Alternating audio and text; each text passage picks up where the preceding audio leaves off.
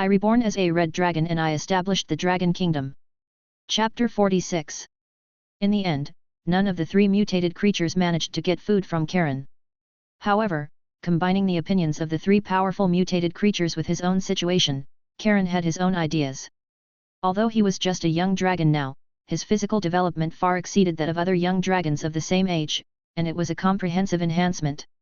Even the most talented gold dragon among the true dragon race couldn't beat him at this stage. His strength should be enough to cope with the battles in the arena for now. As for the control of his body, in the mental overclocking state, he could perfectly control his body and exert 100% of his strength. This was stronger than many extraordinary individuals who specialized in controlling their strength. Although he was affected by injuries in the first 2 times, it was only because he hadn't gotten used to the feeling of being injured. During the time from hatchling to young dragon, he had always been in an advantageous position, and hunting never caused him any harm. But as long as he gradually got used to that feeling in the future, he would slowly adapt and would no longer be affected by injuries in controlling his body. He should temporarily focus on his combat ability now. The more matches he won, the longer he could develop. However, most of the techniques in the dragon's heritage were about fighting against Titan giants, opponents with exceptionally powerful bodies. He was used to wide open and unrestrained movements, which were not suitable for the current battles. After all, those were heirloom-level old things. Crude offensive techniques were not as good as Karen's own hunting techniques when facing smaller opponents. Therefore, Karen's small enhancement this time would focus on this aspect.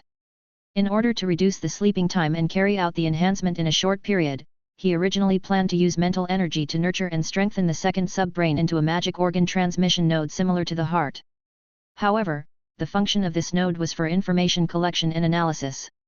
It would capture Karen's own combat information and various information of his opponents for analysis, and then summarize and generalize combat techniques suitable for the Red Dragon, and assist in adjusting the Red Dragon's movements to achieve the greatest results with the least amount of power. The size of this node was much smaller than the heart and also smaller than the originally planned sub-brain, so it was more suitable for situations where there was not enough time. Karen closed his eyes, preparing for a short-term enhancement. The growth of a small node would not take too much time. With sufficient energy, he should be able to generate a node in one night. Karen, can you hear me? The voice was as thin as a mosquito's hum, but it had a familiar delicate and lively feeling. Was this the voice of the pixie, Peek? Karen opened his eyes in confusion, not finding the figure of the pixie, Raven.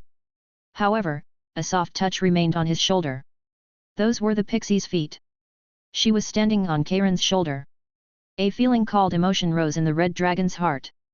Although he did treat the pixie as a friend, he asked himself, if Raven was captured, would he chase after her here? He didn't know. Perhaps the pixie was his first true friend in this world. Karen quickly stretched out his large claws, motioning for the pixie to stand in his palm. Then, he retracted himself under his broad wings, hiding the pixie in the shadows. He buried his head in his wings, pretending to be asleep, and whispered to the pixie, Raven, how did you get here? Raven appeared in the shadows. The little pixie was not wearing her beloved flower wreath and acorn hat. She revealed a head of long hair, and 2 flowers with green shoots still inserted in Raven's long hair like 2 small horns. Brilliant fairy dust quietly surrounded her like a wreath. The pixie carefully sat down in the flat dragon claw and began to narrate. It turned out that day Raven saw Dos and Kleineria, those young dragons, being captured, wanted to tell Karen but couldn't find him, so she quietly followed behind Will's group, saw Karen being ambushed by the mage and trapped for a time, also could not find a way to rescue him, so she followed the human ships. The human ships were at sea, and Raven followed far away on the shore. In order not to lose track of the ships, the pixie specifically signed a magic contract with a swift known for its endurance. In this way, the pixie followed the ships across endless forests and mountains to the human world, and also lost her target because the young dragons were sent to the palace. Fortunately, recently the arena was promoting the message that a dragon would appear, attracting many people to watch the excitement. Raven then refound Karen's tracks. Then the pixie quietly followed the serving servants who fed the red dragon. I have to say, the strength of the Pika pixie is very weak, but the magic they have is very magical. You are a really good friend, Raven. The red dragon's eyes were shining. The arrival of the pixie gave him a few more guarantees. He not only had to escape himself, but also had to take the young dragons back to their territory. Perhaps the alien gladiators in these arenas could also be taken back. And Raven's arrival not only allowed Karen to have a route back to the dragon's nest, but also could play a powerful role, that is, intelligence liaison. When accumulating his strength, he also needed to understand the outside world. Karen, we are forever good friends. The pixie's face was full of joy when she heard the praise, but how can I help you and dose those idiots escape? The red dragon narrowed his eyes, thought for a while and then whispered to Raven, now I don't know much about this city, Raven, I want you to help me go out to find out the situation, the city's defenses and the location of those dangerous mages. Also, you can quietly inquire about the information of those nobles and ministers who are dissatisfied with the Emperor of the Empire. I may use the information of these forces at that time, but you have to be very careful, don't let them find you, Raven. Under an emperor with strong repressive power, there must be lurking undercurrents. The stronger the emperor's oppression, the more unable the nobles can breathe, and the more intense the undercurrents under the calm surface. Even the powerful emperors under the centralized system cannot avoid it, not to mention the noble lord system empire with a vast territory. The emperor of this world has powerful personal power, but those noble lords are not ignorant ordinary people, there will always be loopholes to look for. Karen only needs a little chance, and his hope of escaping with the young dragons will be greatly increased. By the way, quietly tell dose them, try to win the battle, if you lose it doesn't matter, you can voluntarily sign an equal magic contract, I will find a way to deal with this matter. The pixie nodded her little head, okay, but I have to take a nap, I haven't had a good night's sleep for a long time. Raven's delicate little face was full of sleepiness. When she came to human society, her heart was always full of crisis, after all, these elves are also very valuable commodities in the eyes of humans. Until now when she came to the red dragon, even if the red dragon was trapped in the cell, the pixie had a sense of security in her heart. Her mind relaxed and she gradually fell asleep in Karen's palm. The red dragon gently placed his palm on the ground and also squinted his eyes. Chapter 47. The red dragon slept extremely quietly, without any snoring or teeth-grinding habits in his sleep. He could even maintain a single posture throughout the entire night without moving. If it weren't for the heavy breathing and the body undulations from his powerful heartbeats, even a strong centaur warrior would have thought the red dragon was dead. This was because when the red dragon fell asleep, he always habitually immersed his consciousness completely into his sea of spirit, trying to connect and merge with his subconscious. Therefore, the red dragon didn't even leak a trace of aura. These powerful alien races couldn't even sense his mental fluctuations. If they didn't look carefully, they would only think the red dragon was a plant dragon. Strange, this red dragon looks like it's still a young dragon, but why do I feel a hidden threat? A vampire who was quite adept at manipulating spirits noticed the strangeness of the red dragon, and he also had the strength to say such a thing. As a high-level vampire, his strength was slightly stronger than that of a general high-level transcendent. Moreover, vampires were also descendants of demigods. According to common sense, he should be able to easily suppress ordinary young dragons, but this young dragon was obviously unconventional. TCH, idiot, the werewolf didn't miss any opportunity to mock his opponent. You can tell from his size that this guy is not ordinary. The vampire was immediately furious. Being called an idiot by a stupid dog was unbearable for any vampire. He was so angry that he jumped up. You stinky dog, you better pray that you don't get arranged to be my opponent, otherwise I will suck your blood dry and turn you into my footstool. The werewolf's green eyes gleamed. I also look forward to tearing your body apart and tasting the flavor of a vampire marquis.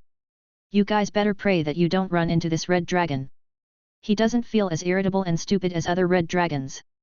Although I don't know his personality, this kind of dragon is undoubtedly more dangerous. The centaur warrior had long seen clearly that in this life and death environment, this pair of seemingly mortal enemies had already developed a strange friendship. Even if they met, they wouldn't necessarily fight to the death. After all, in the arena, apart from explicit death matches, ordinary duels could have both a winner and a loser. But it was hard to say if they encountered this red dragon. It was hard to say what cruel things the red dragon would do. After all, the stereotype of red dragons being chaotic and violent was already deeply rooted in people's minds. The red dragon, who didn't know what was happening outside, was undergoing changes within his body. Under the influence of his will, sufficient energy flowed from the mana vortex and was gradually absorbed by the evil dragon blood within his body. The vigorously pulsating evil dragon blood, supplemented and catalyzed by the magical energy, gradually began to generate a weak energy. As this energy flowed throughout his body through the evil dragon blood, a thin, nerve-like magical organ was slowly born within the red dragon's body.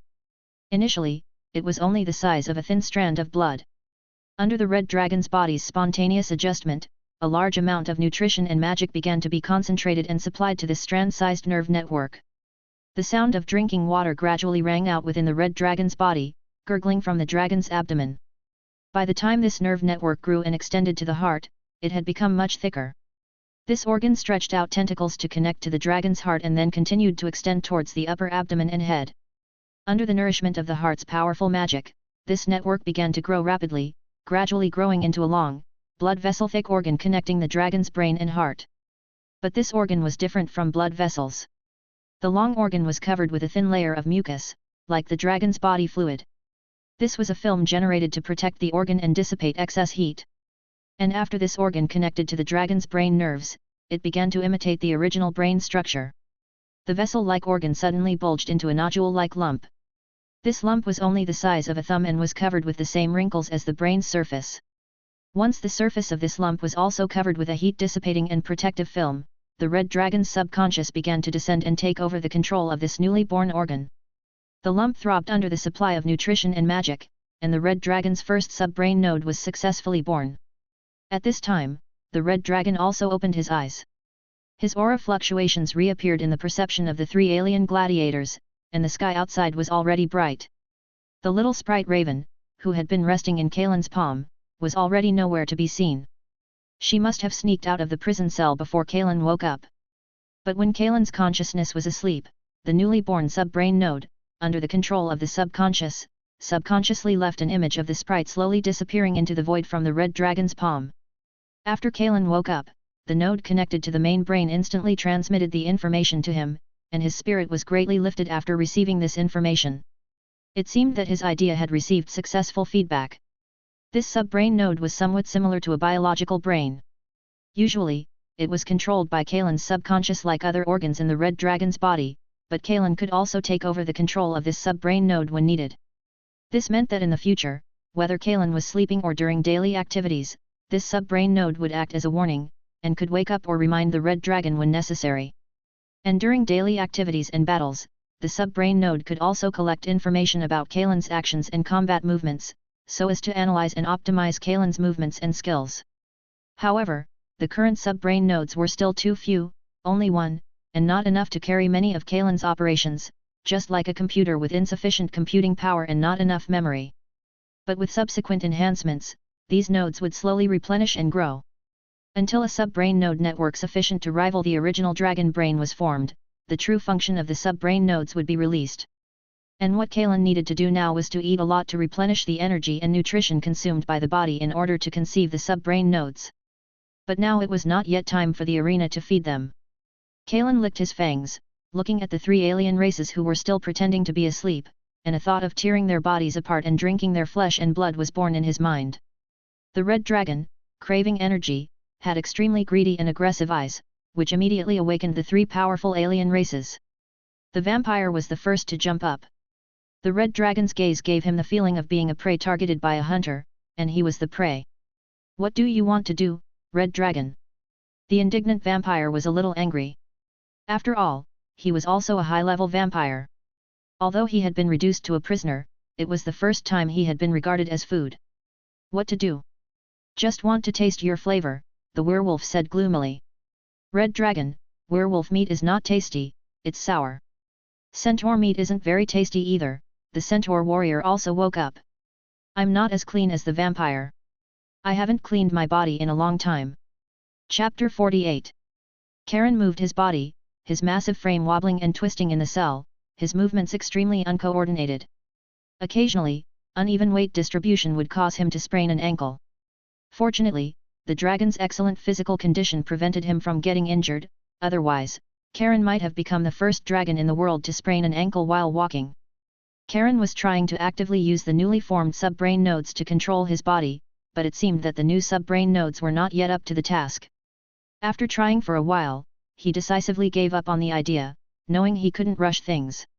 Today, Karen still didn't appear in the arena, but he heard occasional bursts of enthusiastic cheers and clamor from the upper levels, with the word dragon occasionally drifting down. Unfortunately, the entire arena floor and the 2 levels below were isolated from his senses by magic arrays, so he didn't know which young dragon was fighting. The arena's cells were arranged in a ring around the entire structure, so he couldn't see the other young dragons. However, he wasn't too worried about them. The first arena fight shouldn't involve particularly strong opponents for the young dragons. They were currently the arena's cash cows and attractions, and the organizers wouldn't be so short-sighted. Even though the young dragons were still in their infancy, they were still true dragons, superior to most creatures in the world. No ordinary warriors or magical beasts should even think about a one-on-one challenge. Hooray, dragon, kill them, crush them. A man stood up and shouted, and the crowd, fond of excitement and passion, echoed his cries. The arena's high platform saw the atmosphere become noisy, gradually reaching a climax. What a beautiful beast! Hey, tear those gladiators apart, then eat them piece by piece, and I'll reward you with a gold coin. An old man in noble attire said with arrogance, theatrically pinching a delicate gold coin and tossing it high, letting it fall near the arena wall. Women cheered, throwing down their headscarves and garlands, fueling the atmosphere. Some bold and uninhibited women even opened their clothes, taking off their underwear and waving it in their hands. These people craved the stimulation of blood, driven to near madness by the adrenaline rush. Crimson-red scales, a 5-meter-long body, and wings that stretched up to 10 meters when unfurled. This was Clinea, a stubborn little female dragon. Listening to the roaring cheers and clamor of the crowd, Clinea's dragon blood gradually heated up. She wanted to spread her wings and fly high, turning her hidden anger into flames and turning everyone to ashes, making them die in agonizing screams. However, the dozens or hundreds of powerful warriors on the stands exuding extraordinary power, and the magical barrier covering the arena's dome radiating intense magical energy, kept her rational. She could suddenly lash out and kill many humans who came to the arena for excitement before being subdued again. But who cared? The high-ranking nobles didn't care, the dragon clan didn't care about these people, and even the people themselves didn't care. The rational Clinea developed a strong sense of disgust. She began to hate her weakness, hate her life being controlled by others, like a fish on a chopping board. She hated that she could only watch Karen stand alone in front of the dragon clan, while she was powerless, hated that she and the dragon clan had become Karen's burden. From the moment Clinea's consciousness was born in the egg, she had been paying attention to Karen. He was her sibling, but Karen's consciousness was born later than hers, so Karen should be her younger brother. Every time Clinea tried to communicate with Karen through consciousness, she received no response. She even thought that her sibling would become a low-grade, unintelligent beast or a stillborn fetus. But this idiot who didn't respond to her hatched before her. The female dragon, who should have been the older sister, became the younger sister, so the competitive little female dragon challenged Karen's position. She failed, but she didn't give up. She still thought that one day she could catch up with Karen's pace, defeat him, make Karen willingly submit to her, and take back that stupid word sister. But as time went on, this goal seemed to become increasingly distant, until now, she had become so weak that she was the burden Karen was dragging behind. Distant and unattainable? Clinea's cold vertical pupils stared ahead. 5 elite gladiators, wearing iron armor and holding spears and shields, were cautiously approaching, striking their shields as they surrounded her. The gradually heating dragon blood drove her to spew out destructive flames. But Clinea suppressed the dragon fire. These dragon flames were deeply hidden in her corrupted dragon blood. So, the red dragon spread her wings, revealing her ferocious fangs, and pounced on the gladiators. The repeatedly compacted ground was swept up by the rushing wind, creating a cloud of dust. The crimson-red young dragon, with pupils that flickered like burning flames, emerged from the flying dust, like a monster suddenly appearing in the thick fog. The gladiator in front shouted, lowered his waist, and raised his shield, aiming his spear at the charging red dragon. Bang! The red dragon's angry, sharp claws struck the tough wooden shield inlaid with iron, sending the entire shield, along with the gladiator behind it, flying. 5 large holes were pierced through the shield, which was nearly torn apart, as it flew through the air. The gladiator's face was already covered in blood during the process of being knocked away, and the blood spraying from his mouth was like a gushing tap. He fell far away on the ground, lifeless. The gladiator's achievement was only leaving an insignificant scratch on the red dragon's body with his spear. The entire arena instantly erupted, but Clinea didn't care. Her momentum didn't stop. The running body lowered its head and crashed straight into another gladiator's shield. The hard head shattered the shield, and her hard, sharp dragon horns lifted the gladiator high into the air. Fresh blood spread down from the dragon horns, mixed with the dragon blood flowing from the newly added wounds, dripping down. Roar! The pain from behind made Clinea roar. Several spears were thrust into the red dragon's back by the gladiators who seized the opportunity to surround her, but the gladiators, who were horrified by the rapid deaths of their companions and eager to attack, also revealed fatal flaws. Clinea's long tail swung, sweeping across the lower bodies of the surrounding gladiators with a swift whoosh, and the force, like a siege hammer, instantly shattered the gladiators' legs. Ah, ah, ah! Miserable cries of pain. The gladiators helplessly hugged their collapsed and shattered legs, rolling on the ground and wailing. Even the fear of death could not dispel the pain of that moment. Clinea shook the gladiator's corpse off her dragon horns, walked closer step by step, and then, with a satisfied expression, listened to the wails of the remaining gladiators while crushing their heads to pieces with her dragon claws. At this moment, the cheers in the arena reached their peak. The intense momentum seemed to be unstoppable even by the magical array on the dome, and it spread far away. Look, these are the beautiful and mighty dragons, savage and bloody monsters. The men shouted as much as they wanted, and the women moaned. Their faces were flushed, and at this moment, they seemed to have reached the climax of their lives.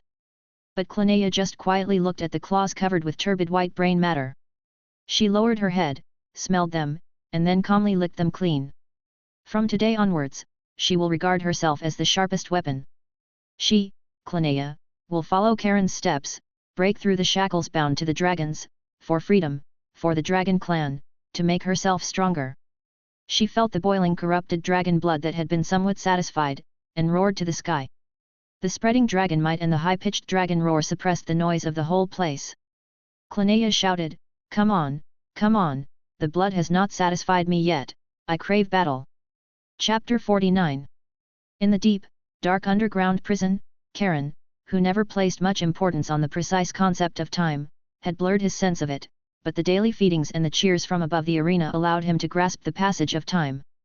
Half a month had passed, and his sub-brain nodes had grown from 1 to 6.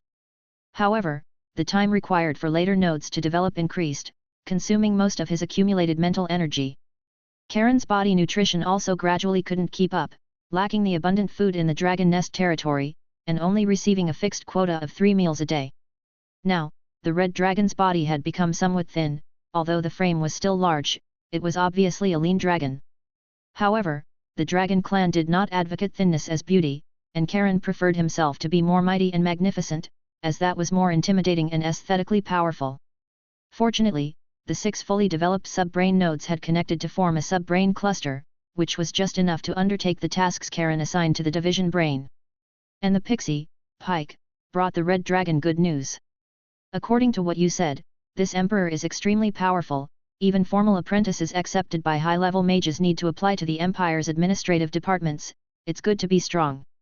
The red dragon's vertical pupils flickered with agile firelight in the shadow of his wings. It seemed that this emperor's desire for power was too strong, he wanted to suppress all forces within the empire.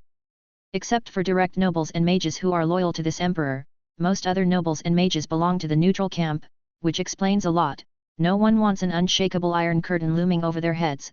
The red dragon looked at the pixie sitting in his palm. No wonder the squint-eyed mage, Hughes, had hinted to him that he could help Karen. It seemed that the squint-eyed mage was an eye planted by the neutral camp in the loyal camp, and did not want the emperor's power to grow stronger. If the growing dragon group was successfully absorbed by the emperor, it would be an extremely terrifying increase in power. So it seemed that Will Clarence and his family behind him should be in the camp loyal to the emperor. The red dragon narrowed his eyes. Many things and opportunities still needed to be seen by contacting Hughes. He said gently, "You've worked hard, Raven. Next I'll have to trouble you to meet with the high disciple of that neutral faction mage. Tell him I need to meet with him, maybe he'll be very interested in a deal. But don't go find him yourself, just have someone else pass on the message." "Okay, but I have to get a good night's sleep first." The petite elf lay on the red dragon's warm palm, yawned a long yawn, and then gradually fell asleep. The red dragon also habitually placed his wide palm flat on the ground, then chose a comfortable position for his head, rested on his other hand claw, closed his eyes, and quietly fell asleep. As Karen chewed and swallowed the last bone of the whole pig that was sent as breakfast, the smiling mage was already standing at the door of the prison, observing the red dragon's every move. "Long time no see, Red Dragon, I knew you were a smart dragon," the squint-eyed mage had a feeling of confidence. Karen crouched down, his wings covered in dense scales folded at his side, his scarlet pupils looked at the mage who always had a mysterious smile on his face, and suddenly said unhappily, "Hey, mage, can you open your eyes when you talk?" The squint-eyed mage Hughes was stunned, and widened his eyes in surprise. "Am I, very dirty, are my eyes really that small?"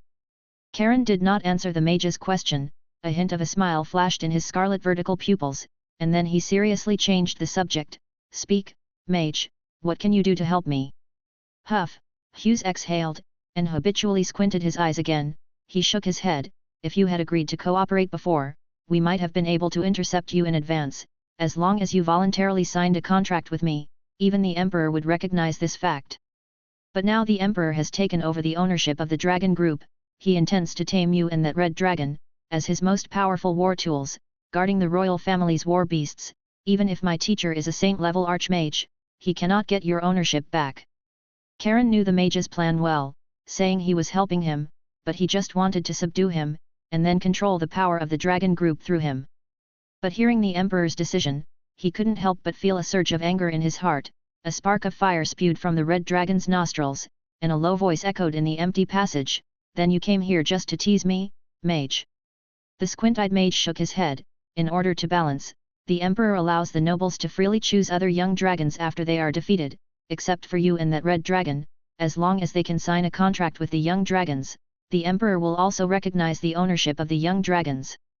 I came here this time to ask you to persuade that Blue Dragon and Green Dragon to sign a contract with our line of mages.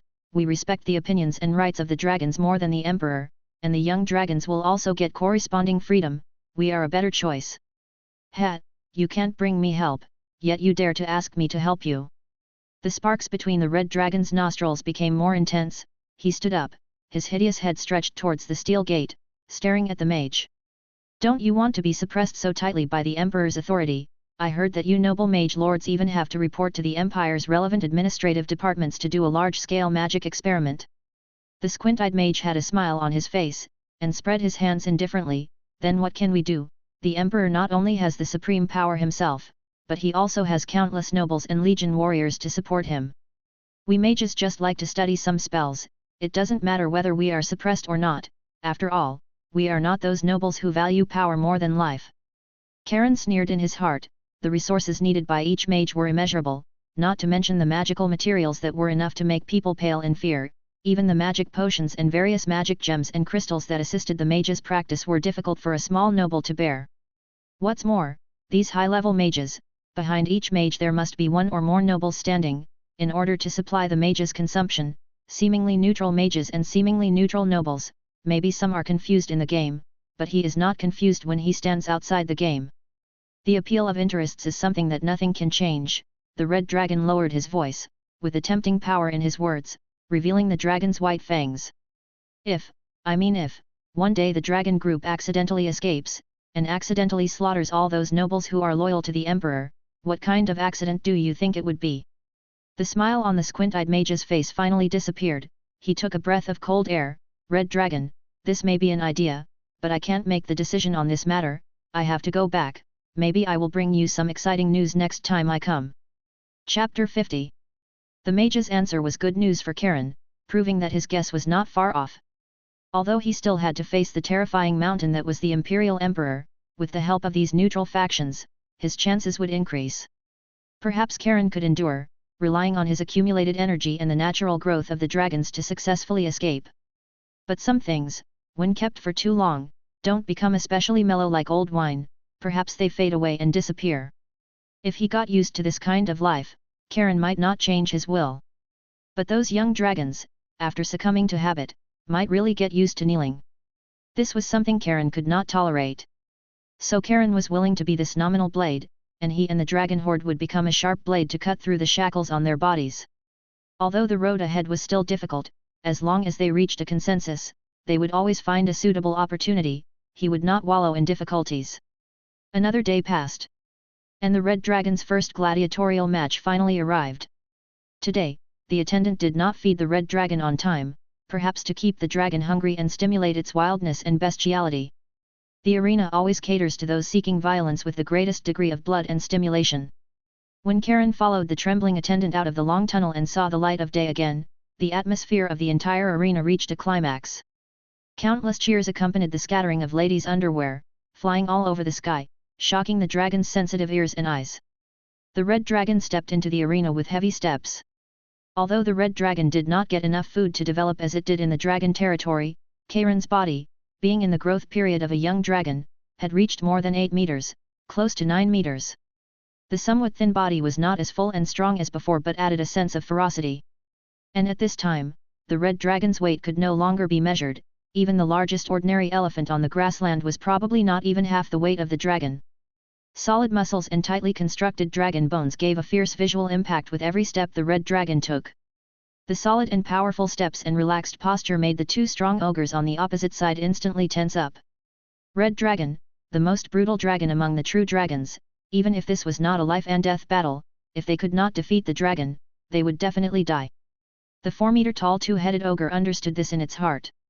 Although this ogre did not have the ancestral bloodline like the ogre tyrant Morgo, it had grown a second head, clearly stepping into the extraordinary realm. Ordinary two-headed ogres have the potential to become powerful wizards and have stronger souls and mental strength than ordinary people. But this ogre did not choose to become a wizard but became a powerful warrior. This also meant that it was more dangerous than ordinary ogre wizards because it not only had a strong body and excellent combat skills but could also release some spells. What it held was a double-headed flail that only creatures with great strength were worthy of using. Even the current red dragon needed to be careful of this weapon inlaid with iron nails because the red dragon's skin defense could not completely block the attack of this terrifying weapon.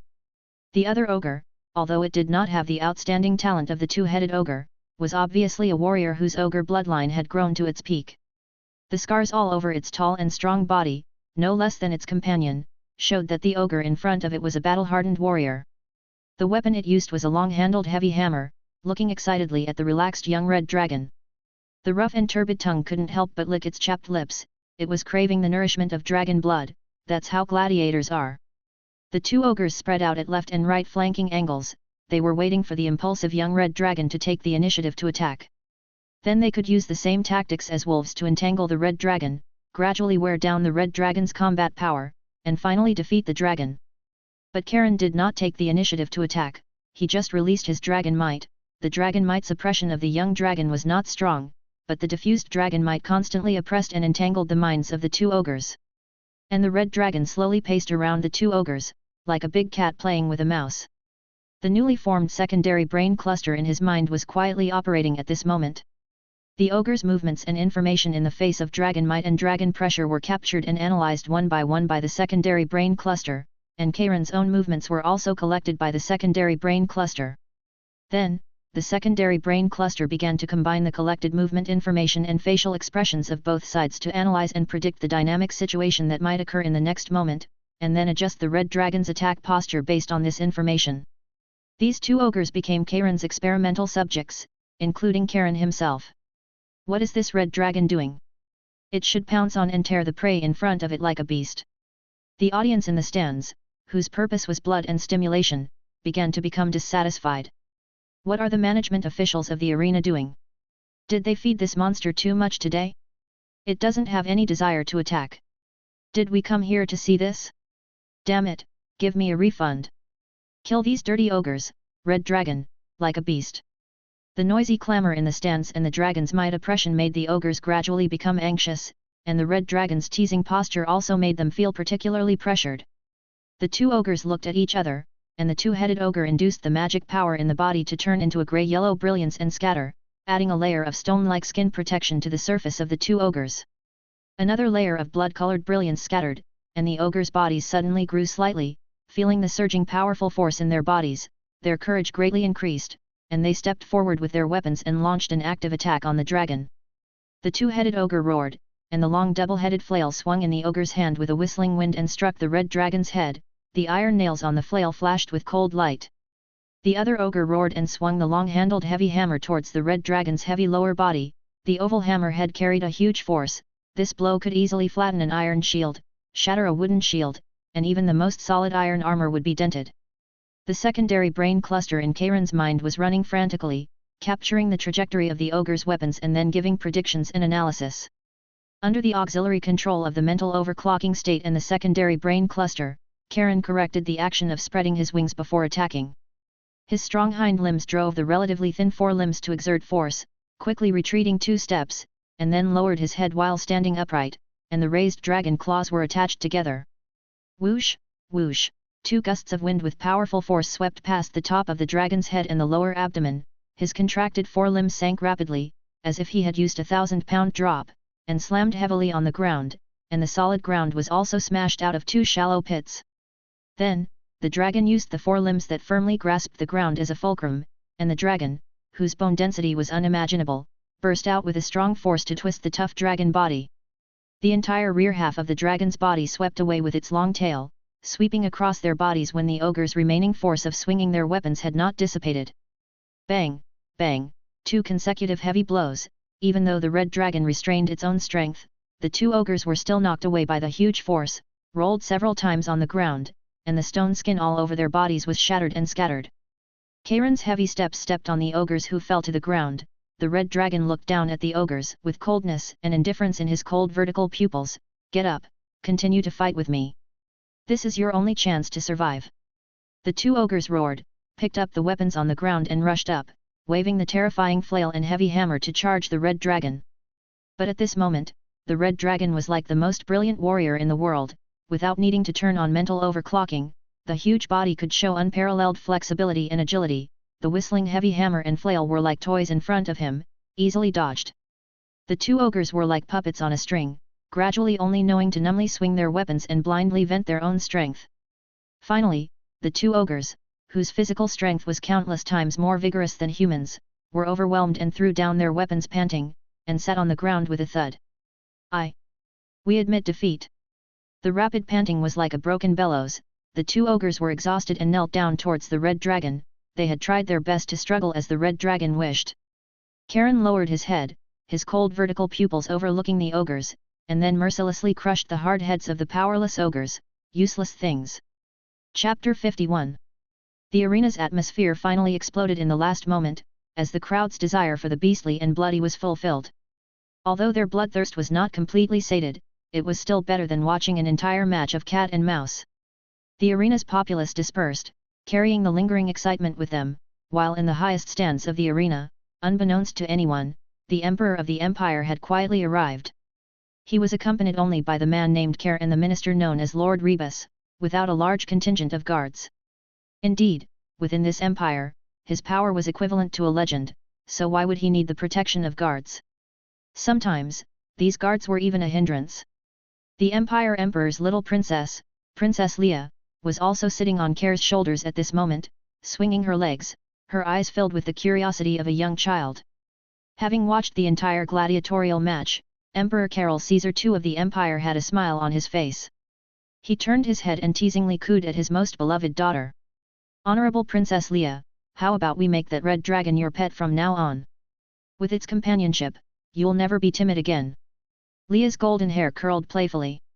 She stared at her father, the Emperor of the Empire, with a pair of round eyes, and said coquettishly, "But I think the scales of that green dragon are the prettiest, father.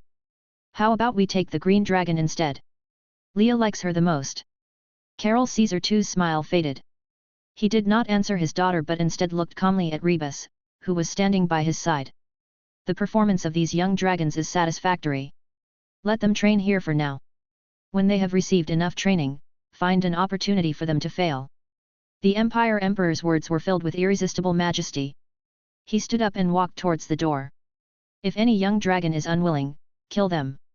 However, the powerful Empire Emperor did not notice that someone on the opposite stand was watching him from within the flowing crowd.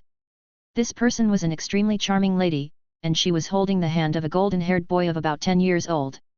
The boy was currently complaining, "These 5-colored dragons are truly a disgrace to dragons. They are not worthy of being called true dragons alongside us gold dragons. That red dragon should have directly torn those lowly ogres to pieces with its claws." The beautiful lady retracted her gaze and shook her head. "Those 5-colored dragons are inherently selfish. No one is willing to help them. The 5 dragon gods don't seem to be protecting the 5 colored dragons anymore, and that is quite pitiful. Before Karen had even entered his prison cell, the vampire who had been waiting for an opportunity immediately became noisy. Look, I knew the powerful dragon would win easily. Look at the dragon's mighty figure, it makes me envious. Pa, the silver-furred werewolf glared at the fawning vampire and spat, baring his fangs. If the werewolf knew the phrase, he would have spat out, why were you so arrogant before and so obsequious now? Spineless vampire, does Red Dragon Sama's power need your praise? The werewolf turned his head and gave Karen a deliberately ingratiating smile. TCH, the centaur warrior sneered disdainfully. He stood up and called out to the Red Dragon Sama, are you hungry? I still have a cow leg left over from today. Would you like to try the taste of my food? The Red Dragon stepped into the prison cell and lay down. My name is Karen, you can call me that. Then he ignored the 3 Xenos' flattery. The conversation with the mage was not concealed from these 3 Xenos. The mage did not care if they heard, after all, the discussion with the Red Dragon was not about anything specific. Moreover, one was a mage with a noble status, and the others were lowly slave gladiators whose lives were uncertain. The levels at which they existed were not the same. Since that day, these 3 Xenos had begun to flatter the Red Dragon. After all, this might be the last chance to change their prisoner lives. How could they not cherish it? Karen knew that now was not a good time, and also, the mage Hughes hadn't responded yet, so he ignored these 3 slightly comical Xenos, and instead calmed down and closed his eyes. His mind was receiving information transmitted from the sub-brain cluster. Karen had deliberately not killed the 2 ogre gladiators right away in order to test the function of the newly formed sub-brain cluster. Incidentally, he could collect more information, not only about the battle between the ogres and Karen but also about the audience on the stands and the layout of the entire arena. At this moment, the information in the sub-brain cluster was as vast as the ocean. Unlike the subconscious control of the body, after actively taking over the sub-brain cluster with the main consciousness, Karen's will selectively recorded and collected information. Instead, all observable information was collected into the sub-brain cluster. Without classification and filtering, the feeling transmitted from the sub-brain cluster to Karen at this moment was chaotic, redundant, and inflated. Even if the 2 ogres had the strength to cooperate with Karen's experiment, Karen would immediately kill them because Karen's sub-brain cluster was already somewhat overloaded by various mixed information. This was due to the Red Dragon's inexperience. The brains of all creatures in the world have protective filtering and classification settings. Unimportant information is ignored, and important information is recorded. Fortunately, Karen was a dragon, with a naturally large brain capacity, strong mental power, and sufficient willpower. Otherwise, if an ordinary person encountered the situation just now, the sub-brain cluster and the brain would explode, resulting in death. Having learned this lesson, the Red Dragon already knew that he could not casually take over the sub-brain cluster with his main consciousness before he was proficient. The body's subconscious would regulate the synchronized operation of the sub-brain cluster according to the original brain protection measures. Karen's mind swam in the sea of information in the sub-brain cluster. He was classifying the collected information one by one, filtering out useless information and leaving only the necessary information. For example, the layout of the arena, the magic nodes of the magic array, and the captured information from the battle between the Red Dragon and the ogres. With the information collection and analysis of the sub-brain cluster, Karen would inevitably have targeted attack methods against every race of warrior in the world in the future. The more battles Karen experienced, the more information he collected, the more abundant and targeted his attack methods would be. If the function of this sub-brain cluster was as powerful as Karen had envisioned when choosing this enhancement, then as time increased and the number of battles increased, Karen would have special combat skills against all races in the world. Although this was only Karen's original intention when choosing this enhancement, he always felt that there were many ways to use the sub-brain cluster waiting for him to explore. Chapter 52. Good day, esteemed Lord Kalen, your majestic eyes have finally descended upon this world again. The flattering vampire earl performed an elegant and exaggerated etiquette, bowing to Kalen who had just opened his eyes. Ah, Lord Kalen has become even more mighty today. The silver-haired werewolf squeezed out a smile on his ugly and scarred face, the tail behind him wagging unconsciously. Then the wagging tail was noticed by the centaur, and the werewolf hurriedly pressed down the disobedient tail with his hand, glaring at the centaur. Kalen shook his head, he was used to it. After several days of sorting, he finally gathered all the redundant information collected by the sub-brain node, Thanks to the feedback from the Ogre Titan, his constantly enhanced powerful mental power could easily handle this task. The current Ogre Titan is like another head growing from Kalen. This is the influence caused by the Ogre's talent being countered. As long as the Ogre Titan survives and grows step by step, Kalen can get positive feedback from the Titan Fafnir, although the Titan is seriously specialized, tending to mental power development, but this can also allow Kalen to get enough benefits. The enhancement of mental power has multifaceted benefits. Not only can it enhance Kalen's own protection against some spells that specialize in mental power, but it can also make Kalen's mind clearer, and maintaining a clear mind at all times can avoid making some unnecessary mistakes. With the enhancement of mental power, Kalen's perception and range have also been enhanced. Although he cannot make accurate judgments in the prison cell, Kalen can feel it. Moreover, the power of mental power can also help Kalen to dig out the treasures hidden deep within his own evil dragon bloodline, those dragon inheritances and imprints. The current Kalen has begun to be able to touch the edge of the evil dragon bloodline without the help of sleep, and in time he will truly open this door full of treasures. If Kalen wants to embark on the path of exploring magical knowledge in the future, the power of mental power is an excellent talent. Even now, the speed at which Kalen's own evil dragon blood absorbs magic power is also faster, which proves that the growth of mental power can affect Kalen's body and is very beneficial to Kalen's growth and development. Get out, Chariot, you not only willingly live under humans, but also want to help humans persuade us? You have to be careful in the future, don't let us find a chance, the dragon group will tear you apart. A roar of dragon language came from the quiet passage. This is the voice of the blue dragon Das. It seems that Das is also deeply ashamed of the same race betraying the dragon group, although the young dragon's prison cell is far away from Kalen, but Das's angry voice reached here so clearly. Chariot came to persuade the young dragons? Kalen recalled the information collected by the sub-brain node, and there was indeed Chariot's figure in the stands. Although Chariot appeared in the form of a human being transformed by transformation, he could recognize Chariot, which was not the appearance of Chariot after transformation that Kalen had seen before, but from the induction between the true dragon races. However, the lady sitting next to Chariot gave Kalen an extremely strange feeling. He felt that the lady seemed to have more intense emotional fluctuations than everyone in the arena. And the beautiful lady with silver hair and the blonde boy, Kalen narrowed his eyes. According to his induction, these two people should also be true dragon species, but they could not determine the specific species of the other party without seeing them face to face. However, this information will not be useful to Kalen for the time being. He experienced the functions and operations of the sub-brain node, waiting for the arrival of the squinting mage.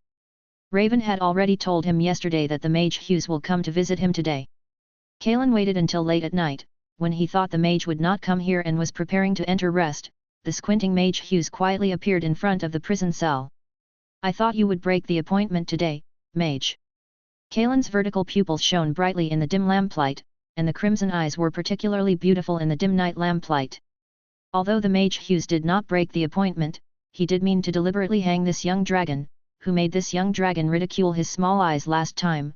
The mage is actually very generous, but his mind is a little small. The squinting mage did not speak to the red dragon, let the servant open the door of the prison cell, and smiled and raised the staff in his hand to put a layer of concealment spell on the red dragon like a light veil, and then said, the mage will not break the contract casually, credibility is extremely important to the mage. By the way, red dragon, don't take this opportunity to escape, this time you can come out as an experiment on the dragon applied to the Empire Emperor in the name of the teacher, don't mess with me. Kalen showed his white teeth, I'm not that stupid. That's good, follow me, my teacher is waiting for you. Hughes quietly walked out of the deep underground passage with the red dragon in a hidden state. He saw the young dragons who were sleeping soundly, curled up in the corner of the prison cell, most of them with subtle scars on their bodies. Obviously, these young dragons have also experienced battles during this period. He did not take this opportunity to step forward and say hello to the young dragons. With Raven's help, his connection with the young dragons has never been broken. Kalen just silently used the sub-brain node to collect all the necessary information, from the underground prison cell to outside the arena, from outside the arena to the mage tower slightly in a remote area. Ignoring the brightly lit and still noisy people at night, the city layout along the way gradually became clear in the red dragon's mind. Along the way, Kalen also smelled the taste of Pixie. Obviously Pixie has been following Kalen secretly watching. The smart Raven did not show any traces. There is the High Mage Association. Hughes noticed the red dragon's eyes, there were buildings of circular lighthouses surrounded together, covering a very wide area. This area is still brightly lit in the late night, and occasionally there are ghost calls like I succeeded from I don't know which round tower. The Emperor of the Empire concentrated all the registered and logged in extraordinary mages in this city in this area, just to facilitate management. You see, there are also the capital's guards patrolling day and night nearby. Hughes did not mind introducing these things to the Red Dragon. Every citizen of the Carthage Empire knew that their emperor had a strong desire for control. Go, I won't go in, the teacher is waiting for you inside, I hope you can get the good news you want. The mage Hughes stopped, and what appeared in front of Kalen was a 6-story wide white tower. 2 neatly dressed servants were standing at the door waiting for his arrival. Welcome, distinguished guest. The servants made a mechanical sound that was more like a real person, and a pair of eyes lit up with a faint magical light, and they directly saw through the concealment spell set by the mage Hughes for the dragon. The Red Dragon's attention was immediately attracted by the 2 seemingly ordinary servants. Magic puppets, pseudo-real puppets powered by magic gems or magic nodes, can be used as experimental assistants and daily life servants in the hands of some mages. It is rumored that there are powerful mages who hide more powerful magic constructs such as golems in their demi-planes and mage towers. However, the appearance of most mages' puppets is mostly easy to see through, and the magic puppets in front of them are extremely real, and even the dragons thought they were 2 real people. It seems that the owner of this white tower is very powerful.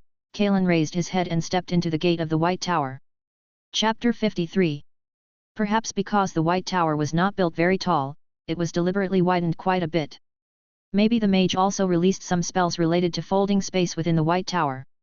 After Karen's 8-meter-tall body entered the white tower, there was actually a sense of emptiness. And behind the magnificent screen in this empty reception hall, there must be an even wider space.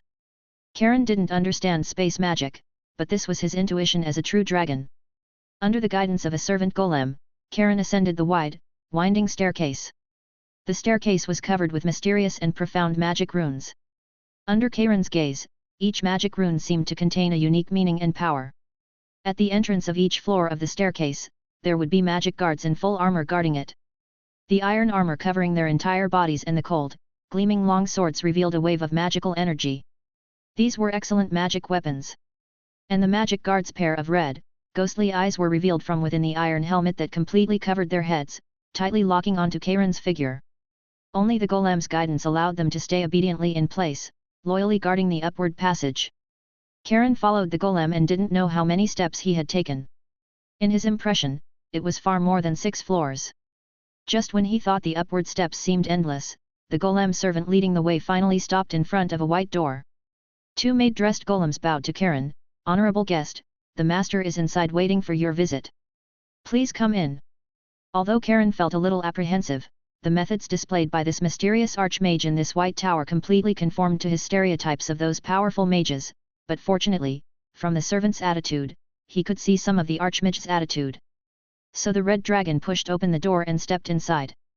To the Red Dragon's surprise, this floor of the white tower was just a simple space, like a slightly larger attic. It seemed to be a place for the white tower's master to occasionally relax. There was simply a recliner and a small table covered with a beautiful tablecloth in front of the wide French window. The cup on the table was emitting heat, and an old mage with white hair and a light robe was leisurely gazing out of the French window in a daze. Hearing the Red Dragon's footsteps, the white-haired old mage turned his head and said with a smile, "You've come. Sit wherever you like." The magical light flowed in the mage's hand, shattering the magic ring that imprisoned the Red Dragon. This mage didn't seem to have any fear of the dragon's approach, and the way he squinted his eyes when he smiled made Karen feel very familiar. The Red Dragon probably knew where the squinting eye mage Husol got his habit of squinting his eyes and smiling every time he spoke. Karen didn't have any unrealistic ideas about causing trouble in the magic tower of a saint-level archmage. Well, even among the 5-colored dragon species, only white dragons would do such a thing. The Red Dragon walked over and obediently sat next to the mage, looking out of the French window. In the distance, the brightly lit, tall, and majestic imperial palace appeared before his eyes. Look, how tall the imperial palace of this empire's emperor is. The buildings in the entire city cannot exceed the emperor's palace, the smiling old mage said, pointing at the imperial palace. In fact, your purpose is obvious to anyone with eyes, but those nobles don't dare to make any moves now, because this is the path chosen by this emperor. Before this emperor fails, these timid and greedy nobles will bury their heads in the ground, hoping that the emperor will not notice them. Karen knew that the words spoken by the mage in front of him were not just casual chat, so he asked suspiciously, "The path chosen? What path? Do you know what is the most important thing to become a mage?" The white-haired old mage suddenly changed the topic and asked, "Mental strength? Or magical element talent?" Karen was a little confused. He hated this kind of riddle-solving approach, but unfortunately, his fist was not bigger than the other party's. "Well, not a physical fist." The white-haired mage shook his head, "Wrong. The most important thing to become a mage is the vision of the real world and your way of thinking. Everyone observes the world differently. What they see and hear is not the real world, but the projection of the world in your consciousness through your perception. Therefore, most people, including mages, have a great error in their understanding of the real world. The more powerful the mage, the deeper their understanding of the real world. Or, conversely, the deeper the understanding of the real world, the more powerful the mage." Karen cherished these rare and valuable knowledge. After all, dragons had no inheritance knowledge in this area, and they could only rely on the blood of the dragon to be at the top of the biological food chain. Although he didn't know why the mage would impart these valuable knowledge to him, he pricked up his ears and tried to digest the mage's words. And this is also the most important point to step into the legendary. The old mage didn't seem to care how amazing his words were. He raised his right hand and asked the red dragon, "Do you say this is the right hand or the left hand?" Karen knew that the mage's question was definitely not that simple, but he thought for a while and still couldn't figure it out, so he could only hesitantly answer, "I right hand, right." The old mage smiled so hard that his eyes were almost completely squinted, revealing only a slit. He picked up the cup on the table, took a sip, moistened his throat, coughed, and then opened his mouth. "Legend says it's the right hand, then it's the right hand. Legend says it's the left hand, then it's the left hand." "Hey?" Karen's pair of dragon eyes suddenly widened. Could it be that the legendary can tamper with other people's cognition? Yes and no, the old mage didn't play any tricks with Karen this time. His expression became serious. Every orthodox legendary must build a complete world cognition and understanding of their own based on the real world, and these cognitions and understandings will also become the unique abilities of each legendary. But every orthodox legendary has a basic common point, that is, they can use their own understanding of the real world to cover other people's cognition. That is to say, if you are not a legendary, then what you face is a creator. Even the gold dragon, the strongest of the dragons, can have the ability to contend with the legendary when they reach adulthood. But when facing a legendary mage, even if this mage can't kill the dragon, he can easily trap the dragon, and even the legendary mage can take the time to do an interesting experiment in other planes. This is also why only when you reach the legendary can you be qualified to step out of the main plane and enter the astral world and the void to travel and adventure. There is no conventional definition of up, down, left, right, and object concepts in the astral world and the void. Even many places are a chaos. Only by constructing your own complete and unique understanding of the world can you not be trapped in these places. The old mage warned Karen with a serious face, "Remember to run as far as you can if you encounter other legendaries before you reach the legendary. Only the legendary can face the legendary. Speeding up the pace, finish this plot as soon as possible." Chapter 54. Karen was listening, and cold sweat was almost breaking out. According to the mage in front of him, every legendary could arbitrarily reverse and distort other people's false, hollow worldviews if you weren't a legendary yourself. And this was just a basic ability of a legendary. What are false, hollow worldviews? It sounds complicated, but it can be summarized simply in one sentence: it's the perception and view of everything material in the world. In other words, a legendary can make opponents who haven't crossed the threshold of legendary see above as below, left as right, true as false. Only those who have constructed their own world cognition system, like themselves, can face a legendary. This means that only a true legendary has reached the threshold to even see me. If you're not a legendary, you can't even see the true face of your opponent in battle. Actually, without the mage's reminder, Karen didn't even want to glance at a legendary after learning how terrifying they were. He would definitely run as far as possible in the future until he had the ability to contend with one. Entering the legendary realm using this orthodox method is certainly exceptionally powerful. Even those legendary races born as legendaries can only compare with orthodox cultivated legendaries by relying on their bloodline talents. It is rumored that some particularly powerful legendary mages can even fight time dragons. But it is extremely difficult to enter the legendary realm using this method, so His Majesty, the Emperor of the Empire, chose another path. The Empire is the legendary path he has chosen. His ambition doesn't stop there. He wants to use it to step into the domain realm, enter the realm of demigod, and then turn his empire into his own land of God. The old mage's expression relaxed again, smiling so much that you couldn't see any worry about the Emperor's terrifying ambition. In that case, wouldn't it be difficult for me and the dragons to escape the control of this Emperor? Karen was a little depressed. This news wasn't good for him. He didn't want to learn the behavior of someone who would rather live under someone else's thumb. According to his current development and growth rate and the energy accumulation of the heart energy vortex, it would take a long time to successfully escape the Empire with the dragons. Perhaps by then, the Emperor would have broken through the threshold of legendary, and the opportunity would be even more distant. The old mage saw through Karen's worries. He restrained his smile and said lightly, "Don't look at the Empire's prosperity now, but this is the limit of what the various human kingdoms allow to be born in this remote corner of the northern continent. If it weren't for the need for the Cathay Empire to resist the threat from the land of monsters, this empire would not have been allowed to be established a long time ago. Although the Emperor knows this, it is his legendary path, and he cannot give up. Moreover, his lifespan is not long. He has crossed from a mid-level extraordinary to the peak of the Saint Domain in just 20 years, and he is paying a serious price. The Emperor of the Empire is working hard to prepare the army and plan food, grass, and weapons. You just need to wait patiently for a few years, and you will have a chance to be free. He is destined to fail." The fine scales between Karen's eyebrows wrinkled slightly. The mage's words contained a lot of information, and it was all extremely valuable information. Why was the mage doing this? The red dragon didn't hesitate and asked directly. The old mage chuckled, "Because you are a smart and talented dragon. I want to make sure if you have the possibility of me investing in you. It seems that you are not like those stupid, impulsive, and difficult to communicate members of your race, so I decided to invest something in you." The old mage stood up from the rocking chair. He looked at the red dragon with a serious expression. "The gods have not responded to the believers in this world for nearly 200 years. Maybe you know more about the evil dragon god Tiamat than I do, but as far as I know, neither Tiamat nor the Platinum Dragon King Bahamut have responded to their beloved and favored dragons for a long time.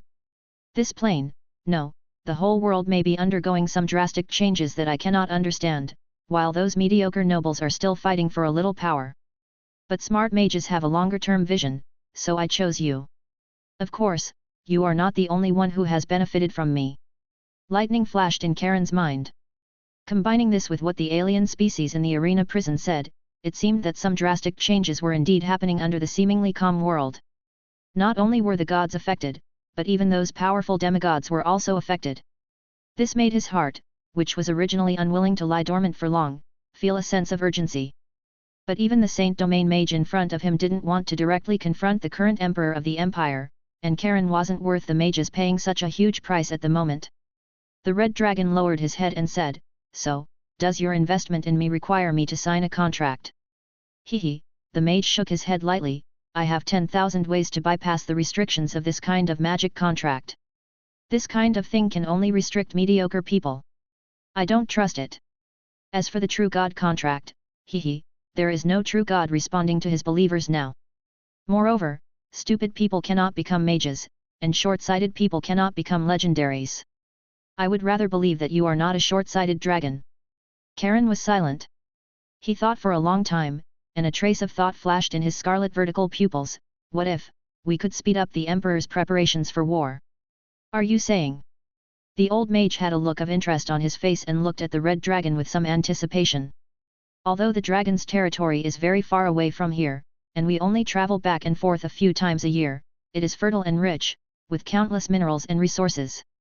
As long as it is effectively developed and utilized, the income produced in the territory will be huge, and these benefits can quickly satisfy the appetite of this emperor of the empire." The mage's eyes lit up. Everyone would not doubt that the land where the dragons were located contained rich resources, but because it was too far away, and it was a gathering place for many monster tribes, no humans could safely occupy it. Just to deal with the almost endless monsters and beasts would take a lot of manpower. Not only would it require strong force protection, but also a large population of labor. The resources consumed would outweigh the benefits. But if there were dragon dependents to maintain the security within the territory, it would be different. Only enough labor and craftsmen would need to be sent to utilize the endless resources there. This is a golden road to success. The old mage's squinting eyes seemed to bloom with a light brighter than the dragon's pupils. He smiled and said, "If you can still control the dragon's territory, this matter can be handed over to our mage association to operate." "Well, this matter must be subject to a magic contract. Didn't you say you didn't trust magic contracts?" If there was a mirror in front of Karen, maybe he would see a big question mark on his head. Cough cough, the old mage coughed twice. The matter of gold coins still needs to be subject to a magic contract. Don't worry, I have specially researched more than 1,000 restrictive clauses for this kind of magic contract to ensure that neither party can exploit loopholes. What? The old mage said seriously. Also, my name is Lappers. Chapter 55. In a spacious room, people filled the long table, but upon closer inspection, although lifelike, their expressions were somewhat stiff and unnatural.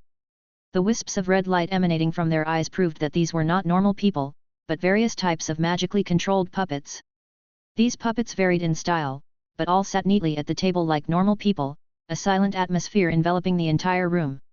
After a long silence, an aged puppet finally spoke. "Are you saying that we need to do our best to help this Supreme Emperor, to encourage him to launch the war ahead of schedule? But in doing so, we will inevitably expend a lot of resources, and this Emperor will certainly not let us develop our strength in peace. When the time comes, many members of our families will go to the front lines, which will result in a great loss of power. Hehe, do you think our families can avoid this if we drag it out?" A fox-faced puppet made a strange sound. "Or would you rather be a duke than own a duchy?" The aged puppet shook his head in rebuttal. "I am just an ordinary noble, not a duke at all. Don't slander others casually." The most lifelike puppet sitting at the head of the table spoke. "All right, there's no need to argue about these things. Everyone here is a big figure in the empire. What are your opinions?" Its gaze swept over the many silent puppets, awaiting their answers.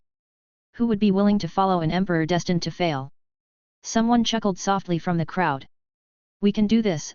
A tall puppet slammed the table and stood up. It scanned the eyes of the other puppets. "When the time comes, everyone here can have their own duchies and kingdoms, instead of accompanying this emperor into hell. His goals are too ambitious. I don't want to be his divine servant. I haven't enjoyed this wonderful world enough." "Divine servant? Do you think he can reach that stage?" "Ha ha ha," one of the puppets mocked. The entire room was immediately filled with a pleasant atmosphere, and many puppets echoed in agreement. "Then let's do it this way," the puppet sitting at the head of the table said, summarizing the situation. "If it's difficult for you to win the war, it must be easy for you to lose, right? Besides, we are not plotting anything against His Majesty the Emperor.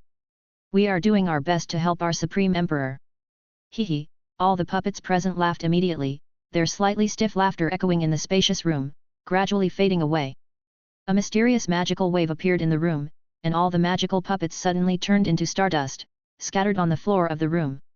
A breeze blew, and the stardust was stirred by the wind, drifting out of the quietly opened window, as if they had never appeared in this room. Karen lay on the ground, feigning sleep. There wasn't much room to move around here, and he was too lazy to move. In recent days, he had been thinking about what the old mage Laps had said, about the general direction of stepping into the legendary realm, which gave him some vague ideas about his future path.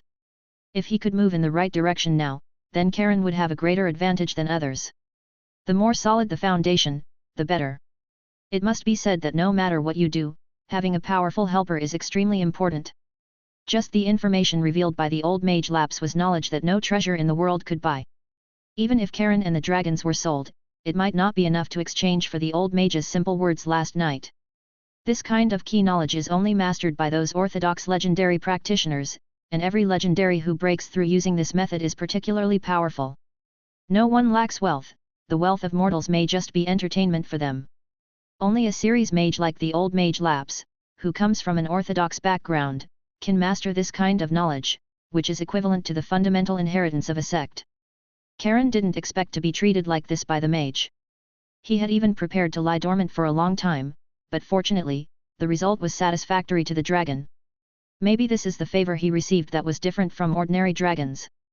Knock, knock, knock, the iron door cast in refined steel made a knocking sound. Karen knew who was coming by listening to the rhythm of the knocking. He impatiently opened his eyes and spat out a few sparks from his nostrils, somewhat irritably. Susel, why are you here again? Do you have too much free time? Susel had a smile on his face. Mages like to see the red dragon irritable, as it seemed more real. The matter is settled. Oh, right, actually, I came this time just to bring you this. The mage handed a thick book to the red dragon. The red dragon looked over, and the hardcover pages had a few common words written on them, 360 techniques for mastering magical elements. Whoosh, 2 thick sparks spewed out of Karen's nostrils. He said in a muffled voice, I am a red dragon, I prefer to destroy my enemies with my own body and strength. Despite what he said, Karen obediently took the book. Having more knowledge in reserve was not a bad thing. The more he understood, the more it would help him to come into contact with the real world. Remember to finish reading this book as soon as possible. I have placed a magical spell on it. If you exceed the time limit, this book will shatter into ashes with a pop. Susel's smiling eyes were exactly the same as the old mage Lap's, but the impression they gave was different.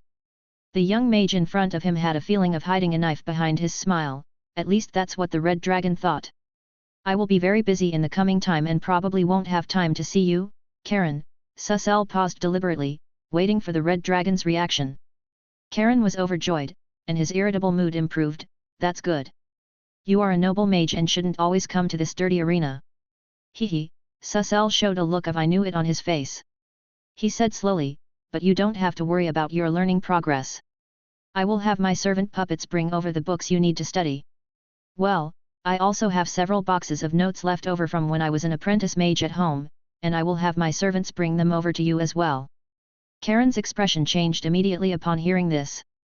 Although he deliberately used the sub-brain cluster to record the knowledge from these books into his sub-brain, which could be used as a database at any time. But magical knowledge needs to be experienced and understood thoroughly. If Karen himself cannot understand this knowledge, then his sub-brain is just like a library. But recently, a lot of information about magical knowledge has been recorded in the sub-brain. Every day, Karen has to spend a lot of time studying and pondering. At this moment, his mind is full of those obscure and difficult magical runes intertwined together. But he cannot and will not refuse this opportunity. Even if this knowledge is crammed in, he must cram it into his mind. He was still used to being a lazy dragon before, but it's just studying. So the red dragon sighed, okay, I will work hard. Chapter 56. Akay and Jermit were lying in the paradise where the young dragons used to rest, chewing on fruits. Thanks to the nourishment of sufficient moisture and sunlight, these diverse fruits were full of sugar and juice, making them the 2 dragons' favorite after-dinner dessert. The 2 dragons each lay under their favorite fruit tree. When they wanted to eat fruit, they would use their long, powerful tails to shake the tree, then open their mouths under the tree, waiting for the falling fruits to drop in. This was actually very inefficient, but it suited the behavior of these lazy dragons. During this time, the white dragon Jermit had developed much faster. With a sufficient food supply, his body length had reached more than 5 meters, but his severed tail had not grown back. The dense white scales all over his body had also gained many scratches, and there was an unhealed scar on his cheek where white thorns grew, making him look like a qualified warrior. The same was true for the blue dragon Akay, who had also gained many scars, with signs of wear and tear everywhere on his blue scales. However, the young blue dragon was much stronger than the white dragon, so he had fewer scars. During this time, without the deterrent aura of Cowlet and the patrols of the dragon group, even with the presence of the young dragon Akay, the dragon nest territory had attracted many monsters and beasts to spy and attack.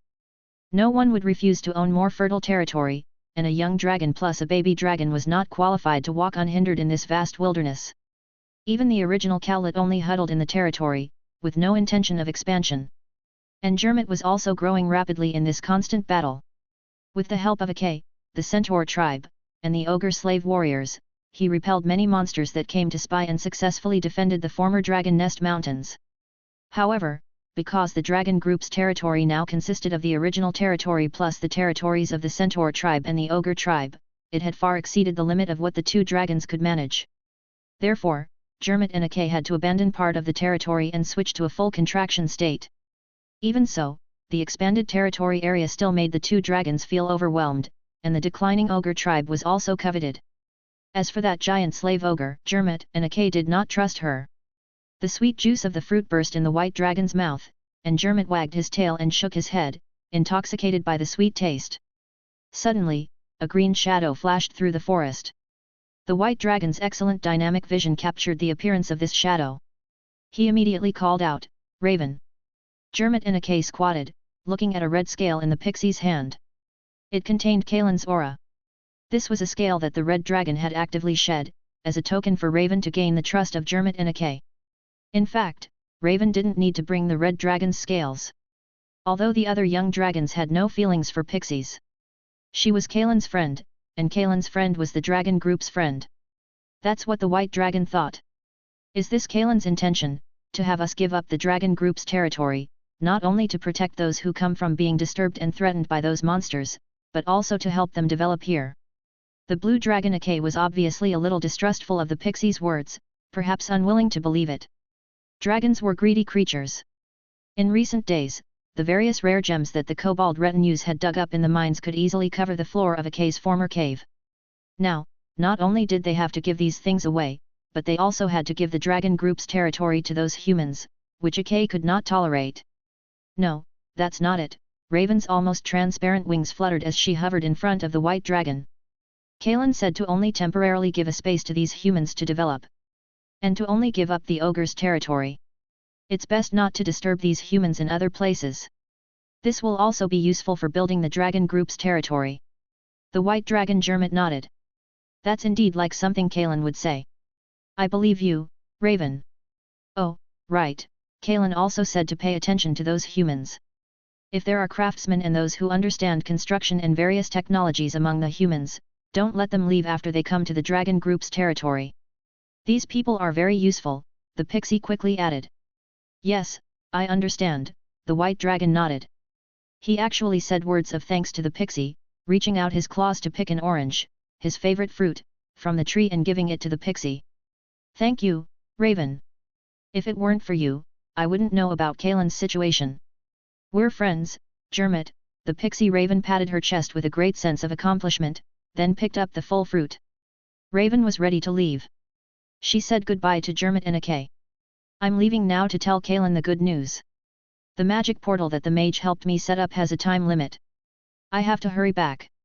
The blue dragon watched the pixie's figure flicker away in the forest, then turned to look at the white dragon. Are we really going to give all these things to those humans as she said? Maybe we can find a better way to save Kalen and the others. The blue dragon was obviously still dominated by his own greed, and he was reluctant to part with the wealthy mines and resources of this land. The white dragon stood up, his increasingly growing body gradually revealing a lean aura, and the dense scratches all over his body told of the white dragon's growth. He glanced at the blue dragon with dissatisfaction, then said in a serious tone, "Okay, don't be so short-sighted. The territory exists for the dragon group. As long as Kalen and the others can return from the human empire as soon as possible, I'm willing to give up everything. Is such a small piece of territory enough to make you reluctant? As long as Kalen and the others can return, we can conquer more territory and have more fertile and vast land. The dragon group's power is far greater than the power of the two of us." The white dragon was now much more mature than the young dragon. A smile suddenly appeared on his face full of white thorns as he teased the young blue dragon. "Okay, don't let Kalen know you're so short-sighted, or he'll scold you for being a fool whose head has been squeezed by his butt. And you also know that Kalen's swearing is very vulgar, and you don't want to hear him pointing at your nose and scolding you all day, do you?" Huff, the blue dragon breathed out, and dense lightning flashed through the air. He saw the shadow of the red dragon from the white dragon, the appearance of the dragon group's king who ruled the dragon group. He nodded. "You're right, Jermit. I will do everything I can to help you, just for Kalen and the others to return to this land as soon as possible." The white dragon looked up at the sun in the middle of the sky. The glaring sunlight could not stop the brilliance flashing in the white dragon's eyes. He said in a firm tone, "I will also guard this land until Kalen returns." Chapter 57. From some unknown time, a rumor began to circulate quietly among the secular circles of the Cathay Empire. The young dragons captured and used as gladiators in the imperial arena possessed the world's most fertile lands.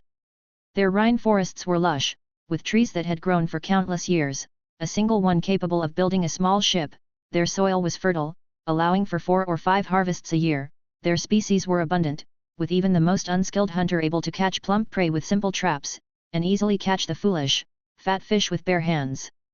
Their mineral veins were endless, with countless rare ores exposed on the surface, gold and silver mines everywhere, and gems and agates readily available. Even the rivers flowing through the jungles were filled with gold. Simply collect the water flowing from the golden lands downstream, and you could obtain endless amounts of gold. Although this rumor sounded too good to be true, many people who had seen young dragons in the imperial arena inexplicably fueled these rumors. Each of them spoke as if they had personally experienced it in that distant land, with great conviction. These rumors were initially said to have originated from the mouths of adventurers, who still promoted their adventures daily in the crowded markets. They spoke of exploring that golden land and luckily finding a man-sized nugget of gold by the river. The real adventurers, who were initially skeptical of these rumors, began to clamor after seeing the huge gold nugget displayed before their eyes, and the increasing number of ships in the Cathay Empire's port cities further confirmed their thoughts.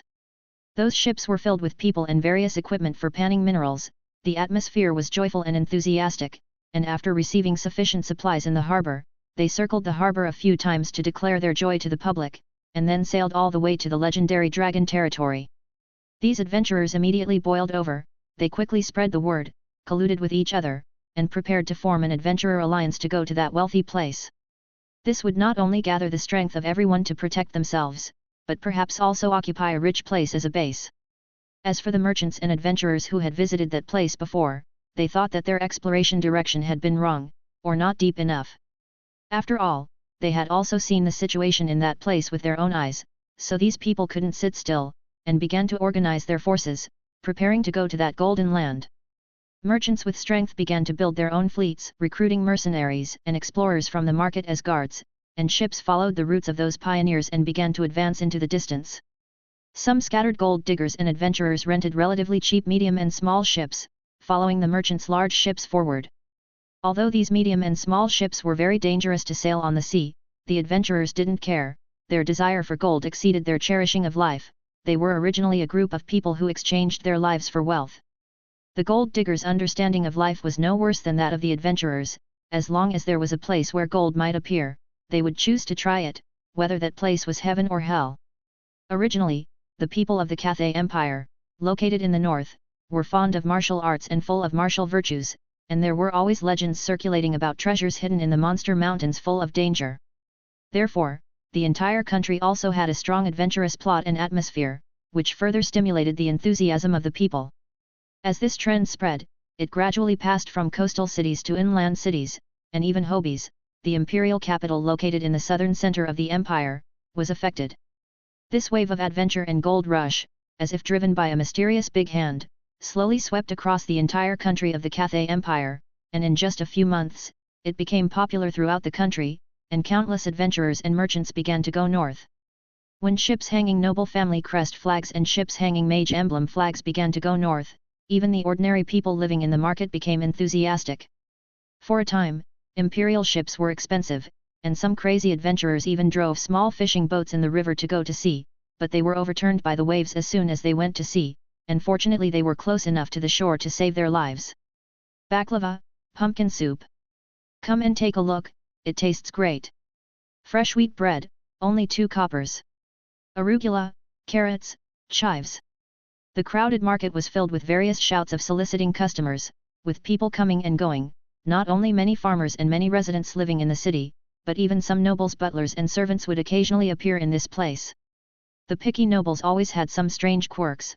Maybe one day they would want to taste the taste of ordinary people's food. In front of this crowded market, there were also some mobile stalls, which were the first choice for those who did not have the ability to open a small restaurant but were very confident in their cooking skills. Ross was one of them, although he had not yet opened today. Ross scratched his head. He was a little embarrassed to shout to attract customers like others, just standing blankly behind the stall. His eyes stared straight at the passers-by, hoping they would have a good eye and appreciate his excellent cooking skills and hard work. Ross, Ross, a young man squeezed out of the crowded crowd. This young man was squeezed out of a body of sweat, panting, and ran to the stall. This was his good partner, Hare.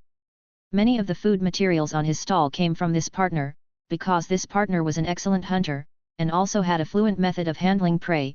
Many valuable furs of prey needed excellent handling methods to ensure value. What's wrong, Hare? Ross smiled honestly. He handed over a glass of water. What happened? Don't worry, take your time. The young man named Hare took 2 breaths, took the water glass and drank it all, then leaned over with a mysterious face and said, Ross, do you know about the Golden Land that has been rumored recently?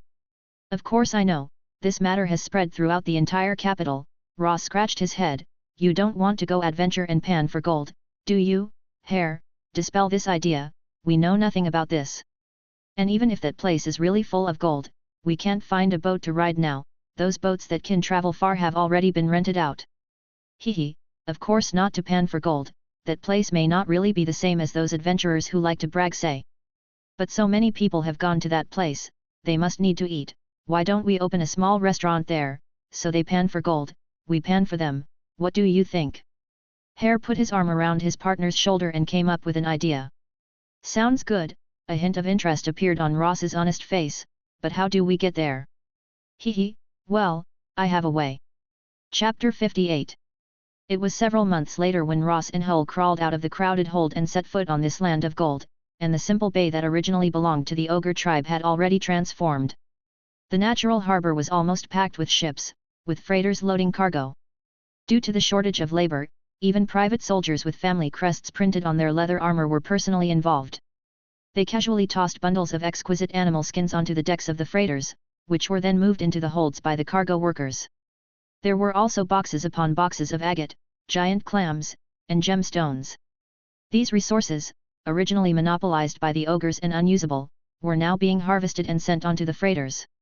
Precious minerals such as gold, silver, refined iron, frost iron, and mithril required on-site workshops for simple smelting and processing before being loaded onto freighters bound for the Empire. Ross could even see plumes of thick smoke rising from the dense forest in the distance, though he didn't know that was where the smelting workshops were located. The boundless forest provided an inexhaustible supply of building materials.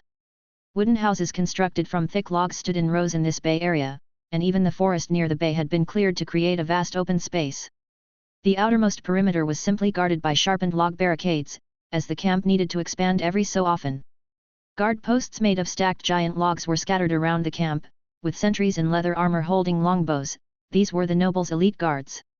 There were no fixed patrols, as the adventurers constantly moving through the forest served as the outermost sentries, exploring in groups. In case of emergencies, they would fire signal arrows to alert the camp, giving the people inside enough time to react. The number of people remaining in the camp at this time wasn't large overall, but it was still lively. The adventurers who had reaped rewards returned to rest, chatting and laughing with the guards hired by the merchants. They boasted about their gains for the day, creating a scene that made the 2 young men feel as if they were still in the Cathay Empire. It was now noon, and wisps of smoke began to rise from the wooden houses scattered throughout the camp. Ross noticed that many women began to appear in the houses where smoke was rising. Adventurers never brought ladies with them on adventures, unless they were also adventurers.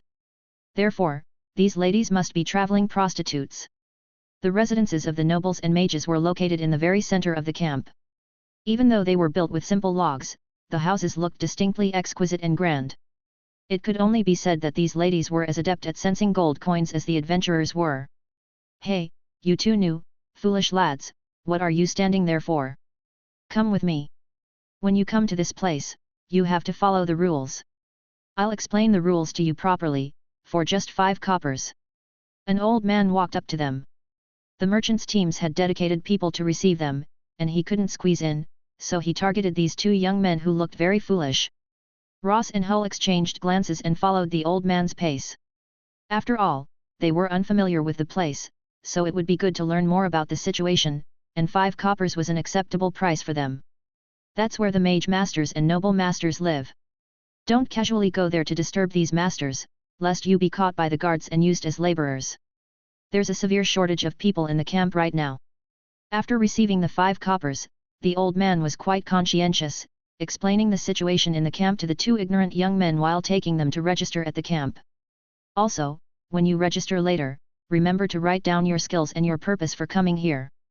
You have to pay taxes and fixed security fees every month according to a certain percentage if you plan to stay in this place. Ross scratched his head. But we just arrived, and we don't have any money to pay taxes and security fees. Can we owe it first? The old man smiled, revealing his mouth with several missing teeth. There's a shortage of people everywhere in this place right now. Even if you don't know anything, you can earn money with just your strength. The merchants and nobles are thinking of spending a lot of money but are still short of people. But if you plan to work on your own, you can postpone the payment of taxes and security fees, but it will increase by a certain percentage on schedule. You'd better get some money as soon as possible, otherwise, you can only be driven out of the camp and fend for yourselves in the forest. Also, you'd better not provoke the nearby centaurs, kobolds, and green goblins. Those are. Dragon, that's a white dragon. A white dragon roared across the sky above the camp, its wings, spanning 11 meters, casting a shadow over everyone in the sunlight. A blue dragon, more than 10 meters in size, followed beside the white dragon, like the white dragon's loyal guard, its scales, the color of the sea, shimmering with bright blue light. The streamlined and full muscles, solid dragon scales, and thick dragon claws exuding a cold light in the sunlight attracted the two inexperienced young men. Ross and Hull widened their eyes, looking straight at the sky with a shocked expression. Tisk tisk, the old man shook his head. He was used to the shocked gazes of those who had just arrived here. He quietly waited for the dragon to fly over and sink into the boundless forest. Then he said to the two young men who had recovered, "That is the dragon that rules this land. Although it is still a young dragon, it has many monster tribes as its dependents. Even the powerful blue dragon is willing to obey its orders. My suggestion to you is not to easily provoke those dragons' dependents. This is the law that must be followed to survive in this place." The old man didn't know when those nobles and mages reached an agreement with the dragon that ruled this land, but everyone in the camp knew that the dragon's dependents would send people to this camp every month to collect the benefits they should receive, including simple weapons and iron arrows after casting, and also a lot of various refined ores. Surprisingly, these dragon dependents were not interested in those treasures. They turned a blind eye to the boxes of gems and gold, which really broke many people's stereotypes about dragons. Of course, there were also greedy adventurers who wanted to find the dragon's treasure. A mere young dragon and juvenile dragon could not stop their greedy hearts, but they were unexpectedly discovered by the goblins and kobolds scattered in the forest near the dragon's lair. Then the centaur warriors who had changed into sophisticated iron armor would rush out, kill these stupid and greedy adventurers, and hang them on the wooden stakes in the forest. Perhaps lucky adventurers would rush to the vicinity of the Dragon's Nest Mountains, but the frozen ice sculptures and piles of coke with the smell of ozone revealed the reckless end of these people. The two young men nodded solemnly. These words were really worth the 5 coppers, but the young man named Hull suddenly became curious and asked, "This white dragon is so powerful, its name must be very loud." The old man shook his head, opened his leaky mouth and muttered, "Who knows, anyway, I dare not ask, but as the king who rules this land, people in the camp call it White King." Chapter 59. Above the White Tower, 2 archmages sat facing each other, quietly watching the magnificent and glorious imperial palace outside the French windows, their eyes as if looking at grey tiles and gravel, scrutinizing and indifferent. "Lappers, have you really made up your mind? Is this the path you have chosen?" The black-haired old man, wearing a mage badge exclusive to the royal family, pondered for a long time before speaking. The white-haired mage, Lappers, turned his head. Facing the old man who was also a Saint Domain archmage, his expression was no longer so relaxed. "I have found the singularity of fate. Although I cannot observe its trajectory, I can observe the fate of those who are affected by it. Some lives that should have fallen into dust long ago have been changed because of him. I think my path to legend lies within it." The black-haired mage sighed, "After all, I have maintained many years of friendship with the Carol family, and I always feel a little unbearable." Lappers said indifferently, "If His Majesty the Emperor could be content with being his emperor, how could so many people be dissatisfied with him? No one wants to sink into hell with him. Euphalo, you shouldn't hesitate any longer. After I embark on the path to legend, everything here will be led by you. This kind of mentality is not suitable for a leader." Euphalo sighed and suddenly said, "You interfered with that dragon's trajectory. Be careful he doesn't come looking for you to settle the score in the future." "Hee." The white-haired old mage Lappers immediately narrowed his eyes and smiled again, "Although I made him suffer a little loss, I gave him a great advantage. He shouldn't be so petty, right?" When the old mage said this, he suddenly frowned. The feedback from the singularity of fate caused some fragmented scenes to flash through his mind, blurry and chaotic. "Hard to say, your lineage doesn't have big hearts." Philo knew the seemingly smiling old friend's virtues very well.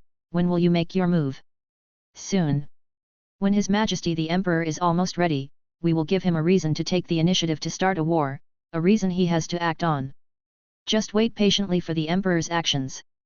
Lapras had a smile on his face, but his eyes were full of calmness, and his fingers gently tapped on the table. Bang!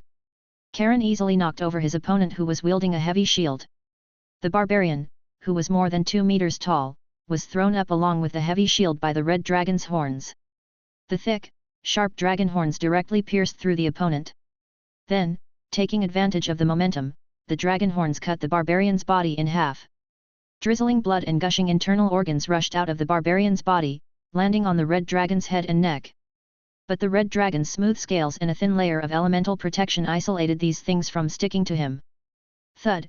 The barbarian's broken body fell like a tattered cloth bag, sticking to the dry, solid ground. The remaining barbarian warriors immediately became more cautious. They knew that the strength of a single person was not enough to fight against the red dragon in front of them. They shouted and formed a battle formation. The barbarians in the front row slammed the heavy shields wrapped in thick iron skin into the ground, and their sturdy bodies relied on the heavy shields to slowly advance. The barbarians in the second row stretched out long iron spears and long knives from the gaps between the heavy shields, and some barbarian warriors chose to use battle axes that were more convenient, and launched an active attack on the red dragon following the barbarians in the front. At this time, Karen's body had reached 9 meters in length. Although his body was a little thin, he was very intimidating, especially the rational light flashing in his eyes and the violence hidden beneath his indifference, which made the barbarian warriors feel awe. The red dragon looked at the approaching battle formation, and the sub-brain cluster connected to his brain was operating frantically. Under the influence of Karen's will, the knowledge and memories belonging to the dragon clan's heritage and scattered deep in the brain were retrieved by the sub-brain cluster. Those neglected or forgotten knowledge and memories turned into rows of orderly information and flowed back into Karen's mind, allowing him to understand a lot of information about the opponent in front of him. Barbarians, these brave and powerful fighters appear in the frozen northern wilderness and the hellish southern rainforest. Those humans who represent civilization call them barbarians or berserkers, believing that they represent destruction, evil, and brutality. These adjectives are comparable to the 5-colored dragons, but often existences that do not conform to the mainstream of human civilization are labeled with various labels. But in fact, barbarians are courageous and tenacious fighters. They are shrewd and resilient, and ruthless on the battlefield. The powerful berserkers even dare to single-handedly challenge the overlords who rule the frozen wilderness, frost giants. These barbarians are powerful warriors, so what are their weaknesses? The information flowing through Karen's mind was summarized. The barbarians are different, but they all have the same anger rooted in their hearts, uncontrolled, unceasing, and unthinking anger. The barbarian's anger is not just an emotion, but the ferocity of a predator aroused in desperation, a storm-like reckless onslaught, and the unceasing waves rolling in the sea. Although this anger brings many benefits to the barbarian warriors, such as flexible dodging and increased strength. However, excessive anger will make their minds dominated by anger, and the strict formation will be defeated without attack. So Karen took a step forward and crushed the body of the reckless and arrogant barbarian warrior on the ground into a bloody piece of meat. The thick dragon claws crushed the barbarian warrior's body, and the scarlet vertical pupils stared provocatively at the barbarians who were still rational. Sure enough, this insulting action and contempt completely angered these barbarians who were already prone to anger.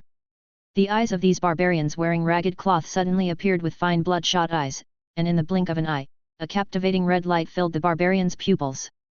You damned, winged reptile! I will cut off your wings, break your spine, and make you like the most humble hunting dog. The angry barbarians instantly and automatically collapsed the original organized formation, and the barbarians in the back row of the heavy shield roared.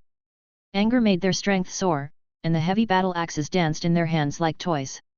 They impulsively jumped over the heavy shield fighters in the front row, wanting to chop the red dragon's flesh and blood with the heavy axes in their hands to soothe their angry hearts. But the red dragon was actually retreating. He turned around and ran, as if he was frightened by the angry barbarians, and his long tail drooped to the ground, dragging up a cloud of dust. The angry barbarian warriors followed without thinking, and even the barbarians carrying heavy shields waved their shields, wanting to keep up with their companions' charge. But the red dragon was only pretending to escape. When those barbarians caught up and gradually approached, his body suddenly paused, and his thick dragon claws firmly grasped the ground. The long, powerful tail that had been drooping on the ground suddenly lifted from the ground, and like a returning spear, accurately tapped the heads of those berserk barbarian warriors who were charging wildly. The hardtail tip was more terrifying than any weapon under the dragon's powerful strength. The heads of these barbarians burst open like watermelons under a heavy blow, and thick, turbid brain matter mixed with strands of blood red scattered. Roar! Charon's dragon might had been condensed and not released, and at this critical moment, it spread out from the red dragon's body, slightly interfering with the barbarians who were in a berserk state. Then, he twisted his body and pounced out wildly. Even in a berserk state, these barbarian warriors who were instantly counterattacked could not resist the 9-meter-long red dragon without the protection of a formation. Charon's strong body collided with the rushing barbarians, and his dragon claws, sharper than iron, easily harvested the lives of all the remaining barbarians. In an instant, only pieces of fragmented bodies were left on the ground. The cheers in the arena suddenly became agitated, but Charon was already getting tired of this boring life. His hibernation period was also approaching, and perhaps after passing through the hibernation period, the last bit of relative freedom would be stripped away, and he would have to voluntarily sign a contract with the emperor. Let Huser and the others speed up their pace. I'm already a little impatient, my dragon fire has been depressed for too long, a little impatient. Chapter 60. Time continues to flow, and the atmosphere within the Cathay Empire has become increasingly tense recently. Emperor Carol Caesar's fervent desire for conquest is rapidly expanding under the impetus of those hidden, influential figures. With the dragon clan's almost self-destructive resource supply, the empire's military preparations are gradually becoming abundant. And the resources from the Golden Land, exchanged with neutral faction nobles, have brought ample food reserves to the empire. With enough profitable exchanges, those nobles will no longer be stingy with resource exchanges. However, before the Cathay Empire could take action, the neighboring human principality of Marino unexpectedly launched a silent attack on the empire's southernmost province and successfully breached the provincial defenses. They not only plundered grain, weapons, and resources but even drove and coerced many people into their territory. Emperor Carol Caesar was furious and dispatched 2 legions to the front lines of the already devastated southern province to provide support. But the news was leaked from somewhere, and the entire 2 legions were ambushed by the Marino Principality's army and were completely annihilated. Even the legion commander who had entered the Saint Domain was publicly beheaded by the Marino Principality's Saint Domain warrior leader. For a time, the Cathay Empire fell into trouble. The emperor had the reason and strength to launch a war, but the situation did not go as smoothly as he had hoped. Charon's mind is now starting to feel sleepy. His dormancy period is approaching, but he resisted his drowsiness and looked at the tall werewolf who had just returned from the arena. The werewolf and the vampire species went out together, but only he returned. Luck no longer favored the vampire and the werewolf, their battle was a life and death struggle. The werewolf's body was riddled with wounds, strips of flesh torn open, even revealing the white bones hidden deep within his flesh and the internal organs of his abdomen. This battle must have been very fierce. But the werewolf who returned alive did not have any happy expression on his face. He silently dragged his battered body into the prison cell. Hey, how did the vampire's flesh taste? Weren't you always clamoring to eat the vampire species? The centaur warrior had already understood his destined fate. He taunted the werewolf, but there was no smile on his face. It didn't taste good at all, the werewolf replied in a hoarse voice, but I swallowed his heart core. From now on, his fate will be forever linked to mine. Tisk, the centaur stopped talking. The vampire's heart core is the race's most central bloodline.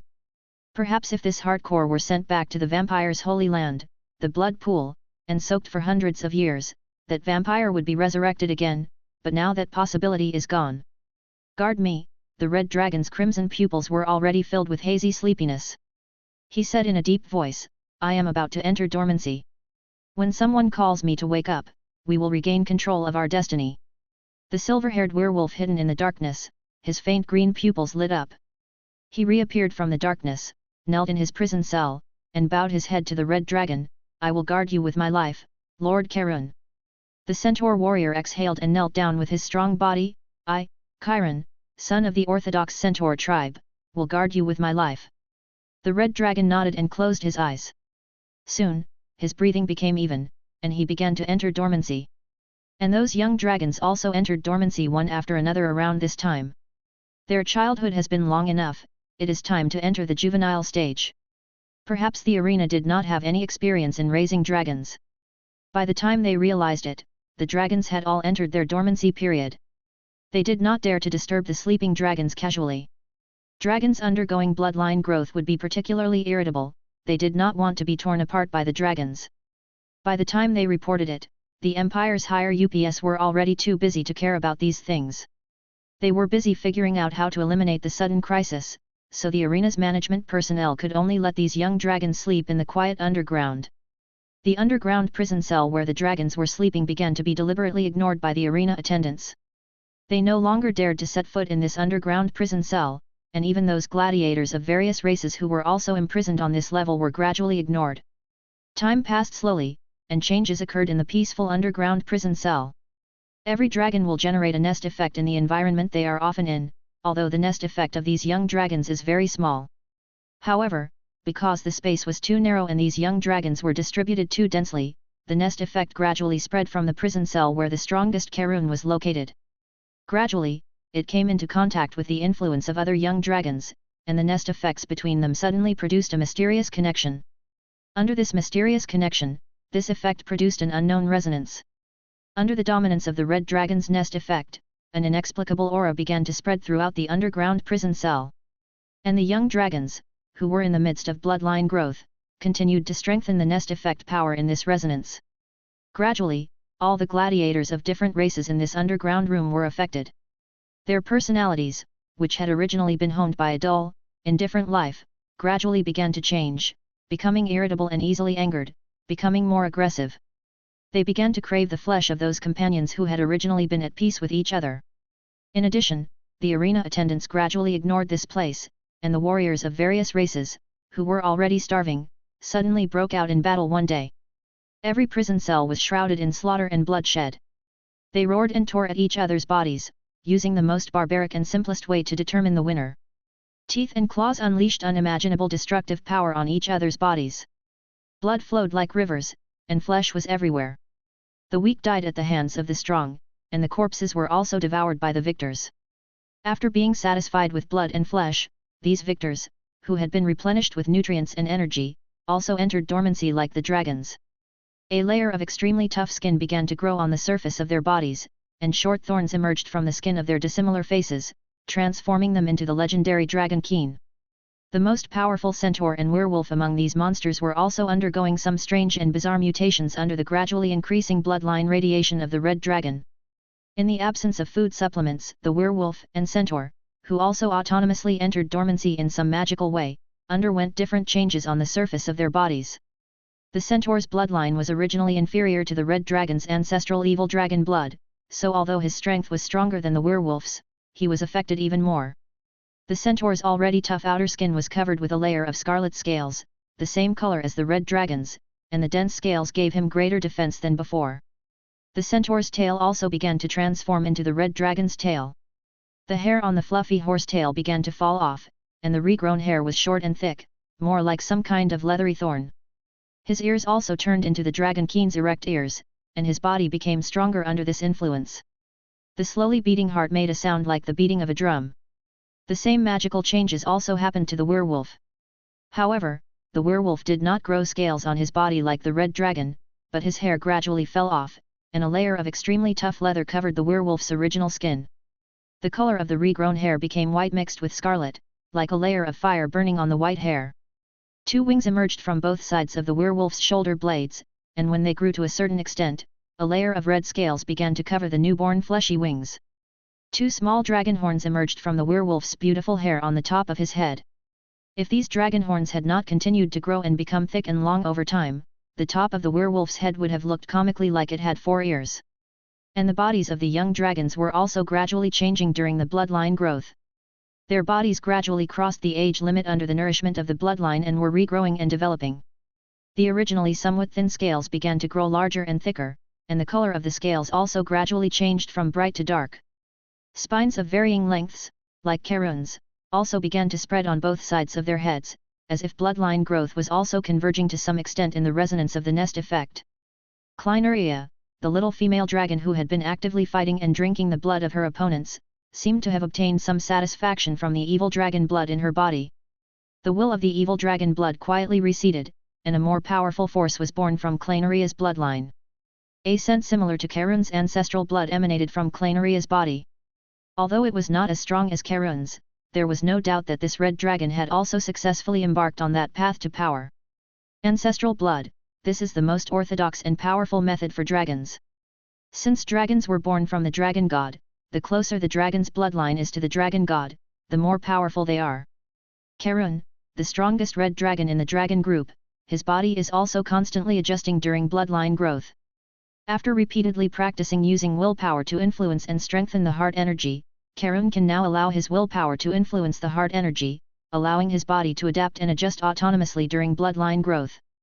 When the 5-colored dragons were born in the hands of the dragon god Tiamat, they basically had a very strange body proportion.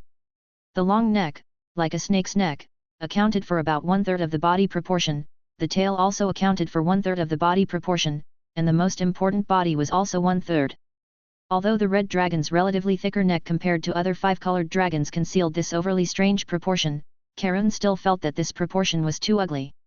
Moreover, in this way, the overly long neck is more vulnerable to attack and is a weakness, and after analysis by the sub-brain node group, this proportion has more disadvantages than advantages for the red dragon. So, under the influence of Karun's willpower and under the analysis and control of the sub-brain node group, his neck, which had already undergone some adjustments, gradually shortened the body proportion and became a relatively normal length, which did not look abrupt. His neck also grew thicker as a result, and thick muscles and skin wrapped around his neck, matching the already majestic and ferocious head, showing an extraordinary sense of power and beauty.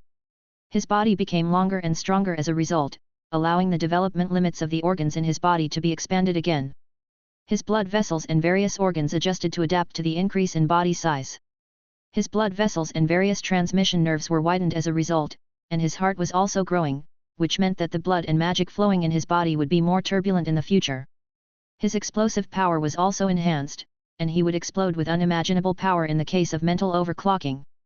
And the bat-wing-like tissue that originally grew on the back of the red dragon and the back of the tail became tough, leather-clad bone thorns that grew backward. These thorns were of moderate length and connected all the way to the back of the red dragon's neck, which looked quite ferocious and was very deterrent to those who liked to jump on his back.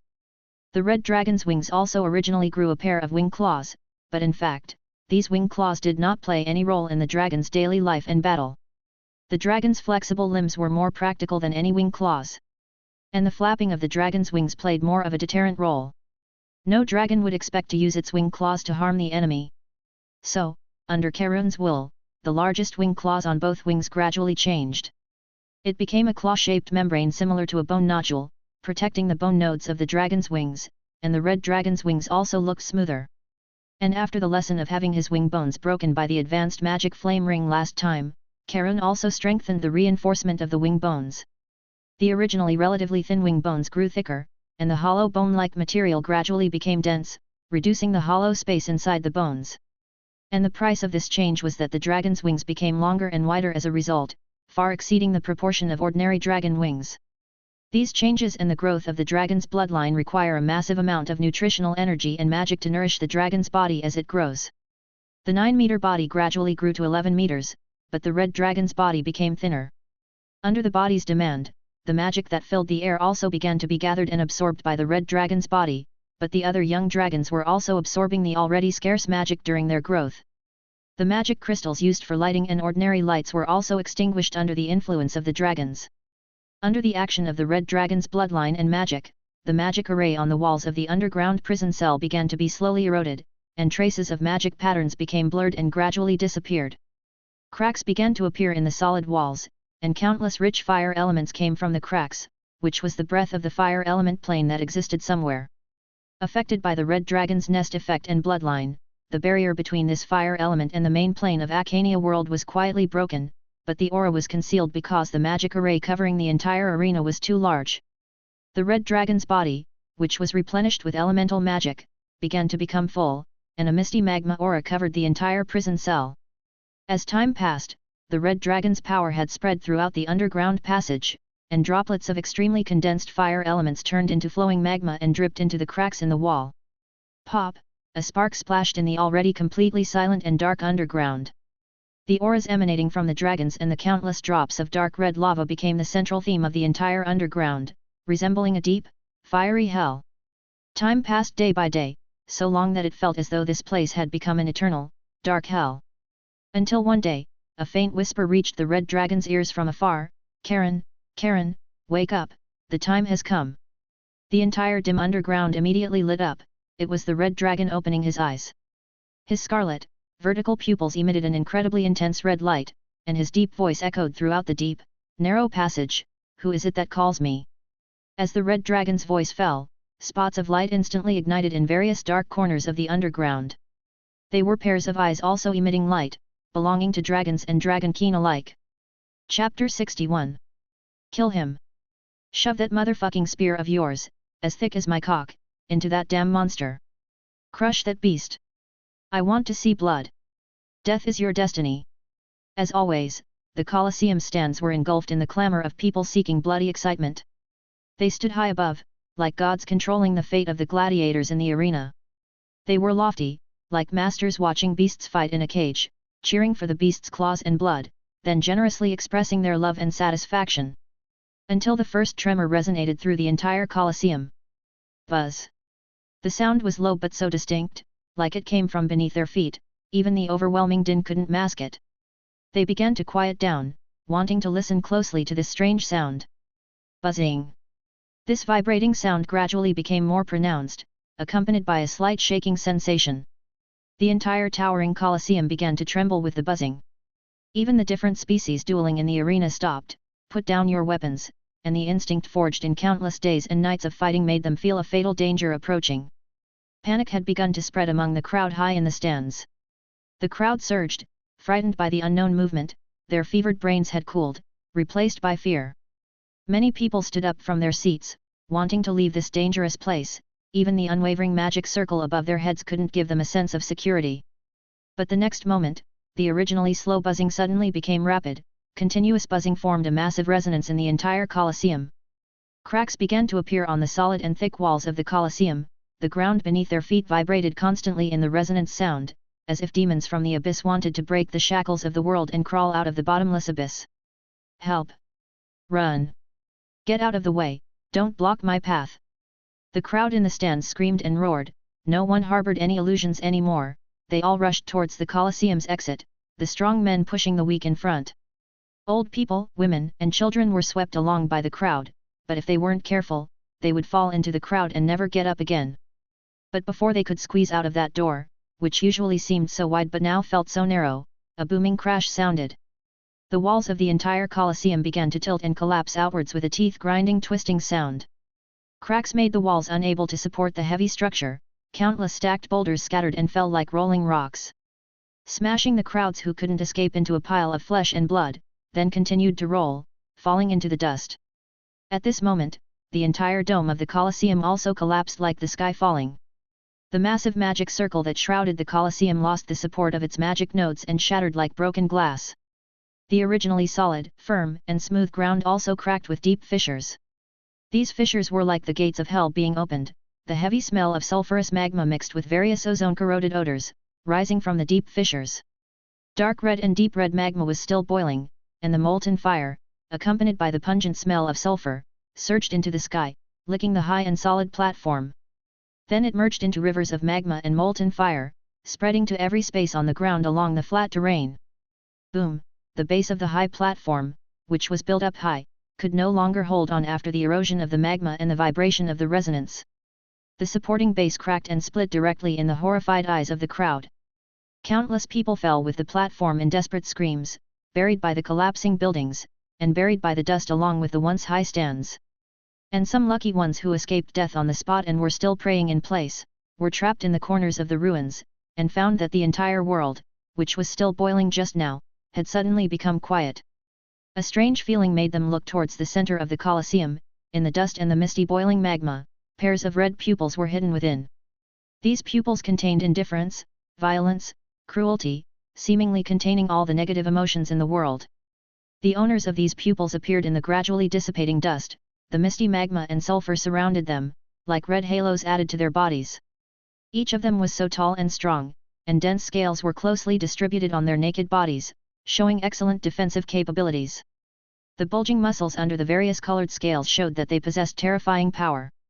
The strongest one had silver hair with crimson streaks, and a pair of winding dragon horns grew on his head. His fleshy wings, which were wide enough to cover the sky, flapped unconsciously, fanning up rolling waves of magma and molten fire. This was a dragon-keen wolf hybrid. Monday. Monsters. The monsters are out. The lucky ones hiding under the ruins trembled uncontrollably, a fishy smell spread from a wet stain in their crotch. Bang, bang, bang. Heavy footsteps came from behind these monsters, and the monsters silently knelt down towards the source of the sound. An even larger red monster appeared in the boiling magma. Its 11-meter-long body was like the embodiment of power in the world, its full muscles bulged in strips, and the curves of its body were as clear and inflated as if they were carved out of stone. 2 pairs of thick forked dragon horns on the majestic and ferocious head were like demons walking out of purgatory, and the scarlet scales all over the body were like a layer of flowing flames in the evaporation of the misty heat. Monsters with huge bodies and different colors appeared behind this red monster: red monsters, white monsters, black monsters, blue monsters. Each monster was larger than that dragon-keen wolf hybrid, but these monsters silently looked at the most powerful red monster standing in the front. That was their leader, and the master of all the monsters present. The red monster's vertical pupils carried surging flames, and flowing sparks were between his breaths. He raised his ferocious and majestic head and roared, and rolling dragon language echoed in this ruin. "Come on, I can't wait, it's time for the dragon hunt." Roar! The monsters behind him also roared to the sky. It let out its first excited dragon roar since being trapped, and the monsters kneeling on the ground also raised their heads and made a terrifying roar. Whoosh! The red monster stretched out its nearly 20-meter wings, and flew up with the angry dragon group. The whistling wind also lay dormant under his powerful wings, and his dragon group drove the rampant storm, closely following behind. The dragon group soared in the sky, and the dragon-keen ran on the earth. They will drink their enemy's blood. Chapter 62. The entire city was in chaos, while Hobbs' master, the Emperor, had been lured away by various hidden forces. He himself was drawn to the quagmire of the front lines, leading his powerful legions to Madus, a city near the front, to inspect and condolences his frontline legions and generals. Perhaps in the heart of Carol Caesar too, as long as he and his loyal, powerful legions existed, the empire would remain stable. Moreover, he had left General Kelii, who was utterly loyal to him, to garrison the imperial capital with the city garrison. Although he had taken the royal mage corps to the front, his close friend of many years, the royal archmage Pharaoh, was also closely monitoring those mages in the capital who might make a move. Besides, there were those nobles loyal to him. Although most nobles were fence-sitters, as long as he existed, they would offer him their allegiance. But the emperor seemed to underestimate the hearts of men, and the changes that occurred exceeded his expectations. The ambitious schemers lurking in the shadows far exceeded his imagination. Countless noble private armies, having prepared long in advance, quietly infiltrated the imperial capital, and today finally revealed their true colors. Wearing their respective family crests, tied with identifying ribbons, donning their armor, and wielding their fine weapons, they began to surge towards the residences of nobles loyal to the emperor. The pedestrians on the streets had already sensed the unusual atmosphere and quickly fled back to their homes, closing their doors and secretly watching the changes outside. Will Clarence had been riding high recently, not only earning a title through his own abilities but also gaining the appreciation of the emperor, becoming the commander of the Knights Templar. Although this Knights Templar was mostly a place for noble sons to gain prestige, being able to enter this Knights Templar and serve as its commander proved that he had gradually stepped into the core threshold of the nobility. He was currently pondering in his study, harboring his own grand ambitions, not content with his original, not-so-wealthy family territory. Therefore, like most nobles, he began to move among the noble circles, socializing and networking. But the noisy shouts coming from afar outside the mansion startled him. A trace of displeasure rose on his face, and he frowned and stood up, instructing his servant, "Go, see what's happening outside. See who dares to cause trouble in my place." Soon the servant ran back in a panic, gasping for breath, "It's terrible, Lord Will. Our mansion has been surrounded. Outside the gate are the private armies of other nobles, trying to attack." "What?" Will Clarence was shocked and angry. Although he didn't know what was happening, a noble mansion couldn't withstand an attack for too long. This wasn't a castle in a family territory. Will Clarence took a deep breath, his expression calmed down. He knew that the best option was to abandon the mansion and the immobile female relatives, and lead his private warriors out to join the Knights Templar, then play it by ear. "Go, summon the family warriors and charge out with me," Will ordered the servant. He himself put on his fine armor, took out his magic weapon, and stood in the courtyard waiting for the warriors to arrive. Soon nearly 100 fully armed elite family warriors gathered together, following him towards the back door of the mansion. As soon as the gate opened, a rain of arrows fell on them. The warriors raised the small shields in their hands to block the incoming arrows. Occasionally, a few unlucky ones were shot in the thigh and fell to the ground, but the others didn't bother to take care of their comrades, but drew their weapons and followed Will Clarence out.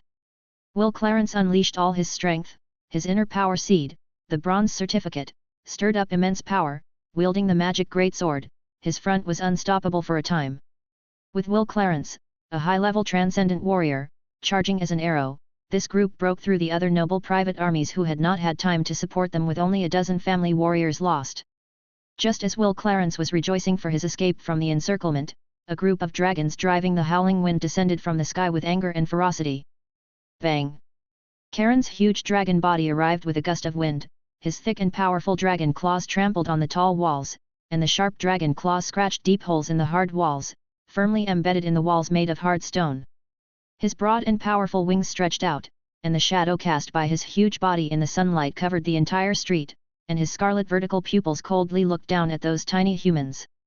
The dragon group also landed with the red dragon, and several scattered giant dragons squatted on the tall walls on both sides of the street, surrounding Will Clarence and his party who had escaped the siege in the open space in the middle, and pairs of vertical pupils showed the desire for destruction and violence. Clinea landed on the street and trampled several warriors who couldn't dodge to death, and blood and flesh turned into sauce and spread out from under the feet of this violent female dragon. The dragon-keen monsters glared at the other noble private armies that were surrounding them, as if not allowing others to interfere. Especially the dragon-horned wolf species, I don't know where they unloaded an iron gate, and held it diagonally in their thick arms with one hand, and their red eyes stared at the noble private army threateningly. Will Clarence, I have been waiting for this day for a long time, Karen's voice echoed rumblingly on the street, with suppressed bloodthirsty and excitement.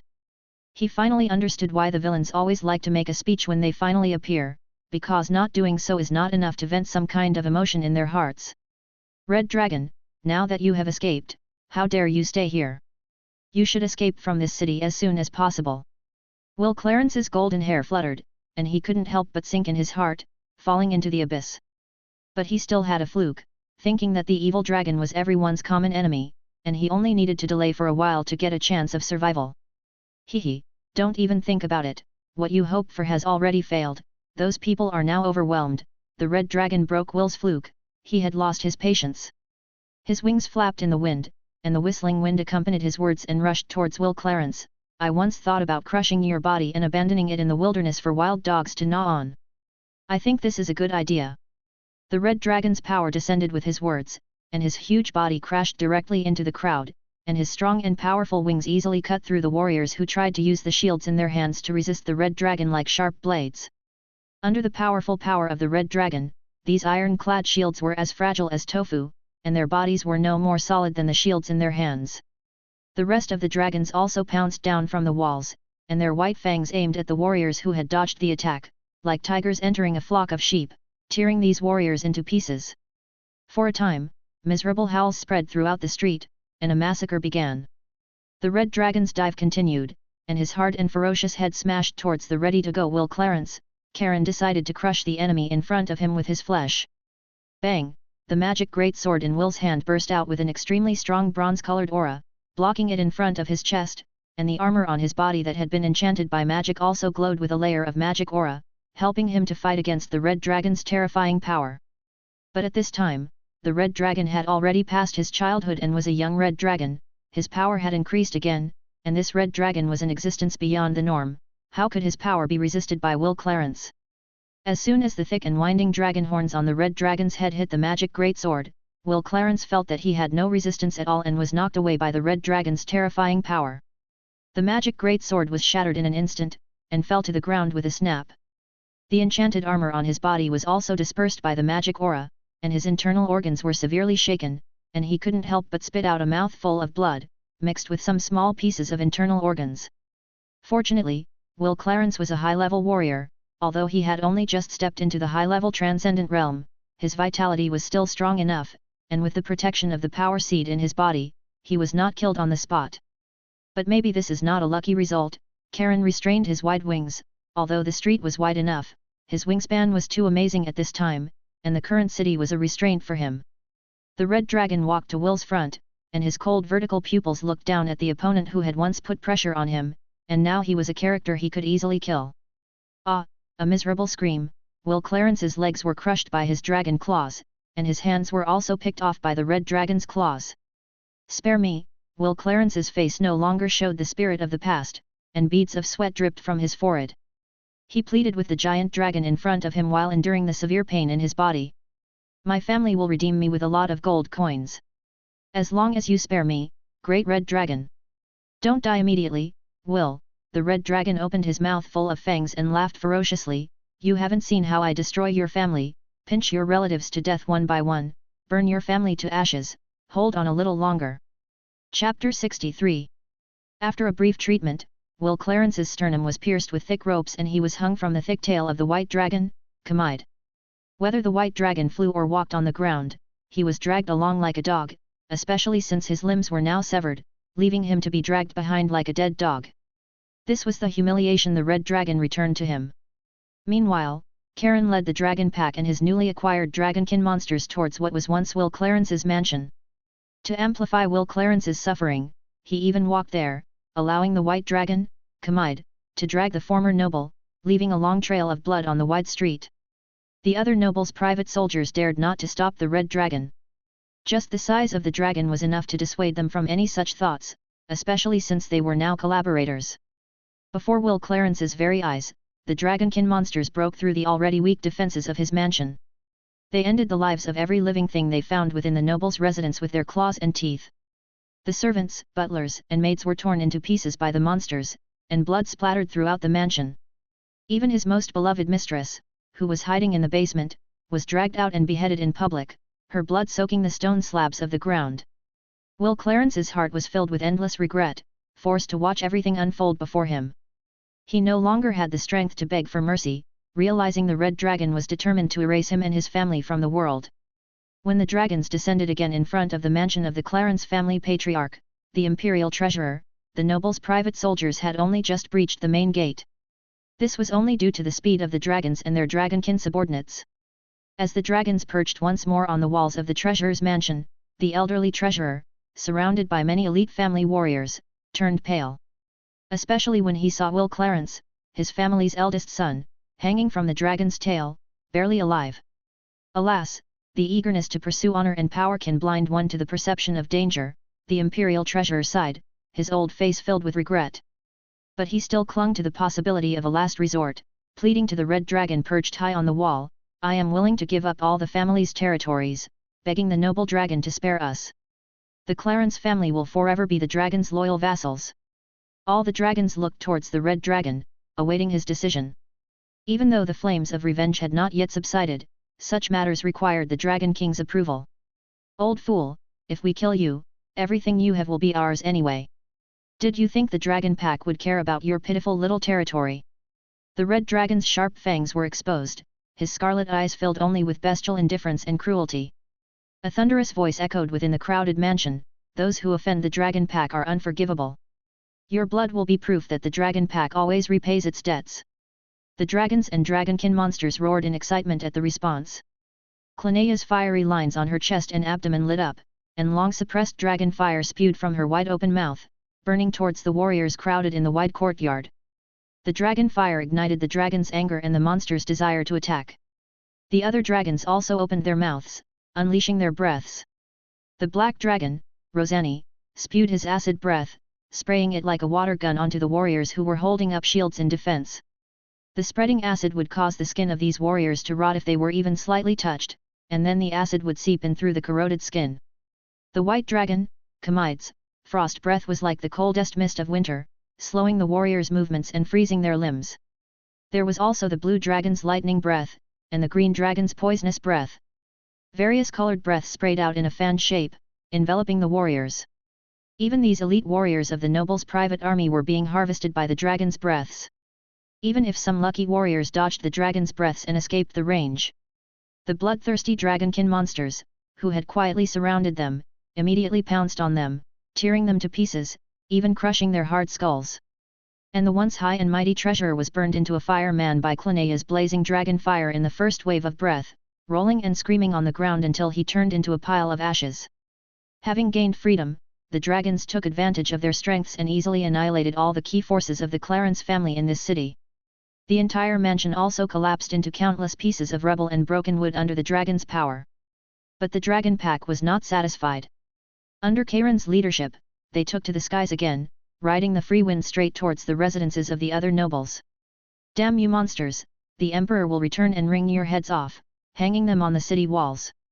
The grief-stricken imperial treasurer, Rebus, stared with bloodshot eyes, watching his family members being dragged out one by the monsters and executed in the streets.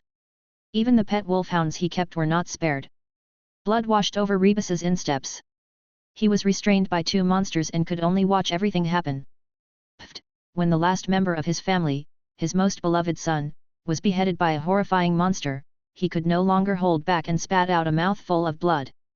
Finally, Rebus's head was hung on the city's clock tower by the dragon pack, overlooking the city, waiting for his emperor to return. Countless nobles loyal to the imperial emperor were crushed to death by the dragons and monsters. Those noble private soldiers who did not have time to withdraw from the battlefield were also wiped out by the dragon pack and monsters. Corpses and ashes were scattered throughout the city, and a thick smell of blood permeated the entire city. The dragon pack's final target was the tall and magnificent imperial palace. The dragonkin followers on the ground were also running wildly. Their strong and powerful legs allowed them to run a great distance with each bound. These monsters followed far behind the dragon pack. Like their masters, they were not yet satisfied with the blood before them. At this time, the imperial palace was also in chaos. With the help of an internal accomplice, the palace gate had already fallen. The emperor's most trusted general, Carey, had to retreat with the original city garrison and the palace guard to the final palace wall. The solid palace wall and the heavy gate firmly resisted the noble army, which had not yet received siege weapon support, but he did not know that today would be the dragon pack's battlefield. When Karen led the dragon pack in a triangular wedge formation from the high sky, the airflow from the dragon's wings brought a sharp whistle, like the punishment arrows of the gods from the 9 heavens. The dragon pack began to follow the red dragon in front to adjust the angle of their wings, controlling the speed and impact route of the dive to avoid being shot by the ballista on the city wall. Then, the magic in the sky began to converge towards the dragons, and an excessive amount of magical elements was absorbed by the dragons. Each dragon began to take a rare deep breath, which was them brewing a breath beyond the normal power. The originally neatly arranged garrison on the city wall began to scatter their formation after seeing the dragons diving down, the rapidly expanding bodies, the shadow covering their heads, and the increasingly rapid and sharp whistling sound. But they did not have time to come up with any ideas, but were pulled by an extremely shocked emotion, unable to speak, and could not help but look up at the huge dragon pack getting closer and closer in the sky. The particularly strong red dragon led the dragon pack to make a breathing motion in the sky with extremely agile and violent movements, and the fire of destruction descended on the earth. Karen, who fully opened the all things to ashes domain and the earth and metal king talent, was shrouded in extremely terrifying high temperature and strong dragon power. These elite warriors selected from various legions could not withstand this power. The armor on their bodies seemed to have their own will and began to twist, and they began to flee for their lives. But the king's anger turned into a fire of destruction and has descended on their heads. In order to expand his attack range, Karen specially turned his breath into a fan-shaped attacking flame breath this time. His flame breath mixed with the magic in the air, producing a strange and terrifying reaction, and the rolling magic surged in the violent dragon fire, bringing unparalleled high temperature with the descent of purgatory. Under the blessing of Karen's domain, the temperature at this moment was as high as several thousand degrees, which was a high temperature comparable to the fire on the sun.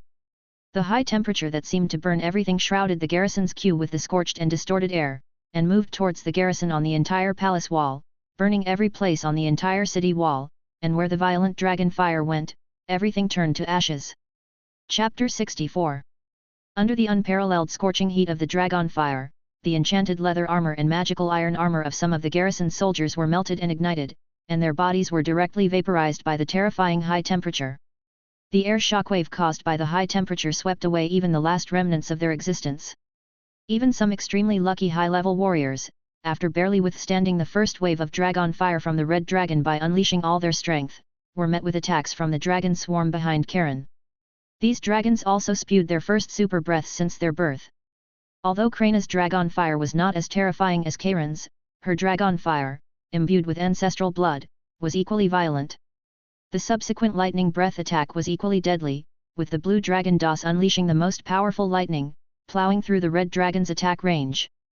Then came the white dragon's deep frost breath. The garrison soldiers had exhausted their strength and were unable to resist the white dragon's freezing power, so they were frozen into ice sculptures standing on the city walls. The ice sculptures, emitting cold air, quickly melted in the high-temperature battlefield, leaving behind only clumps of dry ash. The subsequent green dragon's venom and black dragon's acid simply gave the entire city wall a bath.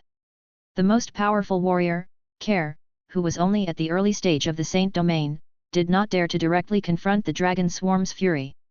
He had already abandoned his subordinates and fled before Karen's first wave of dragon fire arrived. Without being targeted or restricted, dragons soaring in the sky are more terrifying artillery than mages. Under the repeated destruction of the dragons and Karen's earth-controlling talent, the upper city walls were already on the verge of collapse. The dragon swarm's affiliated monsters and the remaining retreating noble private soldiers stared dumbfounded at the dragons freely soaring and roaring in the sky. The remnants of the battlefield and the crumbling city walls made even the most powerful dragon-blooded centaurs and dragon-blooded werewolves among these monsters dare not set foot there easily. This is not the power of a young dragon. Karen is an extremely dangerous dragon. The squint-eyed mage stood high up, watching the dragon displaying its power in the sky. Even though he knew the red dragon's talent was outstanding, he couldn't help but marvel at its power. Some nobles and mages also watched from afar. The power of the unrestricted dragon swarm made them feel terrified and fearful. The dragons demonstrated their power and brought an indelible impression to these people. Thousands of elite garrison soldiers had now turned into ashes floating in the wind. The whole process took less than 10 minutes. So when the red dragon led the dragon swarm to wreak havoc in the palace, these nobles and mages no longer had the idea of dissuading the dragons. The magnificent and tall palace was knocked down by the dragons, and then the raging fire and magma burned everything. The entire palace was razed to the ground by the dragons. Those servants, attendants, and other guards who escaped were executed one by one by the dragon-blooded creatures surrounding the palace. Blood filled every inch of the floor. After searching for general Care without success, Karen gave up on the idea. Finally, he fully controlled the magic of earth and metal. Boundless magma and molten fire surged from the ground, engulfing the palace complex. The emperor's main hall completely sank into the earth. Those hidden in the palace were also buried in the sea of fire. Their panicked cries were like the penitential poems of sinners sinking into hell. Violent fire rain fell from the sky, and scorching magma spewed from the ground. The entire palace area collapsed under the dragon's ravages, sinking into a graveyard of magma and flames. The tall palace walls were also destroyed, becoming a ruin. After venting his anger, Karen did not say goodbye to the old mage Laps. Even though he had an agreement with the mage, he would not give these humans enough trust. In fact, if he were not currently unable to confront the mages in the mage towers, he would have burned the entire city to ashes. He didn't care about bearing the name of an evil dragon, he was born an evil dragon. Karen led the dragon swarm, riding the gale, and ascended into the sky again. Today, he would fulfill his promise and take the dragon swarm back to his homeland. Pike, the little sprite who had been hiding somewhere peeking, now revealed herself, riding her contracted magical pet, a swift that was more than 3 meters long, and flew into the high sky. Under Karen's deliberate restraint of his dragon might and the little sprite's urgent urging, the swift dared to fly close to the red dragon's body, its trembling wings rising and falling, trying to fly alongside the red dragon. Ravan, the little sprite with a round face, was filled with joy and a sense of accomplishment. In her heart, she had contributed to the successful rescue of her friend. She was not only happy for Karen and her dragon friends, but also proud of herself. So Ravan patted her fair little chest with her small hand and shouted loudly at the red dragon, "Yo-hoo, mighty and fierce Karen, let's go home together." Yes, the red dragon's deep and loud voice, typical of a dragon going through puberty, echoed in the sky, "We're going home." But the gale from the red dragon's wide wings accidentally flipped the swift that was too close. Flustered, Ravan quickly flew up. The sky was filled with the little sprite's angry shouts and the dragon's melodious roars and laughter. The king of the dragon swarm finally embarked on his journey home with his dragon swarm, ushering in the dawn of freedom. The departing Karen did not know that because of today's battle, the scene of the overwhelming dragon fire burning thousands of warriors to ashes had attracted the attention of many people. This event was already fermenting and being rapidly spread. An impulsive mage even recorded this scene with a precious recording crystal and began circulating it among the mages, then it spread from 1 to 100, and from 100 to many. Those people were amazed by the posture and power displayed by this young red dragon. You must know that young dragons are often not powerful enough. Metal dragons are still sheltered under their parents' wings, and five-colored dragons are hiding in corners, growing quietly. The power displayed by this red dragon during the outbreak far exceeded the ability that dragons at this stage should have, especially the fact that the five-colored dragons of different colors were willing to unite under his command. A dragon swarm controlled by a red dragon is much more terrifying than those blue dragon families that live in groups. As the imperial capital was captured and divided by the major nobles, these nobles, who originally had their own private independent territories, established themselves as kingdoms, duchies, and counties of various sizes. Even the private territory where the empire's emperor started his career was divided up by the major nobles. The empire's emperor, who was alone with several legions, became a tree without roots and could only take root in the already rotten southern provinces and re-establish the Gaia Duchy. In an instant, the news spread throughout the northern continent. The vast Gaia Empire disintegrated. The empire, which was strong in military force and had outstanding martial achievements, fell because it captured a group of young dragons and was retaliated against by the grown-up dragons, which was very regrettable. As this news spread, the human countries in the southernmost continent also began to pay attention to this group of young dragons and listed them as targets to be paid special attention to in the evil dragon list. Even the five-colored dragons hiding in the wilderness mountains and the metal dragons living in groups knew that a powerful dragon family had been born in this world, and this dragon swarm became famous in one battle. Because the red dragon leader of this dragon swarm was named Karen Gormora, this dragon swarm was also known as the Gormora dragon swarm. The territory where this dragon swarm was located was originally just an unnamed wilderness, but now it is called the dragon nest of the Gormora dragon swarm. Because everyone knows that after this experience and lesson, these dragons will definitely, like other powerful dragons, subdue many fierce dependents, control their territory, and build their territory into a kingdom of monsters. What makes the many newly established human duchies and counties in the north rejoice is that this dragon swarm was once their cooperation partner. The leader of the dragon swarm is also a dragon with wisdom and rationality. It seems that there is a lot of room for communication, and there is no need to worry day and night like guarding against other evil dragons. As for the so-called good and evil camps, these nobles and mages sneered at them. If evil can bring them enough benefits, then they think evil is also a kind of goodness that should be praised. Wise nobles and smart mages have no prejudice, well, at least in the face of interests. Karen, this dangerous and unique-looking red dragon, because of the powerful power he displayed, is called the King of Earth and Metal, the tyrant who controls flames and magma. Chapter 65. Karen and the dragon group flew at an altitude of nearly 1,000 meters, a safe flying distance. The dragon's supervision could clearly see everything on the ground from high altitude, and could also prevent some creatures from using stealth magic to suddenly attack the dragons. This distance was enough for the dragons to react. In order to take care of the dragon king who could only travel on 2 or 4 legs, the dragon group deliberately slowed down, even though they were already eager to return home. Of course, even monsters like the dragon king werewolf Saha, who had grown wings after bloodline radiation, did not dare to spread their wings in front of the dragons, and could only advance with the dragon king running on 2 legs behind. Karen's supervision overlooked the entire earth.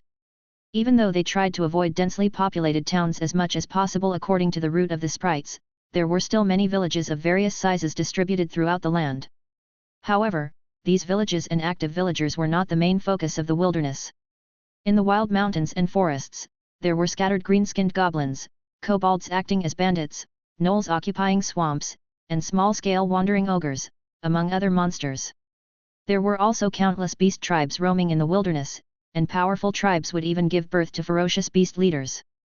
These animals were the main theme of the wilderness mountains and forests on the earth. Karen even saw several caves that looked like dragon nests in some wild mountain ranges. The dragons building nests in these places closer to human activity should be the nests of metallic dragons. There were probably many copper dragons, bronze dragons, and the like, especially since their return route was close to the sea. Karen didn't want to provoke these guys at the moment. He hadn't reached the point of being arrogant yet, and these metallic dragons often had their own dragon vein circles, so provoking one was like provoking a group. It was like a red dragon encountering a silver dragon. In a one-on-one battle, a silver dragon was generally not a match for a red dragon, but the silver dragon often emerged victorious. Because silver dragons didn't play fair, they would not only pull in other metallic dragons to fight together, but would even bring human dragon-slaying teams. As far as Karen knew, an ancient red dragon had been overturned by an adult silver dragon. That silver dragon had gone mad and brought several human dragon-slaying teams and several dragons to besiege the ancient red dragon, including even an adult gold dragon. And the gold dragon's dragon vein circle goes without saying, those who know, know, and those who don't will understand when they die. Karen led the dragon group to avoid the mountains that might be hiding powerful creatures, and went specifically towards the route closer to the sea. Although the animals and beasts along the way did not discover the dragons who had restrained their dragon might, the arrival of the powerful dragon-keen monsters still caused these creatures to flee far away. The strength of these dragon-keen monsters varied, but their average level was extremely terrifying. Especially among the dragon-keen monsters were the powerful dragon-keen werewolves and dragon-keen centaurs. These two dragon-keen were already naturally talented, and their bloodline inheritance was also superior to most species. In the wilderness, they could also become candidates to lead those powerful tribes. After being radiated by the red dragon's bloodline, their strength had been further increased. The current strength of these two dragon-keen species could even take on the young frost giants of the endless ice plains in a one-on-one fight. By evening, Karen finally led the dragon group to land on the ground. Although the dragon's strong physique and abundant energy allowed them to fly in the air for a long time, the journey home was a long distance. In order to maintain sufficient physical strength and combat power to deal with possible battles, the dragons needed to rest. And even if the dragons could fly non-stop, their dragon-keen subordinates did not have such strong bodies as the dragons. Each of these dragon-keen monsters brought out from the underground prison was a victor who had survived to the end in the slaughter. They were also quite useful and powerful subordinates for the dragons, and Karen had no intention of abandoning these subordinates. The dragon group did not choose to rest on the high mountains, but landed on a hill in the wilderness. The surrounding area was an open field that could be seen at a glance. Under the gradually rising bright moonlight, the surrounding situation was clear at a glance, making it a good temporary resting place. More than a dozen powerful dragon-keen had consciously placed the hunted wild cattle, wild boars, and musk deer in front of the resting dragons. However, only the dragon-keen werewolf Saha and the dragon-keen centaur Chiron could approach the dragon group gathered on the hill. These foods were also delivered by these two dragon-keen. On the one hand, it was because these two dragon-keen were among the most powerful in this group of monsters, and their natural level of status was relatively higher. On the other hand, it was because the other dragon-keen monsters, such as the dragon-keen gnolls, dragon-keen dire bears, dragon-keen orcs, etc., looked a little strange in the eyes of the dragons. These dragon-keen were the first generation of dragon species monsters shaped by dragons, so their appearance was mostly dragon-like creatures that stood upright in humanoid form, but most of them did not have wings and tails. Like the dragon-keen werewolf Saha, that was just an accident. And the first generation of formed dragon-keen grew colors that matched the scales of the dragon that influenced them the most. Half of this batch of monsters had dragon-keen growing scarlet scales, and the rest were mixed with green, white, blue, bright black, and other colors. It couldn't be said that they were very ugly, but at least the dragons couldn't stand to look at them. If even the dragons, with their superdimensional aesthetic sense, found it strange, then they were probably really ugly. "My lord, this is your dinner." The dragon-keen werewolf and the dragon-keen centaur Chiron brought over a huge earth dragon and placed it in front of the red dragon. After witnessing the power of Karen and the dragon group that was enough to easily destroy a city, these two dragon-keen had now completely and sincerely surrendered. Karen nodded, looking at the 6-meter-long earth dragon in front of him. Although this creature was also crowned with the word dragon and might have a trace of thin dragon blood, in the eyes of the dragons, it was just an ordinary beast. However, the meat of the earth dragon was quite to Karen's liking. It was large in size and produced a lot of meat, unlike some strange creatures, which produced less meat the larger their size. He hollowed out the abdomen of the earth dragon, and then took out the intestines and stomach to clean them. Just as he was about to spew out dragon breath for a long-awaited barbecue dinner, the whistling wind from the sky attracted his attention. It was a dragon flying down from the high mountains not far away, with a body of about 16 meters. The wide wings stretched out to a length of 30 meters, and the detailed scales on the dragon's body emitted a soft and warm reddish-brown luster. His head had a pair of thick dragon horns like drumsticks, and the dragon horns and cheeks grew connected leathery tissues similar to webbed feet. A pair of wide wings looked more like a pair of bone-lined sails, and his wingtail continued to approach his body's tail. This was obviously a copper dragon who liked to build nests in warm mountainous areas, belonging to the metallic dragon species. Copper Dragon Alfred was a young dragon. He had been nesting here for nearly 20 years, and he was familiar with every part of this territory. But today, Alfred suddenly sensed that there were many dragon auras staying within his territory, so he decided to come out and see what was going on. Unexpectedly, it was actually a few juvenile chromatic dragons led by a red dragon. That red dragon looked particularly strong, and its thick body looked almost bigger than himself.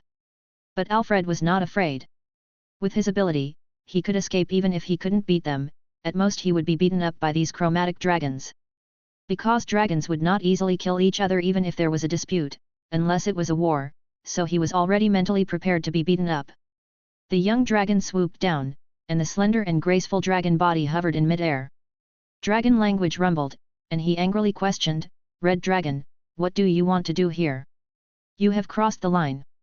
This place is my territory. I, Alfred, am the inherent lord of this place. You should respect my will." Chapter 66. The young dragons warily rose and gathered around, while the dragon-keen monsters also glared at the coppery dragon in the sky. Before the dragon who created them, these dragon-keen's courage always multiplied. The female red dragon, Clinea, even struck an offensive pose, because coppery dragons often favored nesting locations similar to those of red dragons, leading to frequent conflicts between the two. Red dragons and coppery dragons rarely had pleasant encounters. This prejudice was ingrained in their heritage. Fortunately, these young dragons were more influenced by Kalen, possessing a heritage is heritage, what's it to me attitude, which prevented them from fighting upon first sight. Kalen didn't want to cause trouble right now, returning to their own territory was the most important thing for them. So, he stopped the dragon group's movements and told Clinea to relax. The red dragon stood up, adopting an approachable demeanor. "You don't need to be hostile towards us, my powerful and graceful dragonkin. We are merely passing through your territory for a temporary rest and have no designs on your land." The coppery dragon, Alfred, looked at the dragon before him, who was so different from other red dragons. He approached to observe closely and realized that this red dragon's eyes were completely free from the chaotic influence of the evil dragon's blood, instead filled with reason and the inherent pride of dragons. Moreover, if not for the pure, sulphurous red dragon aura, he might have even thought the red dragon before him was a beautiful and majestic gold dragon-red dragon hybrid. No, the red dragon before him was more in line with the aesthetic preferences of these dragons than those gold dragons. The simple, powerful body lines, coupled with the red dragon's innate strength, even made Alfred think that if he were a female dragon, he would definitely fall for this red dragon. He even felt an emotion called jealousy. Damn it, why is this red dragon so magnificent and beautiful? If Kalen abandoned his red dragon identity at this moment, he would simply be an incubus among dragons, and his charm stat would far exceed those of the gold dragons. The reason those gold dragons had such extensive dragon veins was certainly due to their friendliness and power, but their unparalleled appearance among all dragons was also a reason why they easily gained the trust of others. But to be praised as powerful by the always arrogant red dragon, honestly, the coppery dragon Alfred was a little flattered by the red dragon's compliment. So, his anger subsided, and his long white fangs unconsciously showed in a smile, his voice also becoming gentler. "You seem different from your kin, so I believe what you say, strong red dragon." The coppery dragon, realizing he almost misspoke, quickly corrected himself, looking enviously at the red dragon's unique appearance. "But you can't abduct the humans living in my territory, they still need to entertain me. Without them, I can't hear those interesting stories and jokes." Kalen nodded, promising the coppery dragon, "I have no interest in those humans, it's not like they are kingdom princesses or anything." "Ha, you're interesting." Alfred clearly understood the red dragon's self-deprecating joke, and his curiosity about the red dragon instantly rose. He asked, "What's your name, Red Dragon? I think maybe having a not-so-evil friend isn't a bad thing." "I'm Kalen, Kalen Gogolmora." Kalen showed his white fangs in a smile, greeting the dragon before him. In his opinion, making friends with the dragon before him would also be a good choice. "Alfred, fly north from here until you see dragons dancing in the sky, that's my territory. If you ever come to my territory, I will definitely give you a warm welcome. I look forward to that day." Evidently, the red dragon's bad reputation had not yet spread here. The young dragon Alfred happily agreed, "There will be such a day, if I get too bored here."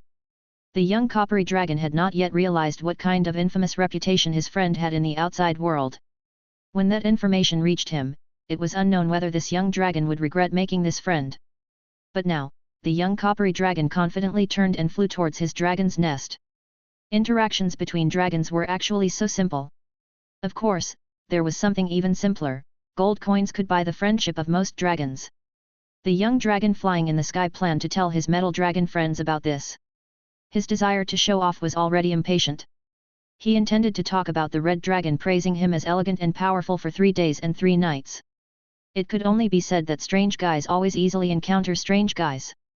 Having gained the approval of the local Lord Dragon, the dragon group rested securely in this place for the entire night, and at dawn, they embarked on their journey home. In the original ogre camp, now the adventurers' development camp, Ross and Hull were carrying small wooden benches and sitting at the door of their shop to rest. Now Ross was a very busy man, and the small shop he opened with his friend Hull had become the most popular small restaurant in this development camp. Excellent cooking skills and low prices made Ross's small shop almost always busy every day. Only for a period of time after noon did they have leisurely rest time. Ross and Hull smiled as they looked at the sun in the sky, no longer dazzling, as if illuminating the good life ahead.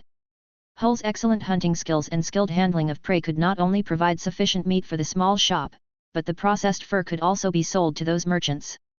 Ross cleverly planted the vegetable seeds and grain seeds he brought in the small vegetable garden he had opened up in the forest at the foot of the mountain, which allowed the small shop to maintain a relatively low cost. In addition to Ross's skillful hands, although they needed to be busy every day, looking at the gradually bulging money bag, Ross and Hull still felt that good days were ahead. It's just that the vegetable garden at the foot of the mountain needed to pay a little price, letting those dragon dependents who could move freely on this land help take care of it. Fortunately, Ross could also brew some delicious and sweet fruit wine. The only flaw was that every month, an old man would come to his small shop to eat and drink on credit, although this old man would always pay on time. But seeing this old man go to those ladies who hid in their wooden houses all day long every time he made money, Ross always had a feeling that he would never be able to recover the debt one day. Hey! Ross suddenly felt the sky in front of him was covered by shadows, and an extremely strong mental pressure enveloped the entire development camp. The momentum unintentionally emitted by the dragon group scared the wine glass he was holding in his hand and threw it out. The entire developer camp also became chaotic. The vast dragon might swept in with a gust of wind, but no one dared to make a move. They were all stunned in place. Above the sky, the dragon group was soaring: the strong and brutal red dragon, the insidious black dragon, the cunning green dragon, the ferocious blue dragon, and the white dragon. Those powerful but unfamiliar dragons were extremely terrifying evil dragons in Ross's eyes.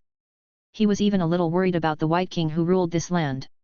After all, under the rule of the White King, humans probably lived in peace with the dragon dependents. With the activity of the dragon dependents, those monsters and beasts in the wilderness and forests did not dare to easily approach here, bringing a safe enough environment to the development camp. Roar! An extremely strong dragon roar came from the distant forest. The white dragon, respected as the White King by the development camp, rose up and pounced towards the dragon group from afar with the blue dragon, just like an enraged beast whose territory had been invaded. It's over. Ross and the others in the camp closed their eyes. He could even imagine the White King being shot down and torn to pieces. Even if the current White King had grown into a white dragon 7 meters long, worthy of being called a white terror beast, plus the blue dragon who had reached adolescence, Ross was still not optimistic about them. But the scene Ross imagined did not appear. The white dragon and blue dragon, called the White King by the development camp, stopped in front of the group of dragons that came from afar. They deeply lowered their noble and arrogant heads to the red dragon. That was surrender, and it was also seeking recognition. Perhaps, this was the real ruler of this golden land, the king of this wilderness and forest, the master of centaurs and other monster tribes. At this moment, everyone in this camp had the same idea. Aohu! An exciting dragon roar resounded through the sky and the earth. The dragons were dancing, they were happy and joyful because of the reunion. And in the endless forest, the monsters' howls rang out, they were welcoming their master, returning to this land. Chapter 67. The dragon's clamor didn't last too long. In reality, for most chromatic dragons, emotional detachment, selfishness, and insatiable greed are their most obvious traits. Although the dragon group was influenced by Kalen, the connections within the dragon group were very different from other chromatic dragons. However, to the outside world, the dragons in the group were still those evil dragons whose nature was difficult to change. Like the white dragon Gamot, if other chromatic dragons had control over a large territory and became the actual rulers, the dragons driven by greed and ambition would never easily return the rule of the territory. Even if they knew they couldn't beat Kalen and the other dragons, they would stubbornly try. Only after being defeated would they be driven away in disgrace or rejoin the dragon group. However, this change is actually a good thing for the dragon group. If the chromatic dragons could be as united as the metallic dragons, even with their chaotic attributes and evil reputation, they wouldn't be universally reviled in almost every world. After all, if they had the metallic dragon's tradition of hitting the small ones brings the big ones, the chromatic dragons could do even more brutal things. At this moment, Kalen was squatting on the highest point of the Dragon Nest Mountains, watching the juvenile dragons cheering and soaring on the mountains, reselecting their nests. After the last lesson, these juvenile dragons decided to rebuild their nests on the top of the mountain. That way, even if enemies could pass through the outer protective circle of the dragon's followers, these dragons could quickly detect them. Although the treasures of these juvenile dragons had been plundered, the freedom of life was the greatest treasure for them at this moment. Moreover, after Gamot's rule in the past few years, those followers had also accumulated a lot of treasures for the dragon's vault. This was what surprised Kalen the most, because the white dragon Gamot actually took the initiative to hand over the ownership of this treasure vault directly to himself. This is not a chromatic dragon. Kalen, all the treasures accumulated in the past few years are placed in the cave. That is the dragon group's treasure vault, and it should be managed by you. The white dragon stood beside Kalen. Although Gamot's body had also developed and grown after the hibernation period, the white dragon was originally the smallest dragon species among the chromatic dragons. At this moment, compared with the red dragon beside him, he was like a slightly thicker hemp stalk. You did a good job, my brother. Kalen looked at the white dragon beside him, and the indifference originally in his vertical pupils was also stained with a layer of gentleness. He sniffed his nose and said in surprise, Gamot, your smell has changed, you are a little different from before. The white dragon grinned, revealing his slender fangs compared to the red dragon. Kalen, I always remember your words, following in your footsteps to become stronger. And I feel an unprecedented clarity.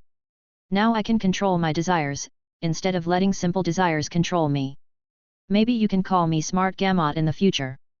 Kalen shook his head, which had become more ferocious after the bloodline's growth, was almost half a circle larger than the white dragon's head, and said, I prefer those humans' name for you, White King Gamot, this is the praise and honor you deserve. The white dragon knew that Kalen was not the kind of narrow-minded dragon, at least for the inside of the dragon group, but Gamot still didn't think he could bear such a title, he was just a juvenile dragon. In the eyes of the dragons, whether it is a metallic dragon or a chromatic dragon or other types of true dragons, a dragon that can be crowned with the title of king must have stronger power than other ordinary dragons. So the white dragon shook his head. He looked at the red dragon's strong body that made the dragons envious and said, there can only be one king in the dragon group, and that king can only be you. Kalen, if I dare to bear this name, not only will the other dragons in the dragon group not be convinced, but even other dragons will come to us for trouble. After this lesson and the conversation with the mage, Kalen had the idea of gathering those chromatic dragons who were fighting on their own. As long as these chromatic dragons learn to stick together, the power they possess will not only be enough to protect themselves, but also to establish a strong monster kingdom. At that time, the title of a white king is nothing. However, the current strength of the dragon group is not enough to complete this matter. The most important thing now is to manage the current territory of the dragon group well, and not to be as careless as before. Learn from the past, and be a teacher for the future. Yes, we still need to accumulate strength. Kalen stood up, his wide wings stretched out, and flew down. The territory and followers were still waiting for his inspection. After leaving for so long, he should also take a good look at what changes have taken place in the territory. The white dragon also habitually followed behind the red dragon and took off. Whoosh, the white dragon heard the wind and turned to look back.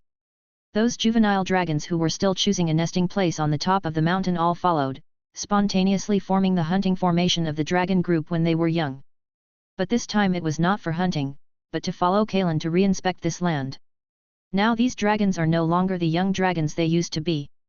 The dragon group, which has grown into juvenile dragons, is a considerable force in this land. When the wide wings of the gradually growing dragons once again cast a wide shadow over the creatures living on this land, all the creatures on this land will know that the former ruler has returned. The grassland is still vast and boundless, the lakes are dotted, the plants are vibrant, and the animals are running happily.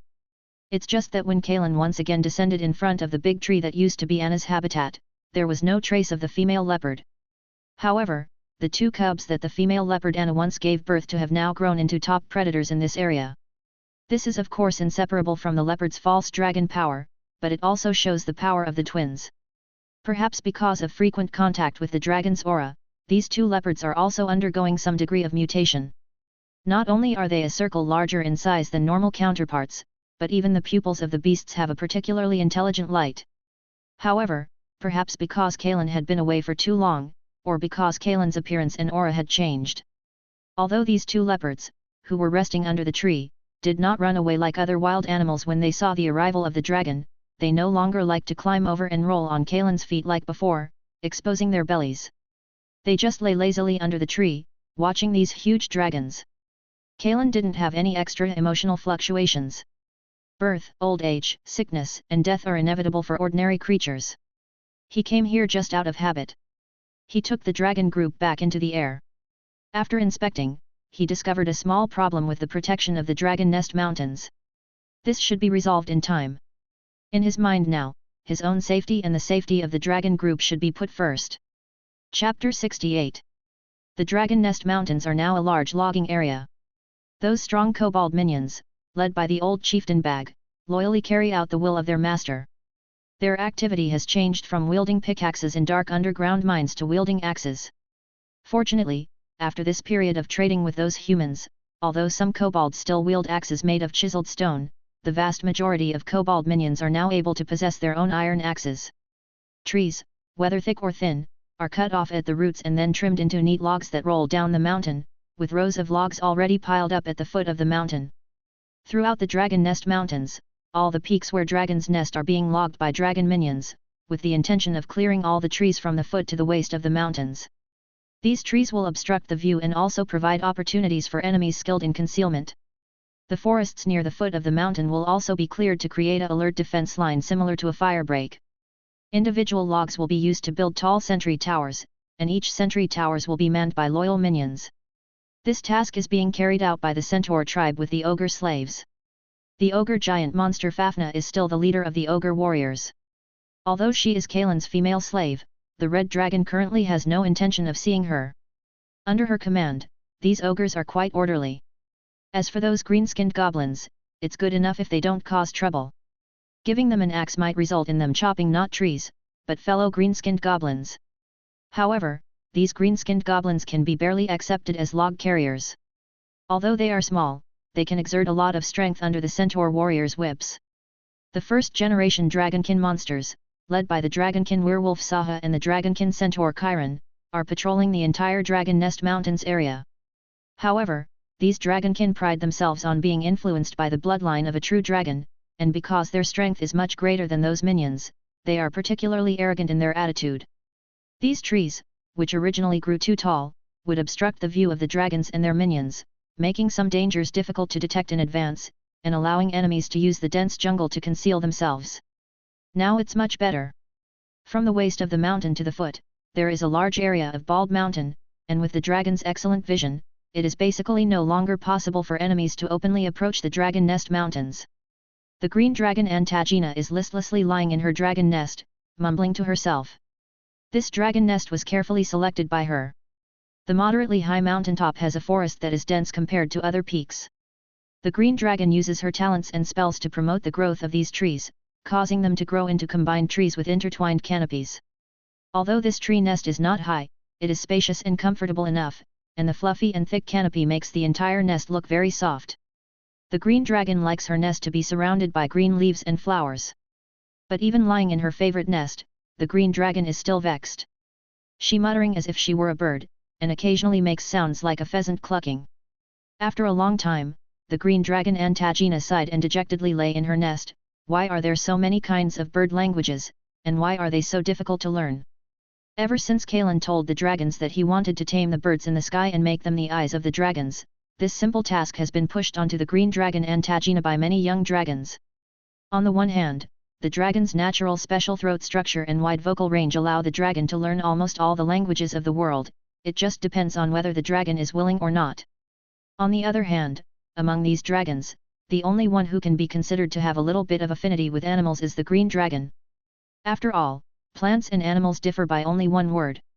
Moreover, the forest is the green dragon's home field, and these forests are often the habitat of birds.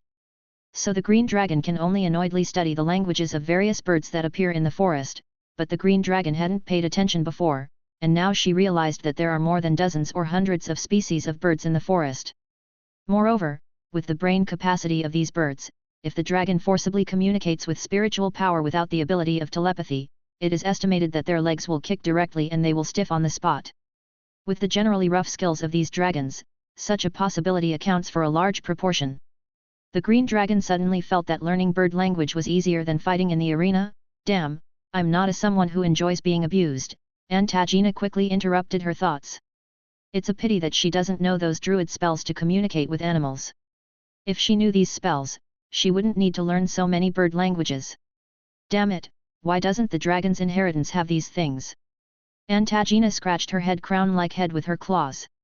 She felt that her head had grown several circles larger. She suddenly thought of something Kalen had said, smart people will inevitably make a mistake once in 1,000 considerations, and stupid people will inevitably succeed once after thinking many times. So the green dragon, who considered herself smart enough, stood up from her nest, stretched her wings and took off. She aimed at the nest of the white dragon Kamide, her most stupid companion in her impression, and flew over. Dragons value their nests extremely. The nest is the dragon's most important private space. Even if they are familiar like the dragons, they must respect the will of other dragons. Looking at the stone wall that had begun to be covered with frost, she wisely did not approach rashly.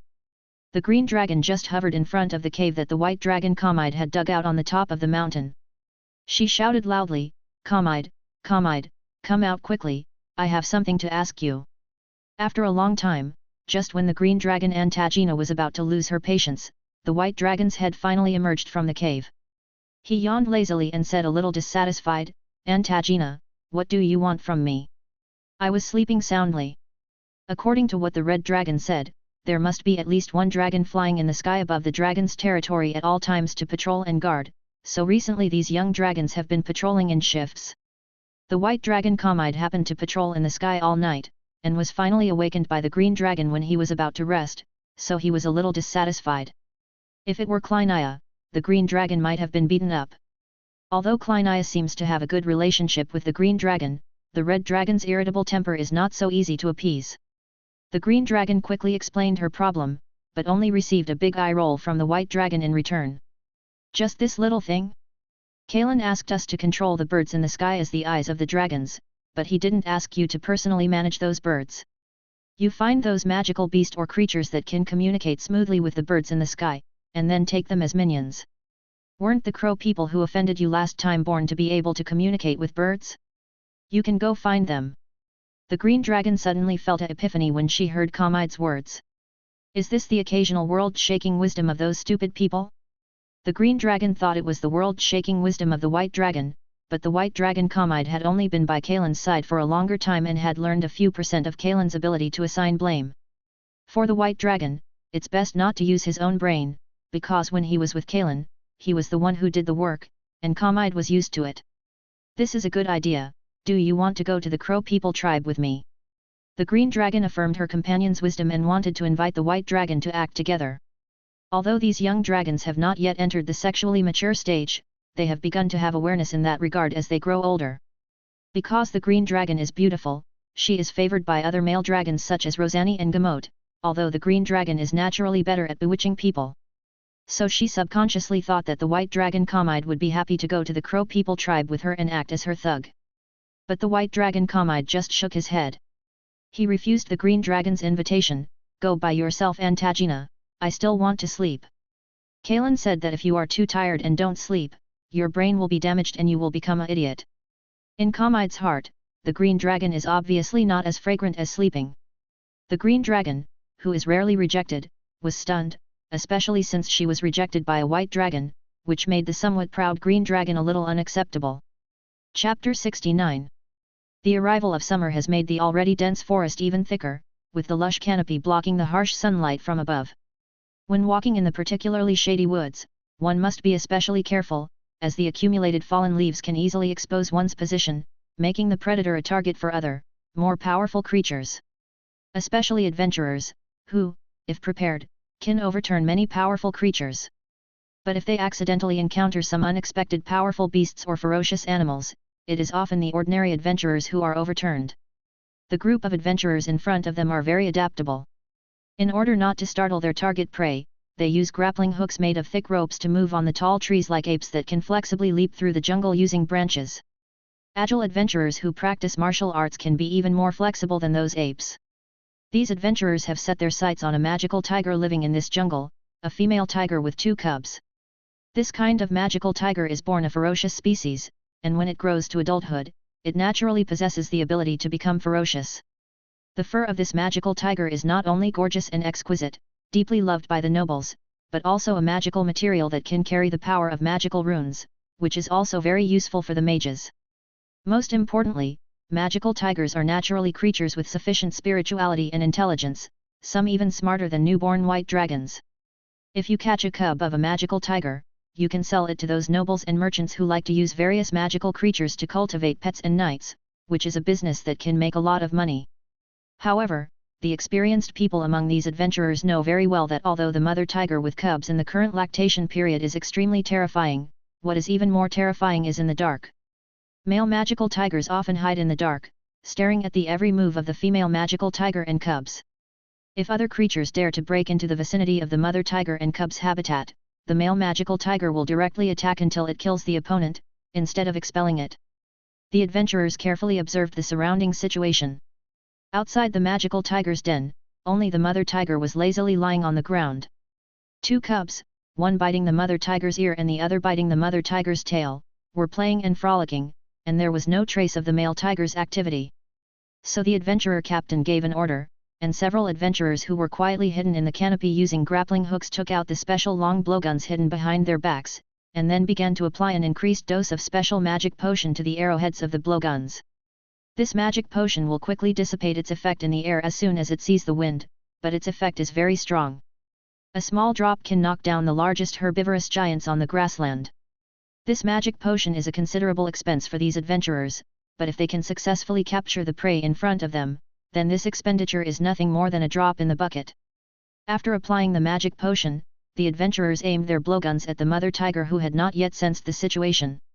With a whoosh, a faint and imperceptible sound of wind swept past. The mother tiger's ears had just perked up when she was hit. This clever mother tiger sensed that the magic potion in her body was taking effect.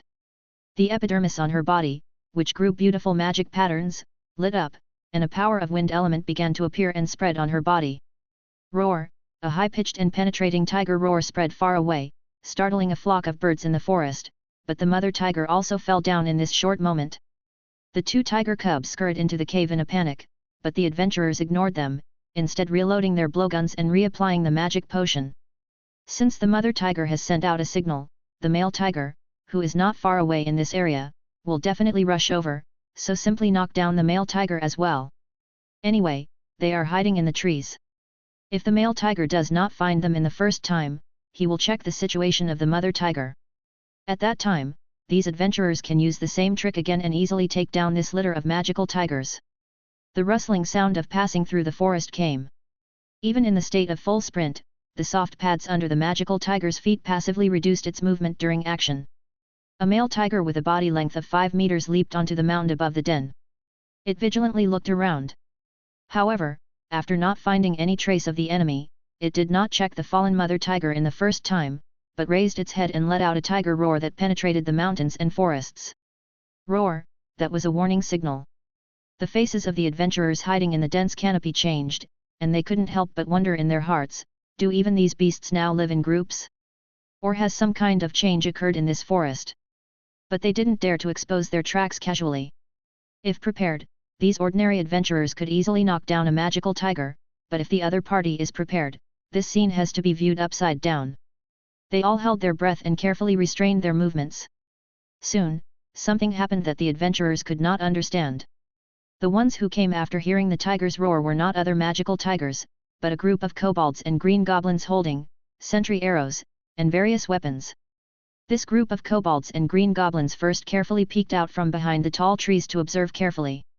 After discovering that there were no enemies, they rushed out angrily. What surprised these adventurers was that the male magical tiger did not attack these kobolds and greenskins who did not seem to have much combat power, but stood in place leisurely. The leader of the kobolds is Bag's nephew. Maybe kobolds don't value these ethical relationships. But after all, he is a relative of the kobold leader, so he can now be a patrol team leader. The kobold captain carefully checked the traces on the fallen mother tiger, and immediately cursed, "Damn it, it was those humans who did it. Those humans must not have gone far, go find them." The male magical tiger who was still watching from the sidelines heard the kobold captain's words and roared suddenly. The magic patterns on his body lit up, and a wind blade slashed towards the tall canopy, cutting off the branches. The male magical tiger, who is sensitive and intelligent, had already discovered those humans hiding in the canopy. The smart one only revealed this fact now. After all, it is now a magical tiger with a formal establishment, and it no longer needs to rely on its own strength. Smart beasts know how to take advantage of the situation, let alone it is a more intelligent ferocious species. An unlucky adventurer screamed, "Wah wah," and fell down, landed on the thick fallen leaves, and was taken down by the surging kobolds. "Damn it, you humans really cause us kobolds trouble," the kobold captain cursed and kicked the adventurers who were tied up and kneeling on the ground. These adventurers all know the laws of living in this land. Although they are currently in a cooperative relationship with the dragon group, the ones they must not provoke are these dependents of the dragons. Moreover, as the situation in Hobbs, the capital of the Cathay Empire, spread, the terrifying Red Dragon, the legendary monarch who returned to his territory from the human empire, has reruled this land. These adventurers did not dare to anger the will of the master of this territory at all, so that maybe not only would they have to pay with their lives, but the entire camp would also be in a fate of being destroyed. Moreover, with kobold bows and arrows pointing at them, they did not dare to resist casually, and could only jump down from the canopy one by one and be tied up.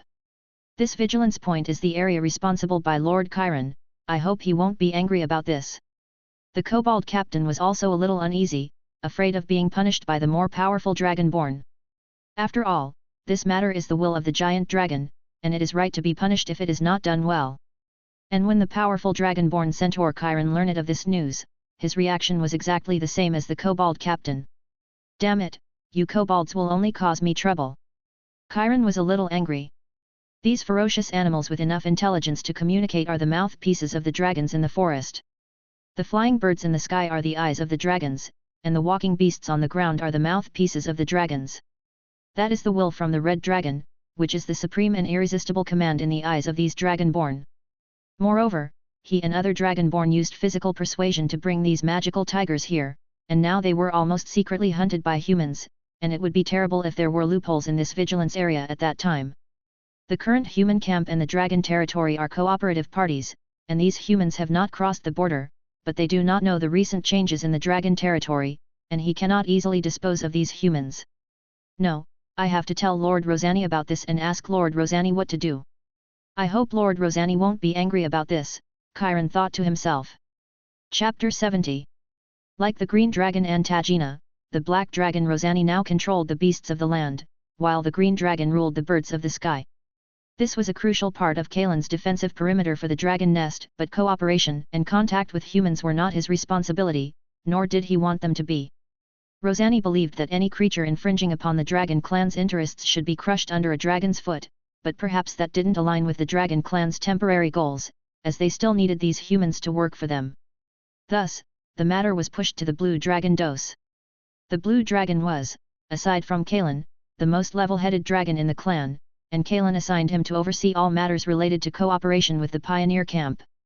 Although the dragon clan and the humans in the pioneer camp were still in a cooperative relationship, Kalen had mentioned that the specific methods of cooperation needed to change, as the dragon clan no longer needed to concede benefits for the sake of development. However, Kalen didn't specify how the cooperation should change, leaving the blue dragon Dos with a headache, causing him to constantly scratch his forehead with his claws, just like the green dragon. If dragons had hair, the blue dragon would have lost a lot of it during this time. "Damn it," the blue dragon muttered, scratching his horn habitually. He said with displeasure to the dragon-keen centaur, "Send these humans back to their camp and let them know that they are no longer allowed to hunt the magical creatures and ferocious beasts within the dragon clan's territory. Actually, just announce the dragon nest's decision in the camp like the humans do. This time, I'll let it slide, but if this happens again, kill any human who violates the dragon nest's rules without asking me." "Yes, Lord Dos," Chiron the centaur replied, happily descending from the blue dragon's mountain. Since he hadn't been punished, he could happily hold a bonfire feast in the centaur tribe tonight. "Tisk, that ONI from the centaur tribe seems quite attractive," Chiron thought. "But I still need to inform Lady Kleineria, as she now oversees all dragon-keen. Although it's not my turn to keep watch tonight, if she can't find me when she needs me, I'm doomed. She's not a dragon with a good temper." All the dragons had been assigned tasks by Kalen. The white dragon Jermit now oversaw the various vassal tribes under the dragon clan, just as he had done before. The blue dragon Axe now oversaw the dragon clan's patrols of the sky and land, essentially serving as a security planning administrator. All dragons had to follow his plans. Except for Kalen, who, as the leader of the dragon clan, rightfully enjoyed special privileges. He accepted these privileges without reservation. He had no thoughts of equality, whether in the dragon clan or other racial societies, class distinctions would always exist. As the king of the dragon clan, he should enjoy his rightful status. However, even as the leader of the dragon clan, he wouldn't always stay cooped up in the nest. After all, showing his face occasionally would help strengthen the vassal's mental energy supply to him. When bored, he would stretch his increasingly large wings and soar through the sky, looking down upon the land. He now thoroughly enjoyed this feeling, not only because of the freedom but also because of his power and status. After all, he was an ambitious red dragon, and the will of freedom was intertwined with the blood of the red dragon, inseparable and indistinguishable. But Kalen was now enjoying his own free time. Khalite's former nest now belonged to him. For a red dragon, a volcano was the most suitable place to build a nest, whether a dormant volcano or an intermittently erupting active volcano. Eventually, under the red dragon's power, it would become an especially active volcano. But Kalen didn't want to wait that long. The reason red dragons liked to build nests in the mouth of a volcano was not only because the race was naturally fond of heat and warmth but, more importantly, because the volcano's abundant fire attribute magic could help red dragons grow and develop faster. Moreover, red dragons who frequently bathed in volcanic lava would have particularly smooth and delicate scales, which was also a motivation for dragons who valued aesthetics. So, Kalen planned to manually dig through the lava channels of this dormant volcano. He could not only use his senses to explore the specific conditions inside the volcano, but much knowledge about volcanoes also existed in his mind, not only from the dragon's heritage but also from his past life's knowledge. Dormant volcanoes mostly contained lava channels that extended deep into the Earth's core like tree roots. Volcanic eruptions occurred because the lava in the Earth's core heated up and expanded, then released pressure through the crater channel, forming an active volcano. In an active volcano, lava and the Earth's core lava would, for some reason, create a pressure difference that caused a backflow into the Earth's core, leading to the collapse and closure of the crater channel, turning the active volcano into a dormant volcano. Kalen knew that as long as he opened the channel to the lava in the Earth's core, the dormant volcano would directly come back to life. However, Kalen needed to control the degree of this. There were many advantages and disadvantages to a dormant volcano becoming an active volcano. The advantage was that the erupting volcanic ash clouds could carry up to billions of tons of minerals, which would make the area around the volcano the most fertile soil in the world. Volcanic ash could also nourish the survival of fish in nearby rivers, thereby forming a complete food chain: bears, birds, foxes, and other animals that preyed on salmon, while salmon could consume volcanic ash. It could also nourish terrestrial ecosystems, bring abundant mineral resources, and form many valuable gemstones, which were the favorite of kobolds and ornaments for dragon hordes. Moreover, materials such as pumice, formed by the fusion of volcanic lava and other substances, and volcanic ash and cinder were all high-quality building-filling materials, needed for building houses and leveling roads. The benefits were numerous, but the only drawback was that if the degree wasn't controlled, it would be a devastating result. The entire Dragon Nest Mountains would be affected, and even the excessive surge of Earth's core energy could cause tsunamis in the sea hundreds of miles away.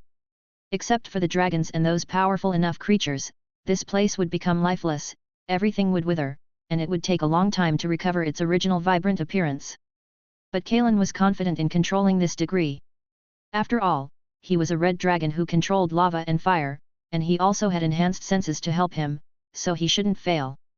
No sooner said than done, the red dragon first dug away the original dome of the crater. Although the existence of this dome could shelter the nest from wind and rain, its existence had now become a limitation. Considering that it might affect the trajectory of the volcano's re-eruption and his constantly growing size in the future, Kalen still dug away this dome piece by piece and piled the rubble on the flat top of the nearby mountain. With the red dragon's current body and strength, dealing with this dome didn't take much effort.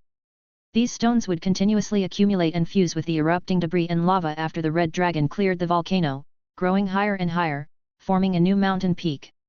It was conceivable that the future mountain peak would inevitably continue to rise under the influence of the red dragon's power, just like the Pericudan volcano in Mexico in Kalen's memory, which initially started as only a few centimeter-wide crack on the plain, emitting lava and black smoke.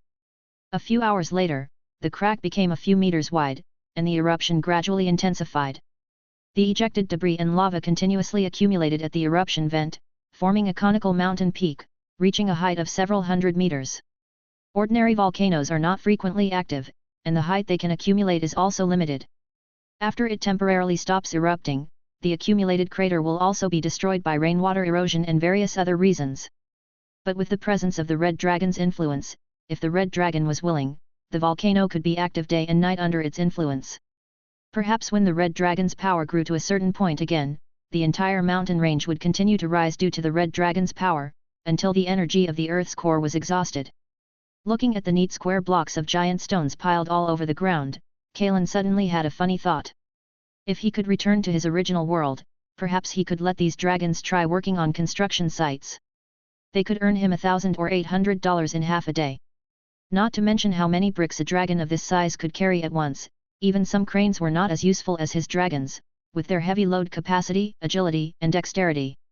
Perhaps even becoming a food delivery flyer could put them in the top earning bracket. Thinking about his current dragon clan and those vassals, they were all quite useful laborers. Shaking his head, Kalen felt that the red dragon's greed for wealth must have affected his brain. He shook off these boring thoughts, jumped into the cave, and began to work with his muscular forelimbs.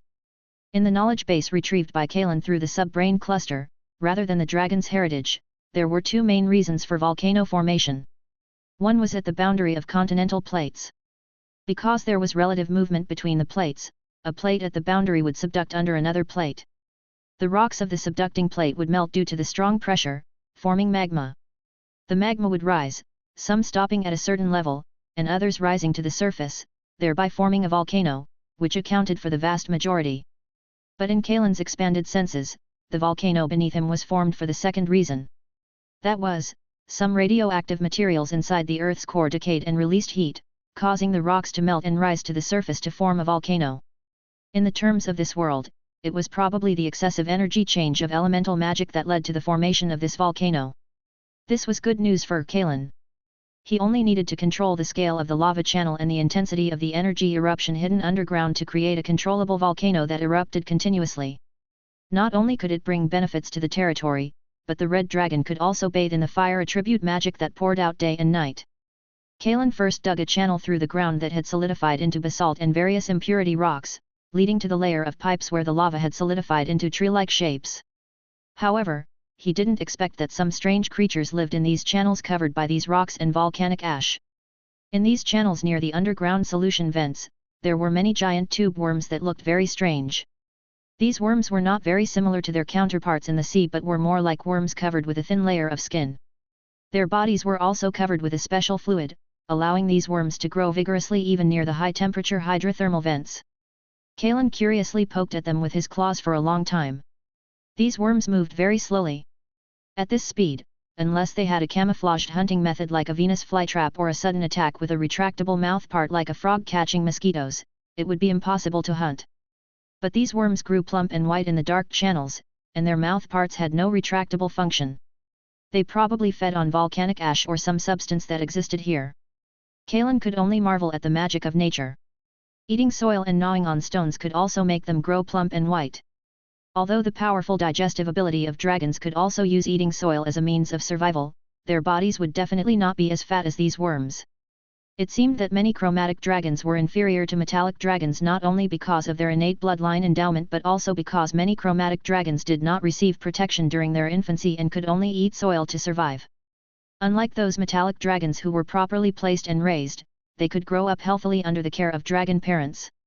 Kalen couldn't help but carefully pick up a worm with his claws and put it in his mouth, tasting the flavor of this worm that looked delicious in the eyes of a dragon. The surface skin of this worm was quite chewy. After breaking the skin, a taste like ice-cold snow lotus water spread in his mouth. The body fluid of a creature growing in a hot environment was actually cold. He smacked his lips, feeling that the taste was not bad. A weak energy poured into the dragon's body, so he decided to raise these worms as future desserts and snacks. In order to avoid these worms being burned to death by the erupting lava after excavating and activating the volcano as much as possible, he also deliberately changed to a direction with fewer worms to continue excavating. During the excavation process, he also discovered some strange-looking creatures, a scaly-foot gastropod snail, growing in some underground water-filled tunnels. Since these tunnels were close to the temperature radiation range of the underground magma, the water temperature in the tunnels could almost reach 400 degrees, but it still did not affect the activities of these snails. There were also some strange arthropods that looked like crickets, but Kalen politely declined these things. After excavating for almost 5 full days, Kalen approached the underground magma layer. On the one hand, it was necessary to first excavate a channel from the hard underground rock layer that would allow the huge red dragon to move freely, so as to avoid being too stuffy when the magma erupted. On the other hand, he was constantly exploring the underground situation with his senses. If the energy surging in the underground magma layer was too violent and exceeded what he could control, he planned to abandon this idea. Fortunately, the result of the exploration was pleasing to the dragon. After years of silence, this long-dead volcano had gradually adapted to a stable underground energy. Those surging fire attribute magic forces were also extremely gentle, within the scope of Kalen's ability to control. Now the red dragon could see the steaming heat emerging from the holes formed by the erosion of the hard rocks, and a strong sulfurous smell came out of these holes and cracks. Occasionally, leaping magma would also burst out of the holes. This layer of rock blocking the upward rush of the magma eruption was extremely hard. Even with the red dragon's sharp claws, it took some effort to cut the small holes and cracks into a round hole with a diameter of several meters. Even though these dormant magmas were peaceful enough, the enormous pressure and energy instantly pushed the magma upward.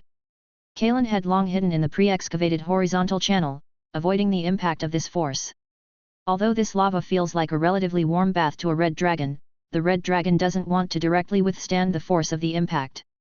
Under the red dragon's guidance, the lava, carrying high temperatures and a strong sulfurous odor, along with some materials deposited deep underground, rushed out along the channel. The long lava channel was quickly filled with surging lava and flames, and some precious minerals deposited in the lava also surged upwards with the gushing lava. This upward momentum gradually exhausted itself as it reached the volcanic crater, and the gradually spreading lava began to accumulate in the large volcanic basin, like a reservoir connected to a water pipe. A cloud of grey smoke began to fill the sky above the outer volcanic crater. The horizontal tunnel cave where Karen was located was also filled with the surging lava, but this high-temperature, corrosive lava was like a buff for the red dragon. The scorching lava gave the red dragon a warm, comfortable and relaxing feeling, as if he were enveloped in the womb. It made him feel more comfortable and relaxed than any massage or spa, like the relaxation a person feels when they suddenly lie down on a bed after a long day of work. Karen even had the idea of sleeping here for a while. The red dragon's hibernation mechanism was also triggered, and the red dragon, who had been awakened prematurely during his hibernation period, now felt like taking a nap. If it weren't for the pungent smell of the air current deposited underground, which choked the red dragon and made him sneeze several times, he might have just taken a good nap here. Chapter 71. In the end, Kalen suppressed this idea that was so wonderful and attractive to him, and he struggled to pry open his eyelids, which seemed to have developed a will of their own and wanted to close. Then, he shook his head to clear his mind, causing a ripple in the river of lava. He crawled out of the cave where he had temporarily taken refuge and swam upstream through the excavated tunnel. The dragon's powerful body allows them to survive in all weather environments, and red dragons are especially at home in lava rivers, swimming through the lava faster than fish in the ocean. He even took the time to grab several rare minerals and precious gemstones that were born in the volcanic lava as he swam up. He swallowed these gemstones into the dragon's unique storage stomach, and then, with the help of the lava fire stream spewing upwards, Kalen swam out of the long lava tunnel in no time, popping his head out at the entrance of the original volcanic basin cave. After a period of accumulation, the dried-up basin now had enough lava to cover the red dragon's lower body. He leisurely paddled around in the lava lake, stirring up countless tumbling heat currents, and then he flapped his wings and flew to the edge of the basin. Although the activation of the dormant volcano didn't cause a major disturbance under Kalen's deliberate control, the changes here still alarmed the other young dragons. The thick clouds of volcanic ash that accompanied the gurgling lava had already enveloped the top of the mountain and spread along the wind direction above the sky. Many scattered volcanic ashes stained the nearby mountains and the plains at the foot of the mountains with a layer of grey, and these grey volcanic clouds also frightened some creatures, who ran wildly for their lives on the grassland. Fortunately, the forest near the foot of the mountain had been cut down and cleared in advance, forming an isolation zone, otherwise it might have caused a mountain fire. 2 blue dragons, Dos and Axe, were flying in the sky, and the blue dragons who controlled the storm and thunder worked hard to disperse the gathered grey volcanic clouds. They drove these volcanic clouds to higher skies and then dispersed them as much as possible, so as to reduce the impact of the volcanic ash clouds on this land. This movement not only alarmed the young dragons, but also the dragons' familiars were watching at the foot of the mountain. These dragon familiars were all aware of the reason for the change in this volcano, only the power of the red dragon could create such a movement. However, although they were also very curious, the summit of this high mountain belonging to the dragon group was forbidden to other creatures. Even those loyal dragon familiars could only set foot there when summoned. The other young dragons stood in the distance on the top of the mountain and watched, and after confirming that it was the red dragon who spontaneously induced the change, they moved away from the crater that exuded steaming heat and the smell of sulfur. Although these young dragons could also survive in the crater, they did not enjoy the smell of sulfur like the red dragon. Only the female red dragon Kulnea happily came up, looking at the constantly accumulating and rising lava lake with a greedy expression. "Kalen, your lair looks very comfortable, can you let me in to see it? Maybe we can share the same lair as we did when we were hatchlings. Don't worry, I will never disturb you." Kalen couldn't help but find it amusing to see the little female dragon, who had always been grumpy, now looking so flattering. The red dragon, who usually acted like "I'm the second, Tiamat is the third," now looked especially ridiculous, like a little dog wagging its tail to beg for benefits, trying to put on a pitiful look in her vertical pupils that were inherently filled with the dragon's inherent indifference. But Kalen didn't want another dragon sleeping next to his bed, he didn't like other creatures approaching him when he fell asleep, which made him feel insecure. He knew how tempting a lava lake was to a red dragon, second only to treasure. But for Kalen, the lair was an extremely private space, he would rather share the treasure with the dragon group, but he would never allow another dragon to touch his lair. So the red dragon refused the little female dragon who looked particularly flattering, even though Kulnea's body had reached 9 meters after being baptized by the blood of reversion. But in these days, with sufficient food and energy supplements, Kalen's body had reached 12 meters. Compared to Kulnea's streamlined figure, his particularly strong body made the female red dragon indeed just a little female dragon. "Kulnea, you need to know that asking a dragon to share a lair means challenging that dragon. Could it be that you have now become so inflated that you want to challenge my power?" Kalen flexibly stood up using his hind limbs. The hind limbs he used frequently were particularly developed, and his wide wingspan stretched out to more than 20 meters. Even though Kalen's thorn-covered cheeks did not show any threat, his huge size and stretched movements still carried a terrifying sense of deterrence. Of course, Kulnea didn't want to challenge the red dragon in front of her, it was just that the red dragon's greed for a very suitable lair made her want to make a little attempt. She shrank the dragon's long neck. "I'm your sister, Kalen, so when you're not in the lair, I can always come here to enjoy it, right?" "Oh, are the 5-colored dragons playing the kinship card?" Kalen looked at the little female dragon in surprise. Although he thought it was a change for the better, he didn't entangle with Kulnea anymore. He pushed the female dragon in front of him away with a little force from his wings, which were wider and thicker than ordinary dragons, and said in a deep voice, "Work hard, Kulnea, take care of those newborn dragon-keen monsters for me, maybe one day I will help you divert the underground lava and let you have your own red dragon lair." The female red dragon was coaxed away by Kalen's simple words. He was about to fly away to find food and patrol the territory when the blue dragon Dos, who was dispersing the volcanic ash clouds above the sky, landed and walked over with his wings folded, obviously having something to say to him. Kalen had no choice but to stop helplessly and stood where he was. "Dos, do you also have something to say to me?"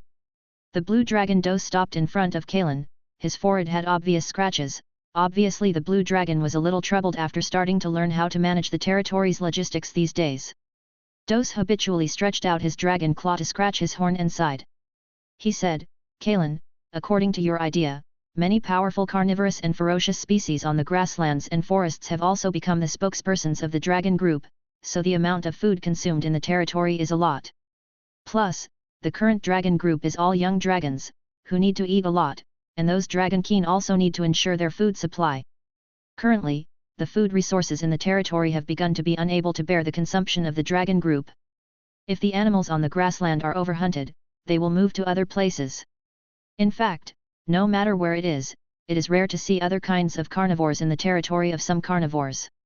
In the past, these dragons in the dragon group's territory often hunted those powerful carnivorous and ferocious species, because if the carnivores in an area gathered too densely, it would cause serious damage to the environmental ecology. Food cannot be adequately supplied, after all, for carnivores, their targets are some herbivores, and the growth of these animals takes time. Kalen nodded. After returning to this land, he had been busy building a defense system and rectifying his lair, planning to build his lair into an airtight fortress, which caused him not to notice this problem. Then what are your thoughts, Dos? I want to hear your thoughts. This problem is just a small problem in front of Kalen, but he doesn't want to directly propose a solution. He hopes that the dragons in the dragon group will also grow up, and it would be even better if they can be on their own in the future. As the owner of the dragon group, the king of this golden land, he and the former Carthaginian Empire Emperor Carol Caesar were completely opposite in their approaches. The emperor of the Carthaginian Empire, Carol Caesar too, had an extremely strong desire for control, liked to hold all power tightly in his hands, and control others. He would not easily delegate power to his subordinates, so the pressure on the empire's subjects was extremely great, which was due to personal character. But Kalen preferred to control himself. He accepted everything that was about to happen and welcomed such challenges. He didn't even care about the separation of power. Because in his eyes, as long as he can continue to be strong, he can easily suppress the dragon group and the familiars. In the face of strong power, everything can be reversed. And if there is no power, the power that is valued is just a castle in the air. Of course, maybe there is also the most important reason: he is relatively lazy. Chapter 72. Maybe it's time we expanded our territory, perhaps starting with the grasslands, where many beasts and creatures live, Blue Dragon Dos said. With enough territory, we can support the dragon clan's consumption with reasonable restraint. Blue Dragon Dos looked into Kalen's eyes, and after receiving an approving glance, he continued, perhaps we could learn from humans and establish stable food cultivation bases in the forest. We can have the dragon keen and centaurs leave a fixed number of people to guard the bases, while the rest can open up land in the forest. Once these fertile lands are cultivated, they can bring us considerable harvests in just a few years. The crops can supply the dragon clan's followers, and the dragons can occasionally have a change of pace. Yes, that's a good idea, Dos. You're right. Kalen no longer maintained his previous intimidating demeanor towards Clinea, but instead squatted on the ground, relaxing his posture. In fact, Kalen's ideas were not much different from the blue dragons, perhaps just a bit more specific. However, Kalen still encouraged Blue Dragon Dos to continue, as independent thinking is a necessary condition for every dragon to grow into a capable leader. Keep talking, what other ideas do you have?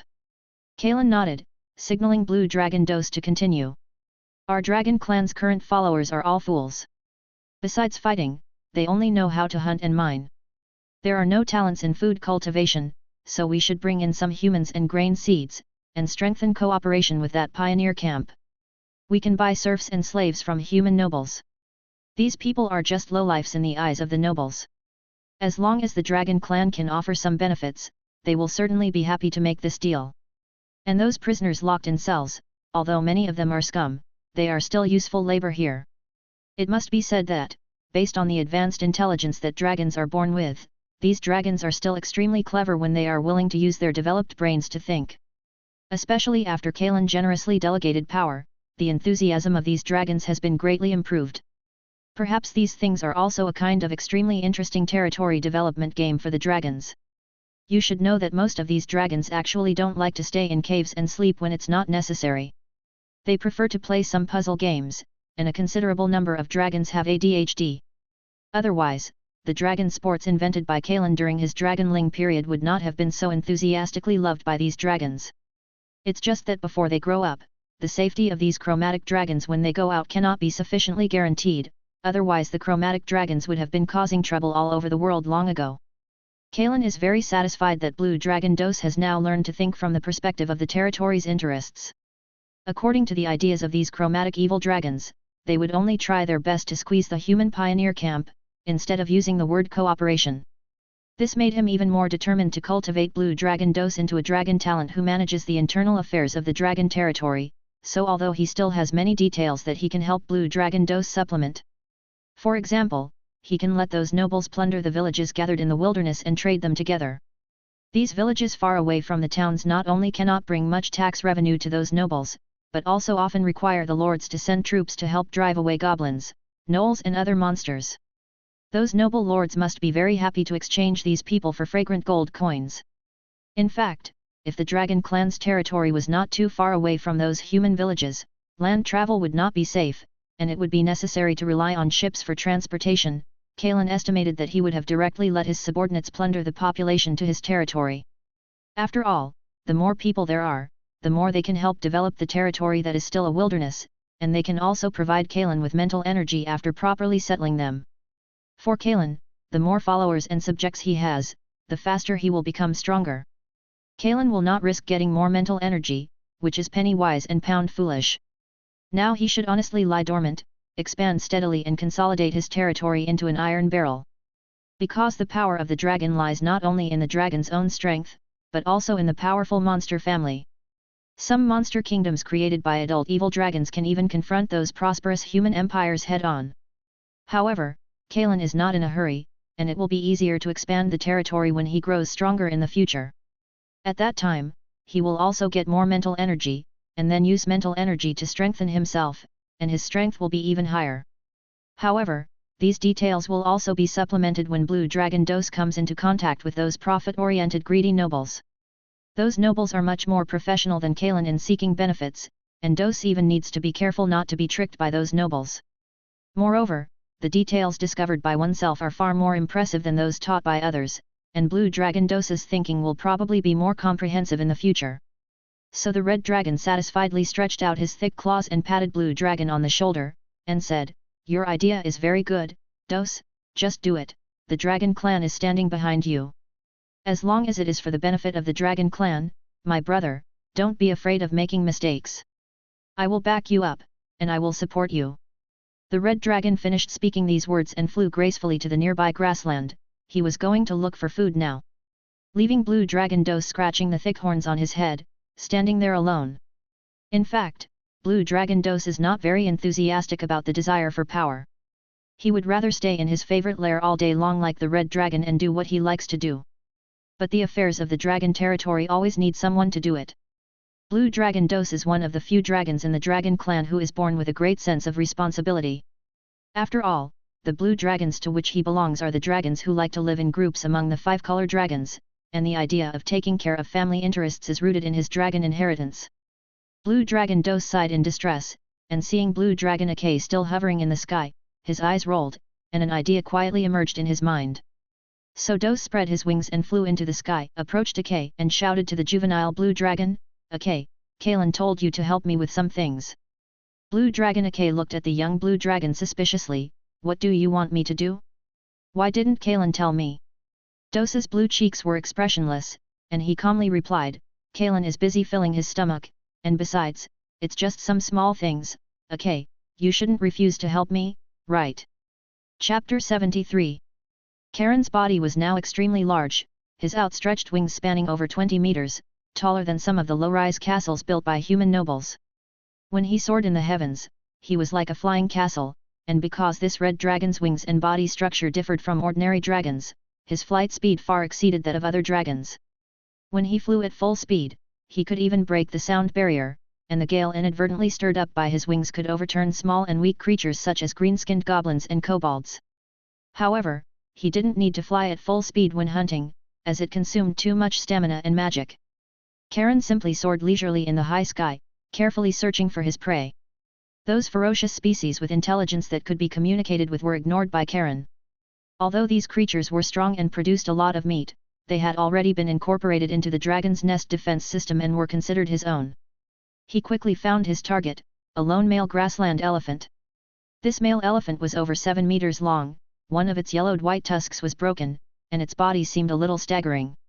It was obviously a loser who had failed to compete with other male elephants for mating rights and leadership in the summer.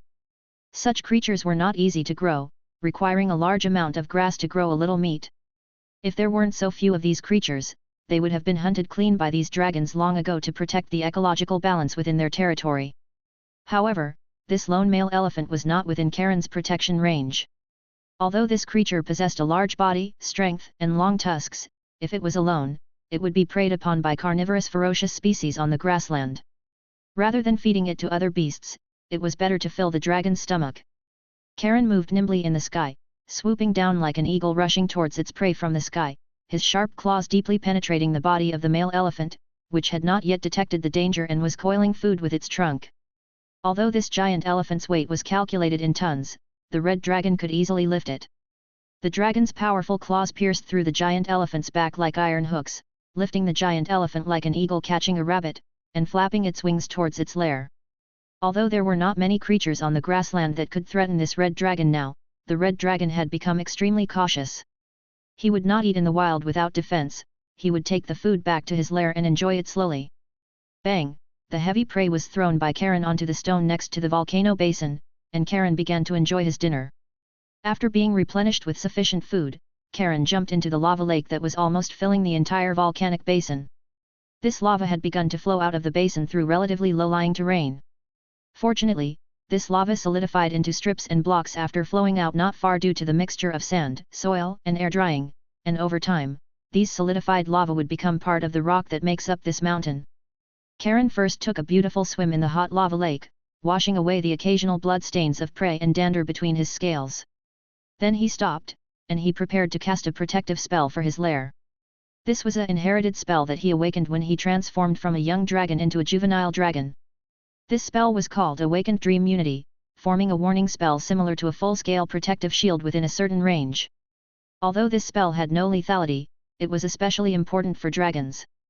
Because under the obstruction and warning of this spell, any creature, even astral creatures and ethereal creatures, entering the warning range of this spell would be discovered, and then awaken the dragon's active perception. This spell was more important to dragons than other lethal spells, because every time a dragon transitioned to the next age stage, when its bloodline grew again, it needed to enter a long period of sleep. The more powerful the dragon, the longer it slept. However, even those adult dragons or even legendary dragons, if they were not careful after entering sleep, they would be killed by other creatures who intended to slay dragons. There were many such examples in Karen's inherited memory. This kind of talent spell that emerged from the dragon's bloodline always had a feeling of lottery in Karen's eyes. Fortunately, Karen was lucky this time and won this extremely useful spell. However, this spell required the magic power on the dragon's body to continuously supply energy, and it was originally cast on the dragon itself. But Karen planned to use the abundant magic power in the volcanic lava lake as an energy node to supply this spell, and the spell would be cast on the entire volcanic basin, covering Karen's lair and the entire mountain. This would give Karen an extra layer of security when he slept in the lava lake in the future. As a spell-casting method awakened from the dragon's bloodline, it was different from those magics. The red dragon only needed to use his will to control the magic power in his body to resonate with the spell seeds in his bloodline. Then a faint invisible ripple rose from under the red dragon's feet and spread in all directions, and then covered the entire volcanic lava. This spell was extremely secretive, and it was difficult for other creatures to discover except for Karen. Even those masters who were proficient in stealth and sneak could hardly find traces of awakened dream unity without knowing it. Karen also dug a wide downward cave on the higher side wall of the volcanic basin, which would be the cave he used to collect his treasures. The high threshold blocked the flowing and gushing lava, but then there was a passage straight down, which was equivalent to a natural trap. Entering the red dragon's cave rashly without knowing it would only fall into the deep cave. If a lucky adventurer could break through the siege and come here, he might end up in this simple trap due to carelessness. After digging a downward passage of about nearly 100 meters, Karen avoided those lava channels spewing lava and dug a wide cave in the mountain belly. This cave was extremely dry because it was close to the lava channel emitting high temperatures. Karen also used his talent to control the earth to renovate the cave well, strengthening the stone walls of the cave to the extent that even his dragon claws could not easily destroy it. Then he spat out those rare ores and various gems treasured in his storage stomach, including a fist-sized, crystal-clear, blood-red fire magic gem, which was a good thing Karen found underground. Finally, Karen used dragon language to activate magic power and released a spell that almost all dragons must learn on these treasures, Treasure Guardian. Under the effect of this spell, if anyone wanted to take even a tiny bit of treasure from the treasure without Karen's permission, its carrier would feel nauseous and vomit. If you want to avoid vomiting, you can only put down the treasure, otherwise the effect will be enhanced and gradually become so heavy that you cannot move. Of course, if this person's strength is stronger than Karen's, he can also find a way to avoid this effect. After completing this series of protective measures, Karen climbed up the passage with peace of mind and then re-entered the lava lake that was constantly rolling out sulfurous odors and flames. The abundant fire magic power poured into the red dragon's body, causing the red dragon's spirit to feel a little sleepy. So he closed his eyes and sank his entire body into the lava lake, and he could finally rest peacefully. The massive and violent fire magic power, which was also considered massive and violent for other creatures and even other dragons, enveloped the red dragon's body, making the sleeping red dragon seem to exist in embryonic gestation. Those violent energies for the outside world became gentle under the red dragon's body, and turned into trickling and gentle energy to begin to penetrate every scale and every inch of skin on the red dragon's body. The red and golden scales on the red dragon's body became more supple under the abundant energy, and a faint firelight rose up. Under the nourishment of the firelight, these red scales were slowly becoming deeper. Other magic powers mixed in these fire magic powers were also pushed away by the firelight on the red dragon's body, squeezed in the rolling lava lake, and gradually solidified under the strong pressure of the excessively abundant fire magic power. Small crystals also began to float in this constantly flowing lava lake with the passage of time, emitting a strange brilliance, like precious gems. But even the most precious gems in the world cannot be compared with these crystals, because these crystals are pure magic crystals formed by other species of magic power under strong pressure. These are the magic gems that are considered extremely precious in the eyes of mages, which can not only supply the needs of mages for cultivation, but also are necessary materials for many magic arrays, especially high-level spells, which especially require this kind of gem containing pure magic power. Only some earth and metal magic powers can approach the red dragon's body under the squeezing of such abundant fire elements, and be absorbed by the sleeping red dragon one by one. This is derived from the red dragon's awakened talent of the king of earth and metal, and spontaneously absorbs the required elemental magic power for growth. The red dragon's body floating in the lava lake is also slowly growing under the nourishment of massive elemental magic power. Under his super limited growth talent, massive magic power is like being attracted by a black hole, and begins to slowly gather with the red dragon's body as the center, beginning to form an elemental storm centered on the red dragon in the lava lake. At first, it was just like a breeze blowing over the agitated and splashed lava. As time went by, these heavy lava and impurities wrapped in the lava began to rotate like a slowly stirred vortex. Affected by the red dragon's power, countless rising lava in the underground lava channel overflowed and splashed around in the stirred vortex, turning the entire volcanic basin into an extremely dangerous forbidden area. The excessive lava accelerated the pace of overflowing the lava lake, and the gurgling lava flowing down from the top of the mountain, emitting high-temperature heat and sulfur, gradually enveloped the entire mountain. The steaming hot wind and sulfurous breath gradually enveloped the entire mountain. Chapter 74. The human pioneer camp was still expanding, far beyond the original ogre camp. Simple log cabins stood in the camp, and the unplanned construction of houses had begun to appear chaotic. After all, most of the controllers in the camp now focused on seizing profits with all their strength, sending servants and soldiers to collect related fees on time every month, and letting the camp grow wildly the rest of the time. More and more people were coming to this land, and those nobles, having lost their shackles, could spare more energy and manpower to send here. The benefits they had gained in the early cooperation with the dragons were enough for them to increase their investment costs. After all, an undeveloped territory rich in species had too many ways to earn gold coins. And these people didn't need to care about the construction and sustainable development of this land, only to take it unrestrictedly, so it seemed that the invested cost was almost zero cost compared to the income obtained. There were also some down-and-out petty nobles and knights who, during this period of development boom, sold all their family properties, brought 1 or 2 loyal guards, and came to this land of miracles that was gradually praised as a dead end to find a chance to turn over. Some civilian mages also joined this ranks, but unlike these down-and-out nobles and knights, even the poorest mages could often rely on their abilities to win over a team. Moreover, civilian mages often had one or two unique spells and skills because they often had to be in adventure, which also made them very popular with those adventurer teams. So often the arrival of a mage meant the arrival of an entire adventurer team. Reza was such a mage. His team had two strong warriors, a priest good at healing, a shadow assassin who was not good at socializing, and a mage, that is, himself, which was the standard configuration for most small adventurer teams. When Reza and his adventurer team partners struggled to squeeze out of the crowded cabin and set foot on this land, they realized that maybe the rumors were true, their trip was not an adventure, but to make money. The entire camp had expanded continuously and was nowhere in sight. According to Reza's estimation, this camp was almost comparable to a prosperous town in those noble territories. In fact, this was already a small town, except for the town garrison without walls. People who set foot in this place called this growing town Golden Seaport Town. It meant that what flowed out of this town seaport was ship after ship of gold, and everyone who had gained something here extremely agreed with this name. The town, which was expanded hastily without planning, appeared particularly crowded. Even though many adventurers and gold diggers had gone to the forests and grasslands, the people who remained in this town still made it particularly lively and prosperous. The crowded streets were crowded with people, and there were many stalls on both sides of the road, all with strange things, including dark ore, like gems, and herbs that looked like branches. There were also many terrifying trunks, furs, and bones from various different creatures. The owners of those stalls were all lean adventurers, and obviously these things were their gains here. Although Reza was only a civilian mage who was lucky enough to get inheritance, every mage possessed a lot of knowledge. When he shuttled through the crowd with his team, he used his knowledge to identify the goods on those simple stalls. The identification result surprised him.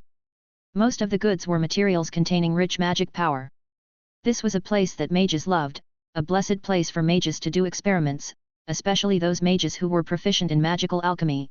Reza made a judgment in his heart, he had decided to do a good job here. Reza finally squeezed out of the crowd with his team and found a tavern to rest. Looking up, a large sign hung on the eaves of the tavern, with a few crooked characters written in common, Ross and Hurl's Tavern. In fact, this tavern was not small at all. Even though it was noon, the number of people in the tavern was still large. Reza followed the team into the noisy tavern and found a table to sit down. Although human adventurers occupied the vast majority of the tavern, Reza also saw some figures of half-elves and orcs, as well as 2 or 3 centaurs and kobolds. Those human adventurers were obviously accustomed to this situation, so they still talked to themselves. Only Reza and his companions were a little surprised by this situation. After all, in the eyes of most people, races such as kobolds and centaurs were not friendly to humans, especially kobolds. Although this monster was not strong in combat, it was particularly cold-blooded and cruel to other races. But these monsters were also sitting peacefully at their respective tables drinking, muttering in languages that the mage could not understand. Obviously, the personnel in this place were very complex and tolerant. Looking at the few types of wines and menus written on the wooden wall, a specially marked wine attracted Reza's attention. The mage waved and beckoned the tavern attendant and asked, "Hey, bartender, what kind of wine is this dragon's drink and say it's good? Bring me a glass to try." Hurl ran up happily.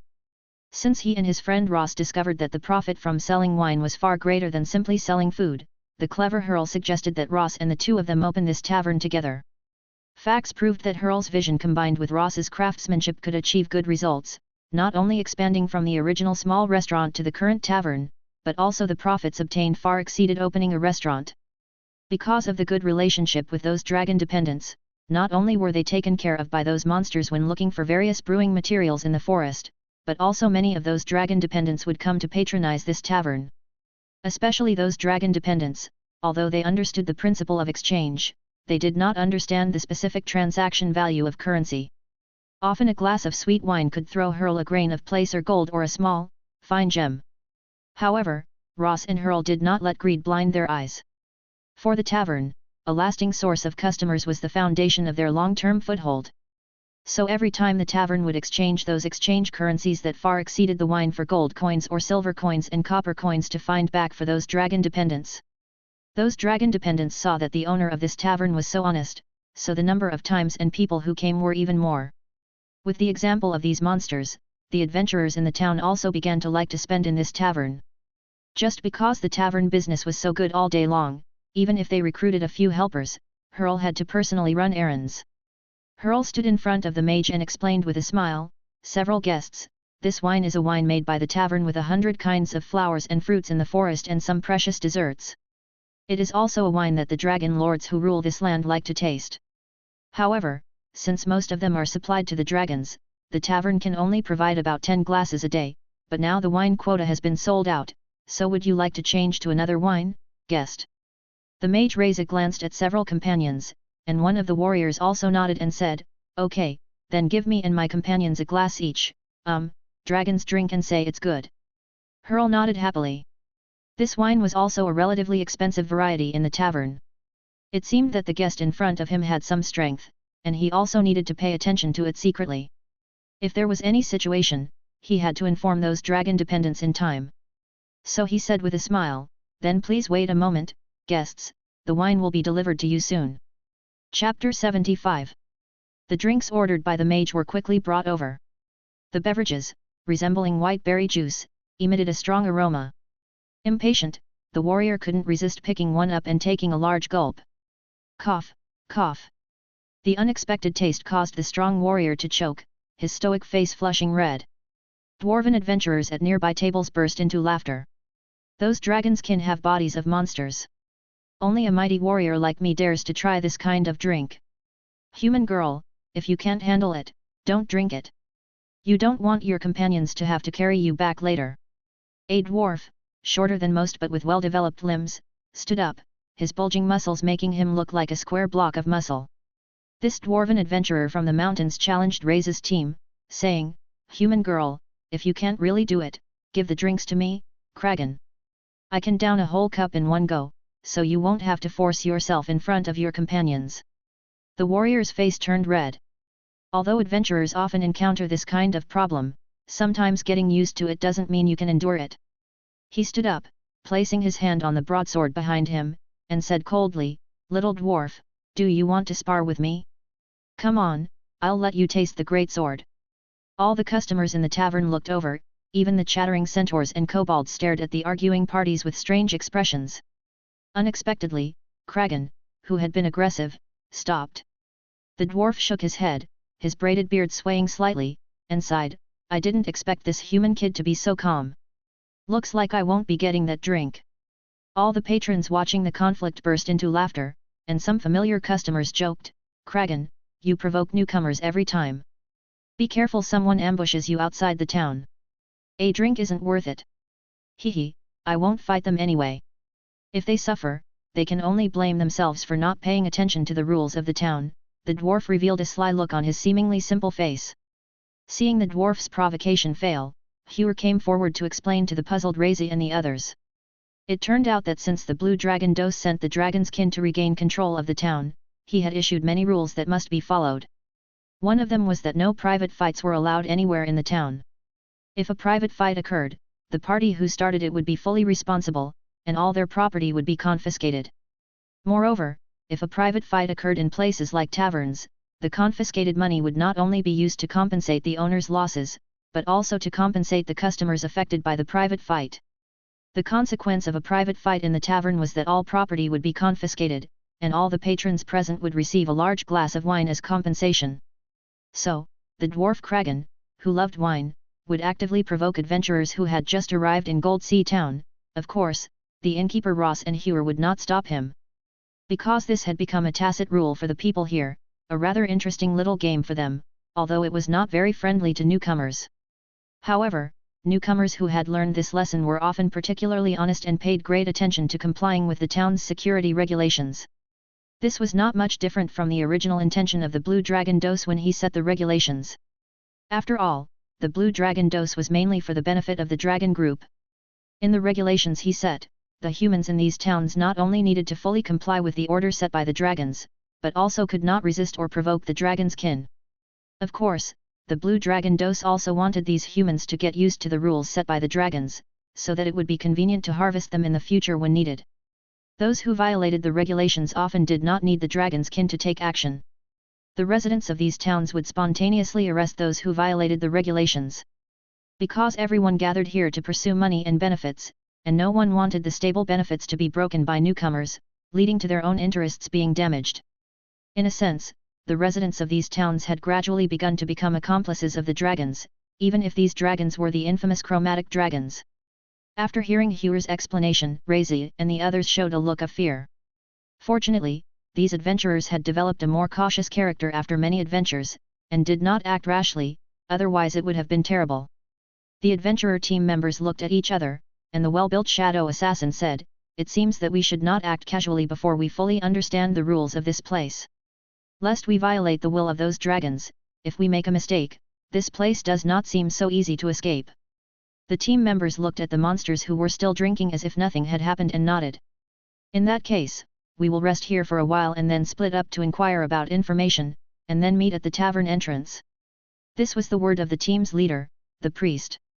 The mage observed the details of the surroundings while inquiring information from other adventurers to find the center of the town.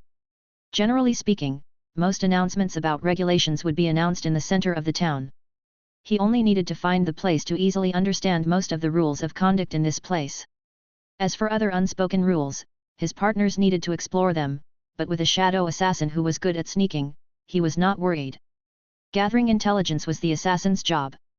Every excellent assassin should be an excellent intelligence-gathering master. Those assassins who simply relied on their own abilities were generally like reckless young chromatic dragons, becoming the battle achievements of others. People came and went. The mage suddenly noticed a large group of monsters crowding in. They should be the dragon's kin. The leading centaur monster had obvious dragon characteristics.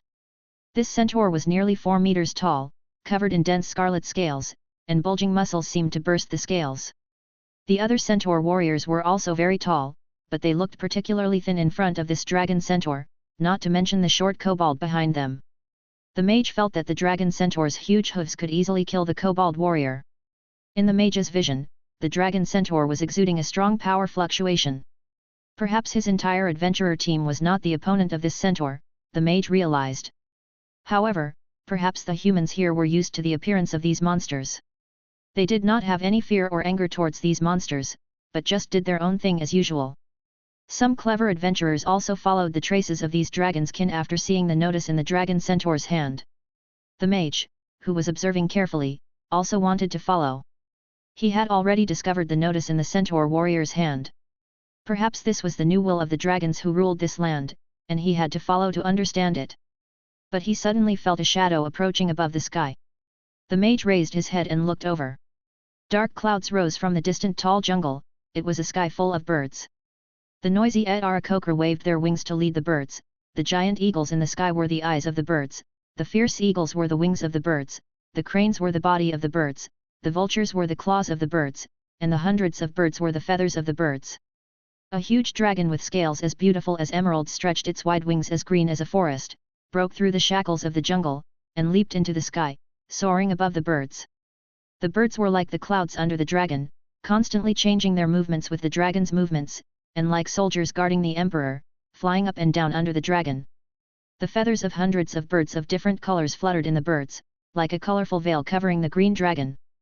The birds followed the beautiful green dragon across the forest, across the town, and flew to the distant prairie.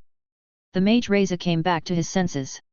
He had already seen the green dragon in the Gormara dragon group. He wondered what the red dragon known as the King of Earth and Metal, the tyrant who controls flame and magma would be like. Chapter 76. The Dragonkin centaur Chiron commanded his monsters to clear the crowd gathered in front of the notice board. His centaur warriors and kobolds struggled to push the throng back 3 meters from Chiron. These dragon dependents didn't carry weapons in this primarily human town, only the long staffs used for daily maintenance of town order. Although the human nobles and merchants had brought craftsmen to smelt iron ore, the forges focused on more precious minerals, so the iron was just a byproduct. Even though the dragons had begun consciously transferring their dependence to human forges to learn casting techniques, they couldn't meet the weapon demands of all their kin anytime soon. Currently, aside from the centaur tribe's warriors, who were naturally skilled cavalry, the other dragon dependents used rudimentary weapons. Even among the centaur warriors, not everyone was equipped with iron. These long staffs, made from special forest trees, were extremely tough and could rival sharp swords, but the surrounding crowd wasn't afraid. Firstly, they had grown accustomed to the existence of these dragon dependents. Not only did the humans need to strictly adhere to the order established by the dragons, but these dependents were also bound by it. Moreover, these monsters, due to their inherently evil nature and some innate chaos, were often subject to stricter constraints than the humans. Perhaps in the dragons' eyes, all lives were equal, merely subjects ruled by the dragons, differing only in the degree of closeness and trust. Secondly, almost all the humans who gathered were intelligent. They eagerly listened whenever new regulations or rules were announced. Because these announcements represented the dragon's will, or rather, the dragon lord's policies for governing the land. Those with keen senses could find ample business opportunities in these new rules. Sometimes, being one step ahead meant gaining an advantage. Therefore, almost all who gathered were stewards sent by pioneering nobles and principals of major merchant guilds, as these individuals possessed a keen sense for profit. The dragon dependents formed a circle around the most powerful warrior of the centaur tribe, and then the mighty warrior unfolded the thick parchment notice. However, the centaur warrior suddenly froze, realizing he couldn't read. "Damn it, I forgot to bring that female slave of Lord Kalen. She usually helps me read the notices." The centaur warrior Chiron scratched his head, scanned his subordinates, and asked, "Is there anyone here who can read? Step forward. After you read this notice, I'll tell Lord Dos of your merit." The surrounding monsters stared blankly at each other. There were no schools or places to impart knowledge in the wilderness. It was already considered remarkable for these monsters to understand and speak the common tongue. Asking them to read and write was unthinkable. Not every race could possess inheritance and innate knowledge like dragons. "Damn it," Chiron cursed using words he had learned from the humans. "How can I manage the territory well for the dragon lord with you lot of good-for-nothings?" Annoyed, the centaur warrior supported himself on his front hooves and kicked one of his subordinates away with his thick hind hooves. The unlucky monster flew into the crowd, knocking down several onlookers. Chiron scratched his head and suddenly had an idea. He patted his head, proud of his cleverness. The centaur took out a gold coin from the pocket at his waist, but reconsidered and exchanged it for a silver coin. Before taking the silver coin out of his pocket, he hesitated again, finally pulling out a few copper coins. Chiron held the copper coins in his broad palm and shouted to the surrounding residents, "Is there anyone here who can read? As long as you can help me read this notice, these copper coins are yours. But no mistakes. Otherwise, I won't pay," the centaur emphasized seriously. Despite being just a few copper coins, the condition was so simple that many residents raised their hands to indicate they could help. Chiron stared for a long time and selected an old man with a gap in his front teeth, because he had heard that the older these humans were, the more knowledge they possessed. "Hey, you," the old man, Chiron pointed at the selected human. The old man smiled, revealing his toothless mouth, happy to be chosen. This was the same old man who had guided Ross and Hurl. The old man took the thick parchment roll from Chiron and squinted as he read. According to the management methods discussed by the Blue Dragon Dos and Axe, the main points of the announced regulations were as follows. Firstly, they would begin collecting corresponding taxes on all commodity transactions and circulation, instead of only collecting a certain percentage of cooperation money and related market rent taxes as before. The dragons no longer needed to concede relevant benefits, they were beginning to govern their territory like a lord. Of course, to promote the town's development, the dragons currently had no intention of levying tariffs. Moreover, they restricted the trade of certain commodities, such as spices, which were scarce inland and more valuable than gold. These precious commodities required taxes based on a certain percentage of the transaction amount.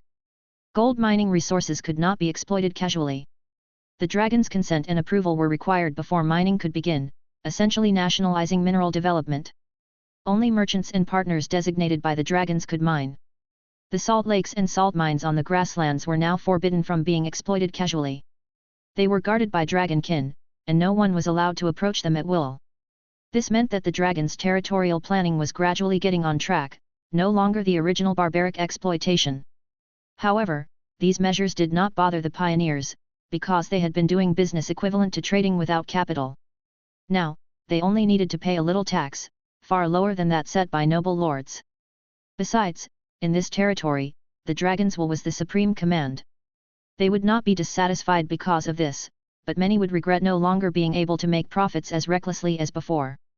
Those nobles and mages who already had cooperative relationships with the dragons were even happier. They understood better than anyone how profitable exclusive franchises could be. Almost all the nobles and merchants present were eager to please the dragons in the hopes of obtaining this right from the Dragon Lord. However, the following decree caused even more of a sensation. The dragons exempted food trade from taxes and encouraged humans to settle in this land. The dragons would recognize the rights of humans living in this land. Regardless of their status, they would become free people after gaining freedom. Each person brought back would receive a fixed amount of reward.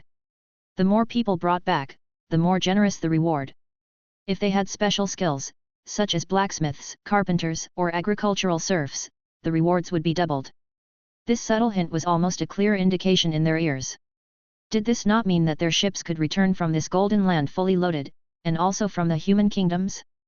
This was equivalent to encouraging everyone to become robbers who plunder and migrate people. The nobles were even more delighted that the refugees in their territories and the scattered villages in the wilderness could be exchanged for large amounts of gold. What was even more tempting for other ordinary adventurers was that the dragons actually promised that everyone could cultivate in this land. The cultivated land would belong to the cultivator, and no taxes would be required for 10 years. After 10 years, only a certain percentage of taxes would be required, and this percentage was lower than that of other noble lords. This condition, which was impossible for other lords to offer, could be guaranteed in the dragon territory, which was almost entirely wilderness. Moreover, they encouraged humans and other races to settle here, and promised that they could have the status and power that normal people should obtain. Not only that, if they had outstanding talents, they could also become officials in the dragon territory. Moreover, as long as they became residents of the dragon territory, these residents would be exempt from military service for 3 generations, meaning that the territory would not actively conscript these residents within 3 generations, and would actively help residents build houses. For the dragons, although these conditions were quite generous, they did not actually harm much benefit, because those endless forests were originally idle and in urgent need of population development and utilization. But even the nobles and mages were tempted by this condition. They had already begun to step out of their residences and stand on the balconies to observe the next trend. Even if they already had large families and businesses, there would always be some illegitimate sons and distant relatives in each family. Instead of staying in the family and being depressed, it would be better to bring them here to seek development. It was foreseeable that as the dragon's rule gradually got on track, the relevant systems would also need to be gradually improved. This meant that not only could they earn a lot of money in this land, but perhaps they could also become a noble official in this gradually forming dragon kingdom. The increasingly enthusiastic atmosphere in the crowd drowned out the old man's voice, until Chiron sent his subordinates to stop it several times before the notice could continue to be read. But the mage Laze's thoughts had drifted far away. He decided to go back and discuss it with his adventurer team. These dragon lords currently intended to build a different dragon kingdom, rather than choosing to have a monster kingdom like other 5-colored dragons. Opportunities and dangers coexist.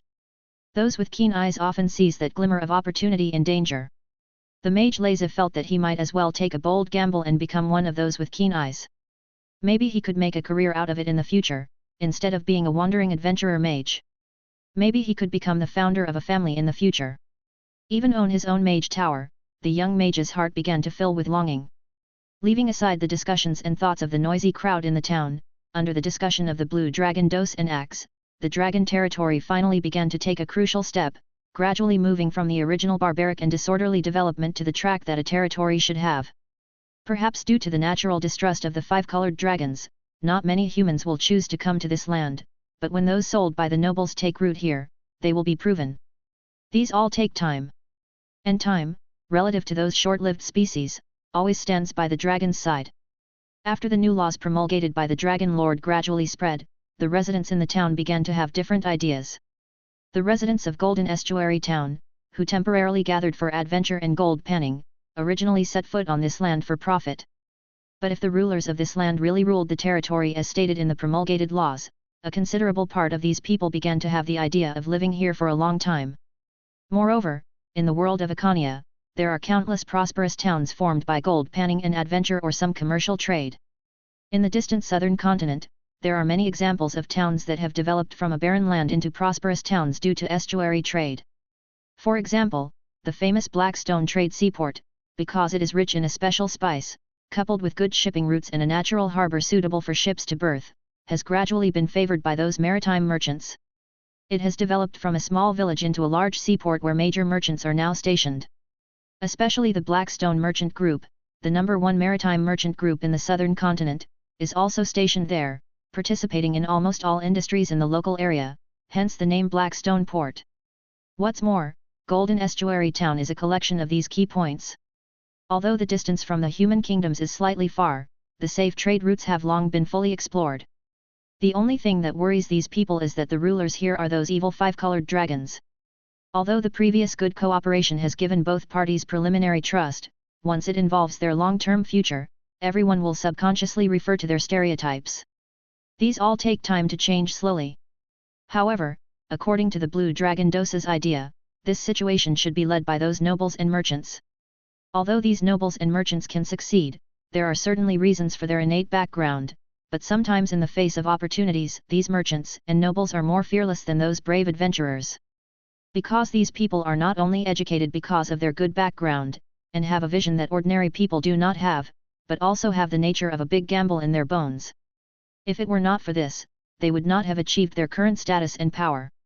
Of course, what is more important is that in the face of sufficient interests, these people can do anything. They are only afraid of no benefits or too few benefits. Chapter 77. The coastline of Golden Seaport Town stretches for about 20 li. The natural harbour has deep anchorage waters, with the shallowest points nearly 15 meters deep and the deepest around 40 meters. As the town grew, the docks were expanded. Now, even multi-masted sailing ships built by the southern countries can easily dock at the harbour. Currently, the harbour is filled with various multi-masted sailing ships, single-masted square-rigged ships, and even some galley ships. These vessels gently rock in the calm waters. Golden Seaport Town under the night is still brightly lit, as if these adventurers possess inexhaustible energy. Even after toiling in the endless forests and vast grasslands during the day, they still eagerly gather in taverns for lively discussions at night. Many adventurers also take advantage of the night lights to sneak into the ladies' houses with lanterns hung high. Before long, the exquisitely renovated residences echo with soaring sounds, like a duet from a noble orchestra. Mist gradually spreads from the depths of the sea, moving towards the coast under the blowing sea breeze, enveloping the ships docked in the harbour and parts of the town. The sailors on watch aboard these ships are long accustomed to the scene and are not surprised. A young sailor climbed out of his companion's bunk, shuffled into his shoes, and donned waterproof, warm clothing. Enduring the foul odor permeating the ship's hold, a mixture of wood, garbage, food, and cargo soaked and rotting, combined with humidity, body odor, and mildew, he brightened the masthead lamp to prevent accidents. Unbeknownst to him, in the increasingly dense fog, a hideous monster quietly emerged from the sea. A pair of venomous, cruel eyes scanned the area in the mist, cautiously observing this town that seemed to have no night. This monster's body, from head to toe, was about 2 to 3 meters long, with a slender build. Its dark green skin was covered in a grid-like pattern, with occasional patches of small scales appearing on some body parts. Its head had prominent features, with developed jawbones and sharp teeth. Its limbs had webbed feet, and its head, neck, back, and forearms had sail-like vertical fins, and fish-like eyes. The monster's tail had a pair of strong fin-like structures, and its sharp claws held a trident decorated with coral and seaweed. This was a sahuagin, known by coastal human residents as a sea devil. These monsters typically dwell in ocean caves or deep-sea trenches. They enjoy hunting and attacking any creature they see. Although they sometimes trade, they prefer to plunder coastal settlements and merchant ships to obtain what they want. They are a highly predatory, fish-like intelligent race. However, those who call themselves righteous and good, and never eat intelligent creatures, the bronze dragons, are very fond of the taste of these monsters and often eat them, so they do not recognize these sahuagin as intelligent beings. Unlike the blue dragons among the chromatic dragons, who not only recognize these sahuagin as intelligent beings but also eat them even more readily than bronze dragons. This sahuagin was a member of a sahuagin tribe living in a deep-sea trench far from this sea area. In the past, when these sahuagin occasionally patrolled this sea area, they did not pay attention to this place because they knew it belonged to a tribe of ogres. Those foolish ogres were poor but powerful, not worth the sahuagin's attack and plunder. Moreover, there were few merchant ships coming and going in the past, which did not attract the sahuagin's attention. But this sea area seems to be getting more lively recently, with more and more humans and merchant ships passing by and docking here. This caught the attention of the monster who occasionally patrolled this sea area, so he began to lurk and investigate. In the eyes of these sahuagin, humans give them the impression of being extremely weak and easily bullied. So, After observing for a while, this Sahuagin sank into the sea and approached the sailor on the ship. The young sailor was unaware of the danger approaching. After lighting the masthead lamp on the ship, he looked enviously at the lively town on the shore. He muttered to himself, facing men's butts all day, I've almost forgotten the wonderful taste of those ladies, damn it. Suddenly, he heard a violent sound of water breaking. He quickly turned his head to look at the source of the sound and vaguely saw a green monster leaping out of the water in the hazy mist, releasing a strong stream of water. Before the sailor could shout, he was hit in the face by the powerful stream of water and felt a darkness before his eyes. A sharp trident had pierced his body with great force, and the sailor fell weakly onto the deck. Thump, the Sahuagin grabbed the ship's side and jumped onto the deck. Without lingering, he dragged the unconscious sailor and jumped back into the sea. He planned to take this human to report to the Sahuagin nobles and priests who ruled the tribe, perhaps he would receive a generous reward. Get out of the way, get out of the way. The Sahuagin, possessing nearly several times the strength in the water compared to land, easily dragged the human corpse with one claw into the huge cave in the trench, while driving away the other Sahuagin who were approaching because they smelled the blood and meat. When he entered this deep and vast cave, he did not look at the Sahuagin guards who were eyeing the human in his hand covetously, but directly bypassed these guards and walked towards the upper level of the cave. The upper level of the cave had another wide space, which appeared somewhat pearly and precious under the reflection of various underwater coral gems. The top and walls of the cave were painted with strange and hideous murals using special lipid fluids. These murals mostly depicted ferocious sharks fighting various strange deep-sea monsters. This was the god worshipped by these Sahuagin, the shark god Sekola. Below these murals sat a tall, hideous, and ugly male Sahuagin. Several female Sahuagin surrounded this male Sahuagin, and they were working hard for the reproduction of the race. This was the female priest in the Sahuagin and the Sahuagin baron who ruled this tribe. The patrolling Sahuagin did not dare to look too much. Although these female priests were the baron's playthings in the Sahuagin tribe, they themselves had the power to guide the power of the shark god Sekola, so they also had a huge influence and a very high position in the Sahuagin group. Lord Baron, I have discovered good news. The patrolling Sahuagin threw the already pale and swollen human on the ground, knelt on the ground, and stared at the ground under his feet with his fish eyes, not daring to look up. The Sahuagin baron, who was lying on the female priest busy wriggling his ugly body, turned his head to look at the intruding patrolling Sahuagin. He showed his sharp teeth and smiled coldly, this news better satisfy me. Chapter 78. The mountain where the red dragon resides is now perpetually shrouded in billowing hot air. Combined with the scorching summer heat, the air here seems distorted, with only glimpses of the molten lava lake visible through the shimmering haze. Even the young dragons are unwilling to approach this mountain. Although their robust bodies remain unharmed, they dislike the intensely hot environment. However, today, the elemental storms and hot winds enveloping the mountain seem to have dissipated considerably, improving the clarity much more than usual. Karen's form can now be vaguely seen through the hazy heat, submerged in the scorching, corrosive lava. This corrosive lava cannot harm the red dragon's tough scales, even if he spends all day soaking in the lava lake. Even as a young dragon, his scales were strong enough to withstand the strikes of ordinary iron weapons.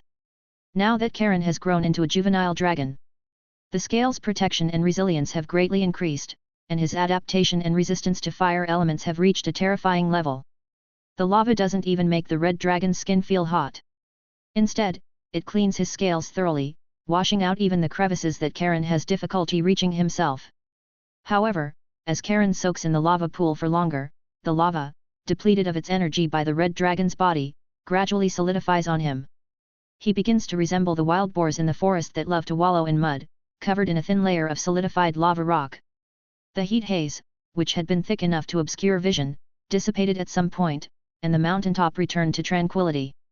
Amidst the pungent smell of sulfur, the red dragon comfortably opened his eyes, and his massive body rose from the lava lake. Karen felt a slight stiffness in his body. Looking down, he saw that many parts of his body were encased in a layer of semi-solidified stone. The solidified lava was a strange, dark red color, evoking some unpleasant memories. Tisk, Karen activated the magic in his body, shaking off the solidified lava from his wings, and then, like a swan taking flight from the water, he flapped his wings and landed on the shore of the lava lake. No wonder dragons can sleep for decades once they find their favorite lair. This feeling is just too comfortable. Karen shook off the outer layer of lava from his body like a bird preening its feathers, and the dark red surface turned into fine gravel that fell to the ground. Feeling that the slight constriction on his body had disappeared, Karen then retracted his wings and began to move his body around on the mountaintop. After this period of rest and nourishment with ample magic, Karen's body has grown a little more, now reaching a length of 13 meters. To be honest, Karen enjoys the feeling of constantly growing just by lying down and sleeping. Unfortunately, Karen knows that the power gained solely through natural growth is not enough to stand in this dangerous world. Even young and adult evil dragons can be slaughtered for various reasons, let alone Karen, who is still just a juvenile dragon. Moreover, his conversation with the mage instilled in him a sense of urgency to become stronger. However, after the last lesson, the red dragon and the other young dragons already know the importance of cautious development. Fortunately, after talking with the mage Laps, he roughly knows which direction he should take in the future. Karen's increasingly large body squatted down, like another red hill standing on the mountaintop. He began to retrieve the knowledge about magic from his sub-brain. Rows of information flowed through his eyes, and spell models, analyzed and simulated by the sub-brain specifically for Karen, began to take shape. The light of magic began to surge on Karen's red claws. An acid dart formed under Karen's will and flew towards the ground, striking a shallow mark on the scorched earth and corroding it with a slight sizzling sound. This is the effect of the magic cantrip Acid Splash. The magical light on Karen's hand continued to surge, and 4 lanterns appeared around him, emitting a hazy light. This is the Dancing Lights spell. Another illusory sound rang out around him. The volume of the sound was originally equivalent to the volume of 5 or 6 ordinary people. This is the Ghost Sound spell. However, due to Karen's exceptional magic resistance, this cantrip applied to himself had no effect. This was just Karen's judgment based on the magical common sense that the mage Laps had taught him. Then Karen continued to try several other cantrips, including Arcane Mark, which was not much different from the dragon's innate spell item identification, and Mage Hand, a cantrip favored by low-level mages.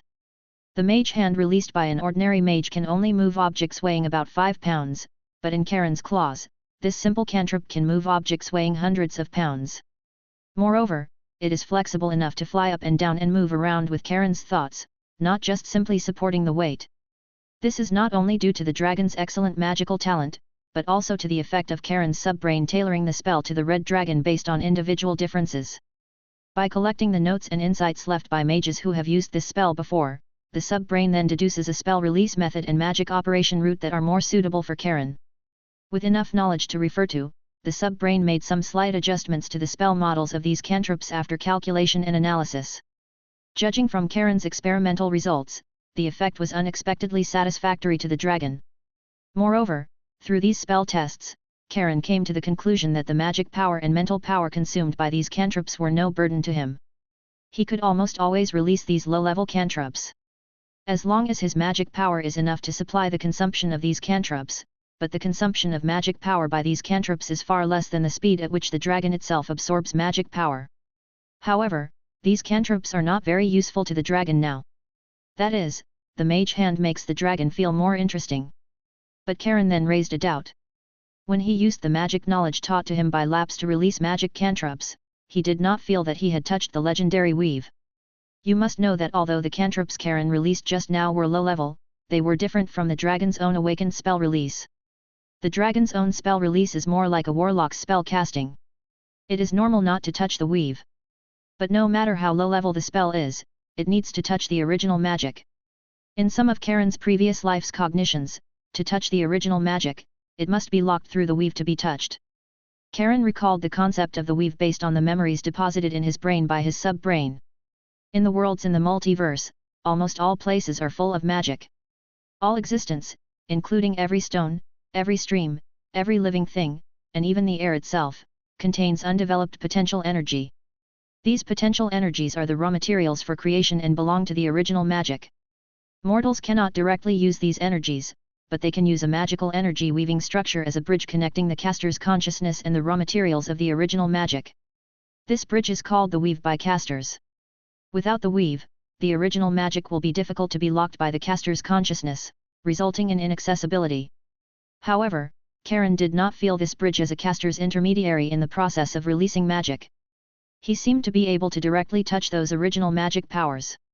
Karen suspected that it was because the released spell was too low level to clearly sense the existence of the weave, so he urged the magic power in his hand and planned to release a slightly more advanced magic. Under Karen's will, a ball of hot fire gathered magic power, emitting rolling heat between his claws, and then was thrown out by Karen, hitting a rock under Karen's will. Bang! The fireball rotated and hit the rock, and then exploded, blasting cracks in the newly formed fragile rock. This is Scorching Ray, a serious spell, no longer a low-level cantrip. But he still did not sense the existence of the weave. Karen raised his claws and scratched his chin, thinking about whether there was a problem with the magic knowledge that the mage lapse gave him or whether there was a problem with himself. The magic knowledge that the mage lapse gave him seemed to be too comprehensive, which made the mage very suspicious. But thinking of the abundant magic power mixed with anima in his body, he was a little difficult to determine. However, this matter concerns his secret, and he cannot ask the mage. Perhaps, there is a problem with this world, Karen thought, and sharp claws unconsciously scraped sparks on his hard scales. But this problem was soon left behind by Karen. Although he actively contacted this knowledge about magic, the initial goal was just to simply enhance his strength. After the conversation with the mage lapse, his attitude towards magic knowledge is now to observe a corner of the real world from the perspective of a mage and obtain more knowledge about the real world. The paths of dragons and mages are different. Although the two are consistent in the general direction, it does not mean that Karen will become a dragon mage.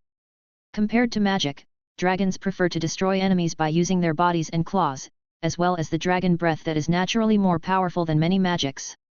Karen is also influenced by this concept, and he is still a red dragon who advocates physical violence. However, Karen's difference from other dragons of the same race is that he believes that the power of magic is also an extremely effective and powerful means.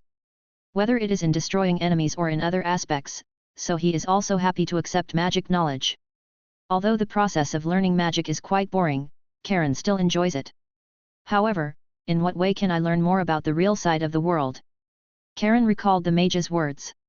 The more he understands the real side of the world, the more comprehensive he builds his unique understanding of the world, the more powerful he will be in the future. Karen echoed the memory in his heart, and clusters of flames surged in his eyes. He was opening his extreme perception.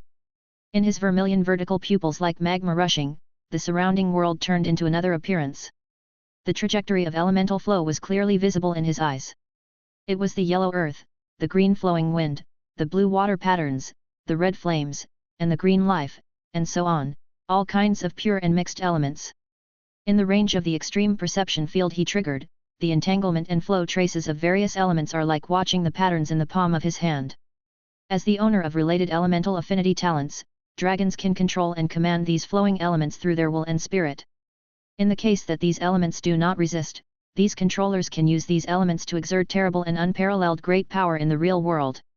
Now Karen has the talent to control flames and earth and metal. He can touch these elements and use these elements to create boundless power in the real world. More importantly, this vision perception is equivalent to giving Karen another way to observe the real side of the world. His perception is more like a real vision. In this real vision field of extreme perception, he can see through some darkness generated by magic and non-magic, as well as some invisible creatures and objects, and can detect visual illusions through real vision. If the effect of invisibility is achieved through middle and low-level spells, it will be unobstructed in Karen's real vision, unless the stealth spell reaches the master level or has special talents. Just like Ruwen's innate invisibility ability as a magic fairy, although Karen cannot directly see through the invisible little fairy now, some traces can still be discovered. If this ability is further enhanced, he may even be able to directly see through the true form of deformed creatures or those who use magic to transform. Those real forms covered up after using the transformation technique will also be seen through by Karen, especially those metal dragons who especially like to use the transformation technique. There are also silver dragons, such dragons that do not have martial ethics. They especially like to use transformation techniques to become elves or humans to travel around the world. Some dragons are particularly keen on adventuring with partners of other races, and then transform into dragons in danger to save the team, that is, showing the holy in front of people. Then, even if there is no bard in the team, these dragons will take the initiative to tell the poets who like to sing stories and spread the story of themselves as righteous partners. Dragons who are born to love vanity are so shameless and shameless.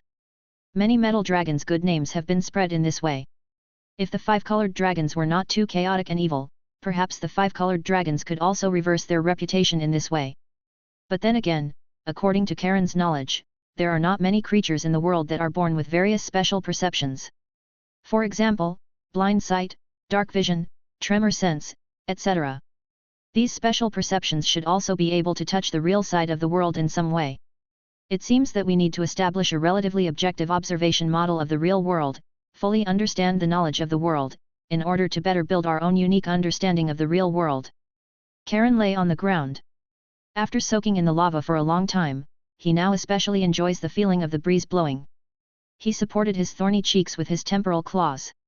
Or the understanding of the world is not only limited to the real material aspects, but also ideological or philosophical aspects can help you build a unique understanding of the world. But even a materialistic worldview can be divided into the macroscopic world and the microscopic world. If you continue to delve deeper, you could spend your entire life and still not fully grasp all of this knowledge. The red dragon's long tail began to swing idly. With the red dragon's immense power, even a casual tail swing seemed particularly menacing, its robust tail shattering the dried and solidified rocks formed from overflowing magma. And what about other ways of viewing the world, such as earth, water, wind, fire, void, consciousness, the 5 elements, and the 5 energies? How can these be summarized and transformed into one's own understanding? The red dragon's claw, supporting its chin, uncontrollably reached up to scratch its head. The scenario that had played out multiple times with the blue dragon dose was now being replicated with the red dragon. Karen began to feel a sense of academic remorse, a regretful realization of what if rising in his mind. Chapter 79. In the end, Kalen's dragon claws couldn't resist and scratched his head a few times vigorously, only then feeling that his swelling brain seemed to calm down after some kind of ritual. Forget it, I'm still far from that stage anyway, and I'm not like those mages who can only rely on magical knowledge. I'm a dragon who's growing all the time. Kalen stood up, feeling the gains after absorbing magic and growing during this period. 2 powers similar to the awakening of his ancestral bloodline, the power to turn everything to ash, were faintly visible in his bloodline. These were the powers of earth and metal, innate bloodline potential possessed by all red dragons. However, not every red dragon could activate these 2 talents like Kalen. Ordinary red dragons might only begin to awaken such potential after crossing the boundary of life and becoming an ancient red dragon. It could only be said that under the super limit growth talent, Kalen gained far more benefits than he imagined, such as the unique fire domain that only red dragons had a chance to possess upon reaching adulthood. Maybe when these 2 powers are born, I can first put 3 layers of domains on my enemies before fighting them in the future. Only those who can withstand it will be qualified to face me head-on, and I can also become a little legend, Kalen thought with some joy. With this kind of power growth, this red dragon basically wouldn't care about group attacks from low-level opponents, unless their power was stronger than his. They would be qualified to break through the shackles and challenge him. If such power continued to grow, destroying a country with 1 dragon didn't seem impossible, as long as Kalen could develop stealthily and grow to a powerful enough stage. But I seem to lack some powerful means of escape. Although I'm much faster than other dragons in full flight, I'm bound to encounter some opponents who are much stronger than me. Although his safety was somewhat guaranteed in his dragon's lair, and the dragon dependents whose weapons had been upgraded could also cause great damage, even other young red dragons would suffer if they attacked together. But Kalen always had times when he had to leave the dragon's lair, or when he was alone.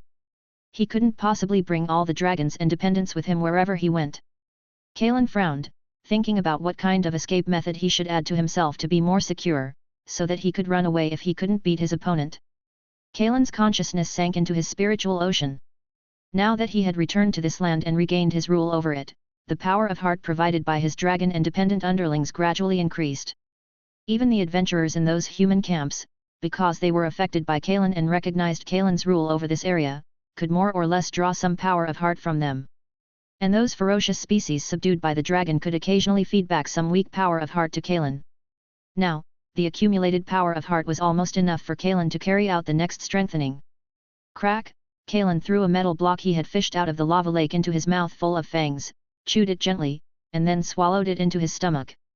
These metals were quickly decomposed by the dragon's gastric acid, turning into tiny strands of energy that were absorbed by the dragon. Regularly eating metal was very beneficial to the growth of dragons. It could not only make the dragon's scales and skin more resilient, gaining stronger defense, but also accelerate the dragon's growth and development when eating metals with corresponding attributes. For example, those white dragons living in the glacial polar regions often swallowed a specialty product grown in the crevices of glaciers, ice crystal stone, a special mineral that would make the white dragon's breath more powerful. However, the impact of swallowing metal on dragons was very small, and it required long-term eating to allow the dragon to obtain sufficient benefits. Generally, only lord dragons like Kalen could afford such consumption.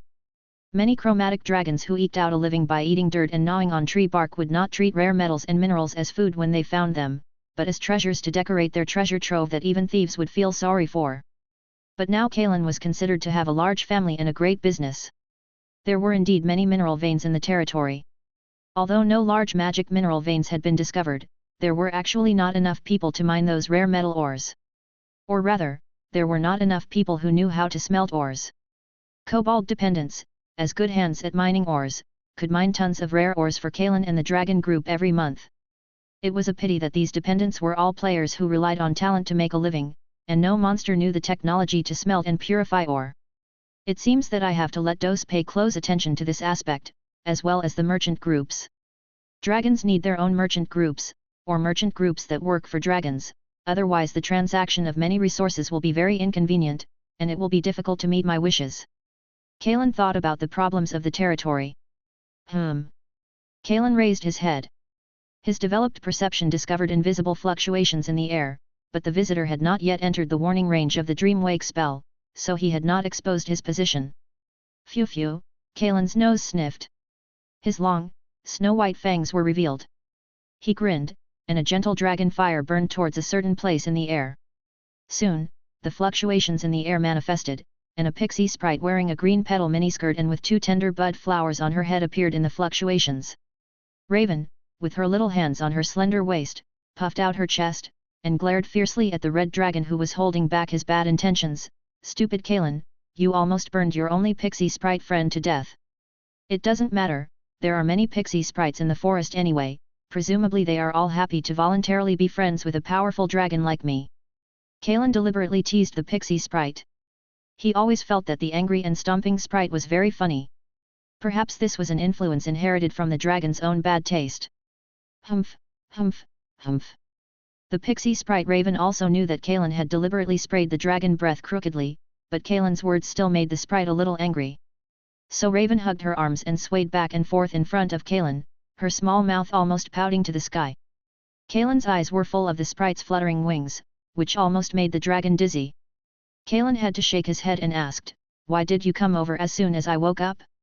You don't come to see me every day, do you?" The pixie sprite's swaying figure solidified in mid-air.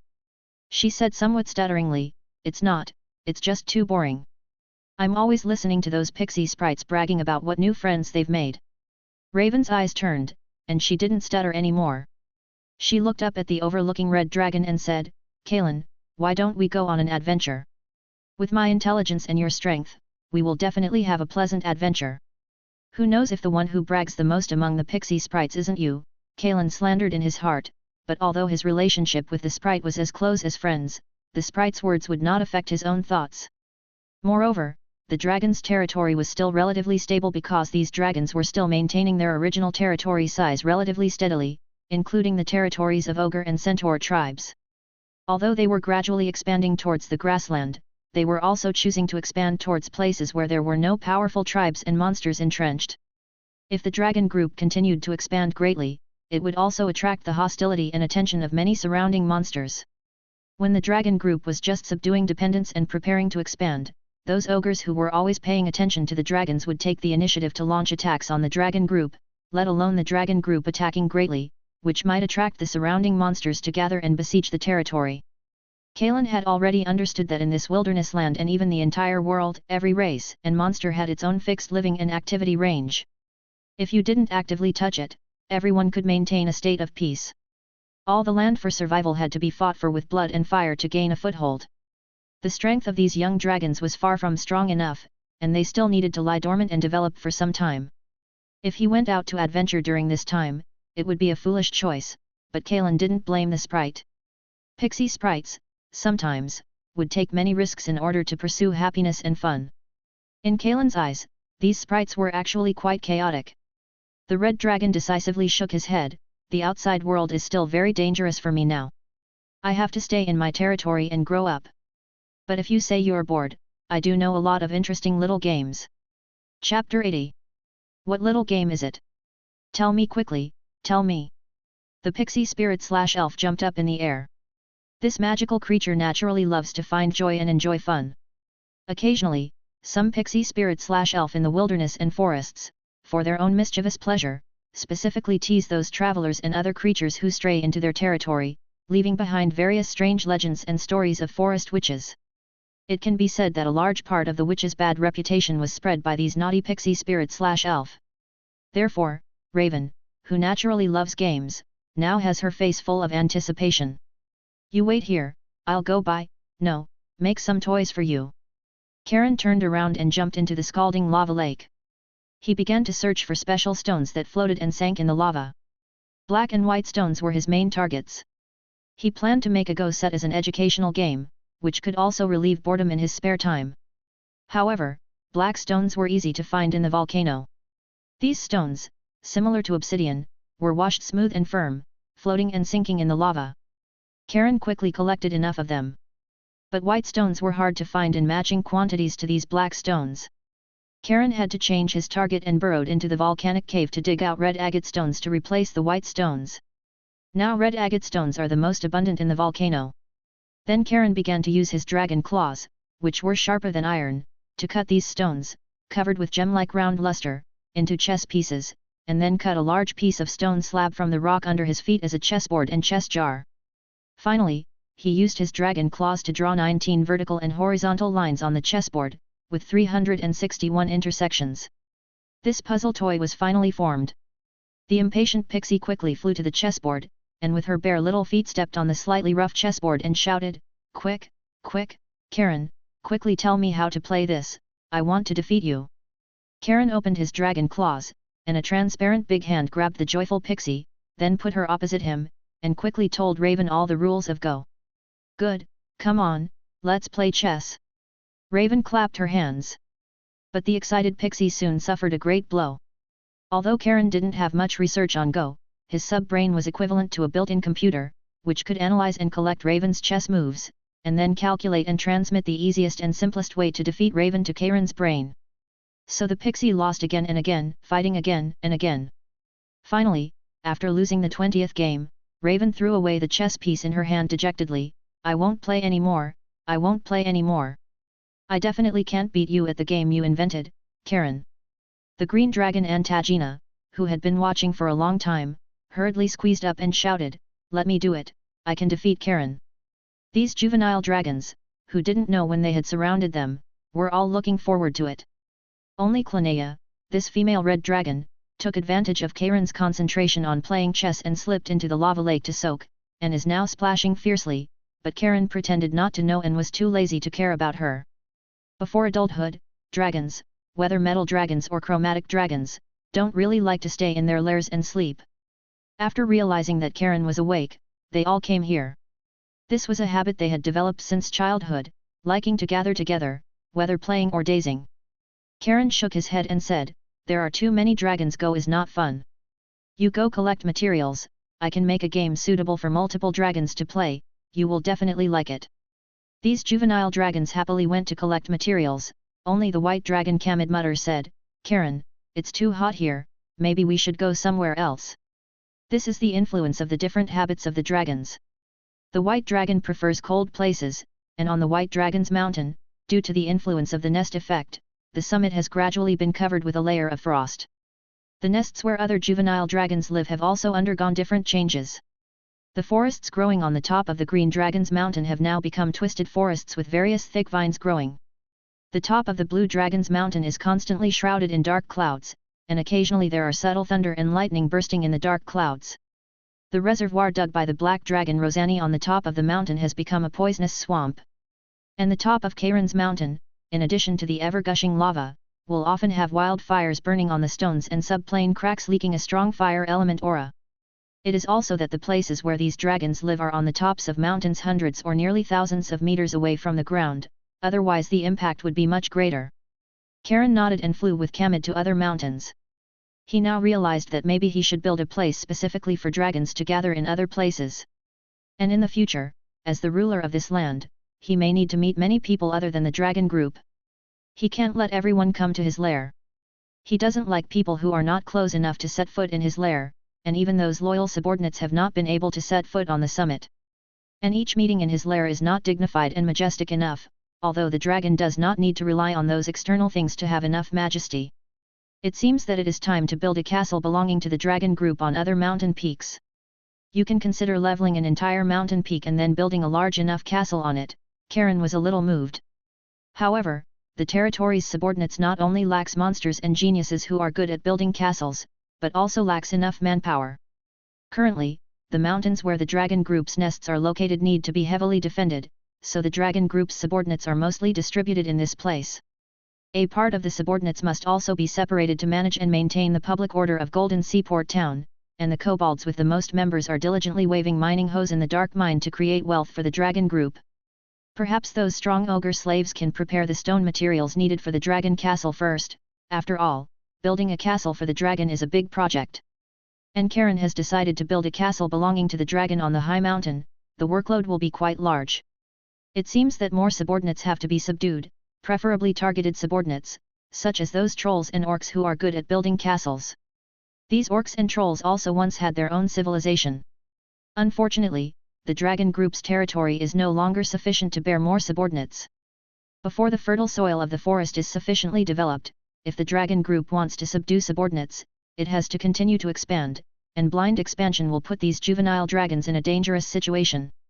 It can only be said that solitary chromatic dragons have the troubles of solitary dragons, and lord chromatic dragons have the troubles of lord. The other juvenile dragons quickly handed over the collected materials to Karen. The toy Karen is currently considering making is a deck of cards dedicated to dragons. Although there are many better card games in his mind, such as the card games that some demon hunters are keen on, the production of these game props is undoubtedly a troublesome project. Moreover, poker games can also allow him to earn a little wealth from other dragons. Although he is not greedy for these treasures, he really wants to see other dragons part with their treasures, which will definitely greatly satisfy Karen's evil taste as an evil red dragon. Karen, you didn't cheat, did you? How come you keep winning? I've never won. The green dragon Antagina frowned, looking at the 4 lanterns floating around. She always felt something was wrong. The juvenile dragons who came into contact with this game for the first time were very addicted, playing from day to night. Although the sky has completely darkened, the dragon's excellent vision allows them to see clearly in most dark environments, but Karen proposed to use magic to create 4 lanterns for lighting in order not to hurt the dragon's eyes. That's all, but the green dragon, who has lost a lot of gems in a row, has begun to suspect that the red dragon is cheating. The green dragon Antagina regrets a little that she agreed to Karen to add some prize when playing this game. The green dragon was still greedy and wanted to win treasures from other dragons, but she didn't expect that she would become the dragon being harvested. The black dragon Rosani also looked at the gems filled in front of the red dragon with a suspicious look, and shouted, "That's not right, Karen, you didn't really cheat, did you? You are even more insidious than our black dragon." Among the chromatic dragons, black dragons and green dragons are the dragons who like to use tricks the most. Relatively speaking, their minds are also smarter. But what the black dragon and the green dragon didn't expect was that the dumbest white dragon and the red dragon, who usually don't like to use their brains, have been winning, and they have been losing. The black dragon Rosani has already started to use the scales he shed off as bets. Although the scales shed off by these juvenile dragons will soon lose their magic power, and the dragon's breath will also dissipate. But the tough protection allows these scales to also become high-quality materials for casting armor, and dragon scales and dragon skin are one of the best raw materials in the world for bearing magic power, and are quite valuable treasures. However, according to Karen's estimation, the most valuable dragon scales among the chromatic dragons belong to the red dragon and the blue dragon, followed by the green dragon's scales. The black dragon's scales are the worst, and the white dragon's scales, Karen doesn't want to accept. Of course, there is no way to accept them. There is always some beginner luck bursting, and the white dragon Kamid is one of them. Even if Karen can peek at his cards, Kamid can win more and lose less. The white dragon Kamid is just pretending to be clumsy, looking at the green dragon and the black dragon yelling. He is now a vested interest, so naturally he sits firmly on the Diao Yute. How is that possible? The dragon's business, can it be called cheating? I just used my intelligence, you two idiots just admit your failure. Karen yelled, looking complacent. The pixie raven also put her hands on her hips and acted as an accomplice of the red dragon. Karen and her have the best relationship, and Raven is obviously a very loyal pixie. Although it seems a little shameless, this word is quite a complimentary term for dragons. Karen has obviously gradually shown the nature of a dragon. The long bodies of the blue dragon Dose and the blue dragon Axe surround around this flat ground. Seeing the green dragon and the black dragon yelling, they immediately came to the spirit, and the lazy lying bodies stood up, and they yelled. If you two don't want to play, come down quickly, let us come, we can't wait to earn some treasures from Karen. The white dragon Gamot, who was patrolling in the sky, had already skimmed over the top of this mountain for the don't know the nth time. He pretended to be tired of flying and came here, retracted his wings, stealthily approaching the flat ground on the top of the mountain. But he happened to be seen by the green dragon Antagina, who was now annoyed by losing. This female dragon angrily stepped down from the stone table cut by Boulder, and her eyes widened and shouted, Gamot, you are going to be lazy again, get out of here, the safety of the territory is your current task, and you are not going to patrol the territory. The white dragon Gamot was stunned, and unconsciously looked at the red dragon with a complacent look, but how could Karen open this opening? In his heart, playing is playing, the responsibilities that should be borne must be fulfilled wholeheartedly, so the red dragon waved his dragon claws, signaling the white dragon to get out of here quickly. The white dragon Gamot had to stop in crestfallen and re-rise to the sky, continuing to patrol the territory. Chapter 81. The sea at night is always shrouded in a faint mist, but tonight the mist seems particularly thick. The wind lamps lit on the ships docked in the harbour resemble flickering orange will-o'-the-wisps floating in the mist, emitting an eerie atmosphere in the dimly lit harbour. Against the backdrop of these swaying ghost lights, it seems as if a monster wielding sharp claws might emerge from the rolling fog at any moment, tearing apart and devouring those on the shore. Hidden within the increasingly dense white mist, the sea water undulates with unnatural ripples. If one had exceptional vision to pierce the fog's veil, they would discover shadows lurking beneath the dark blue water. These shadows move silently through the water, a school of sharks with rows of sharp teeth rising and falling. These sharks, typically solitary creatures, are now gathered together, forming a vast swarm. Countless sharks stretch out beneath the surface, not attacking each other, but rather moving silently towards the harbour as if under some command or control. Behind this terrifying swarm of sharks, an even larger shadow spreads, filled with countless Sahuagin wielding tridents adorned with coral and seaweed. Nearly every one of these Sahuagin possesses the innate ability to communicate with the vicious sharks of the sea, having a natural telepathic connection with them. They share a special bond with sharks, training them as attack animals. Even untrained sharks will not prey on them, treating them as natural allies. From this perspective, all Sahuagin can be considered supernatural creatures. Most of them are ordinary Sahuagin, but there are also some male Sahuagin with a second pair of arms, clad in seaweed robes. Once these vile marine devils grow a second pair of arms, not only does their own strength greatly increase, but their intelligence also rises, making them formidable opponents on the battlefield. Moreover, each Sahuagin that grows a second pair of arms can rule and lead a small group of ordinary Sahuagin, skillfully commanding their subordinates to attack in formation. At the rear are the Sahuagin priests holding coral staves. These priestesses, who can communicate with and guide Sikola, the shark god, are the spellcasters of the Sahuagin tribe, each possessing a considerable number of spells. These include guidance, hold person, spiritual weapon, and mass cure wounds, serving as the ranged support and control artillery of the Sahuagin tribe. And at the very back is the Sahuagin Baron, ruler of all the Sahuagin in this area. Its powerful physique demonstrates its exceptional strength, and all four arms wield sharp weapons. The Sahuagin Baron silently surfaces, its cold, cruel fish eyes gazing at the quiet harbour and bustling town in the distance, and issues a command in a low voice in the abyssal language. Attack! Kill all the humans! Take the females back to the tribe! Begin your plunder! Ooh, ooh! An ominous, chilling bass tone, audible only to the Sahuagin, vibrates and spreads through the water. This is the Sahuagin's hunting horn. The shadows beneath the water surge into motion, the shark swarm driving the water towards the quiet harbour, and the Sahuagin behind them leap forward with the surging current. Charge! Kill all the humans! Plunder their treasures! Burn their town! Countless Sahuagin shouts in the abyssal language burst from the sea. On the ships docked in the harbour, the watchmen still habitually light the mast lamps, but now these sailors are becoming more cautious. They have started to travel in groups, never going anywhere alone. Rumor has it that a few days ago, in similar foggy weather, sailors from a ship were abducted by unknown monsters. Although these sailors are accustomed to encountering various monsters on their adventurous journeys, no one wants to be the one who meets with disaster. Ha, the leading sailor yawned, brightening the mast lamp at the bow, while chatting with his companion behind him. After our watch is over tomorrow, how about we go to town and relax with those ladies? I feel like my tool is getting rusty and needs some lubricant. But the sailor received no response from his companion. Puzzled, he turned back to look, only to see his companion staring wide-eyed at the sea, at the churning water and surging monsters. Swish! 2 tridents were hurled from the hideous monsters, leaping out of the water, piercing the sailor's body and pinning him to the deck. Ugh! The 2 sailors' screams were cut short, turning into 2 warm corpses. The Sahuagin leaped onto the large ships docked in the harbor, beginning to clear the humans from the ships. More Sahuagin, under the command of the Sahuagin Baron, bypassed the ships, stepped onto the shore, and began their attack on the town. The seawater also surged, attempting to flood the land and turn it into the Sahuagin's main battlefield. Driven by the Sahuagin priest's spells, the mist began to spread rapidly towards the entire town, gradually enveloping it. The watchmen stationed in the harbor were eliminated one by the Sahuagin under the cover of the mist, falling into pools of blood before they could even resist. The stench of blood mingled with the salty sea breeze, spreading from the ships docked at the harbor to the entire harbor. Countless Sahuagin leaped from the sea, jumping onto the town's docks and rushing towards the townspeople who had not yet reacted.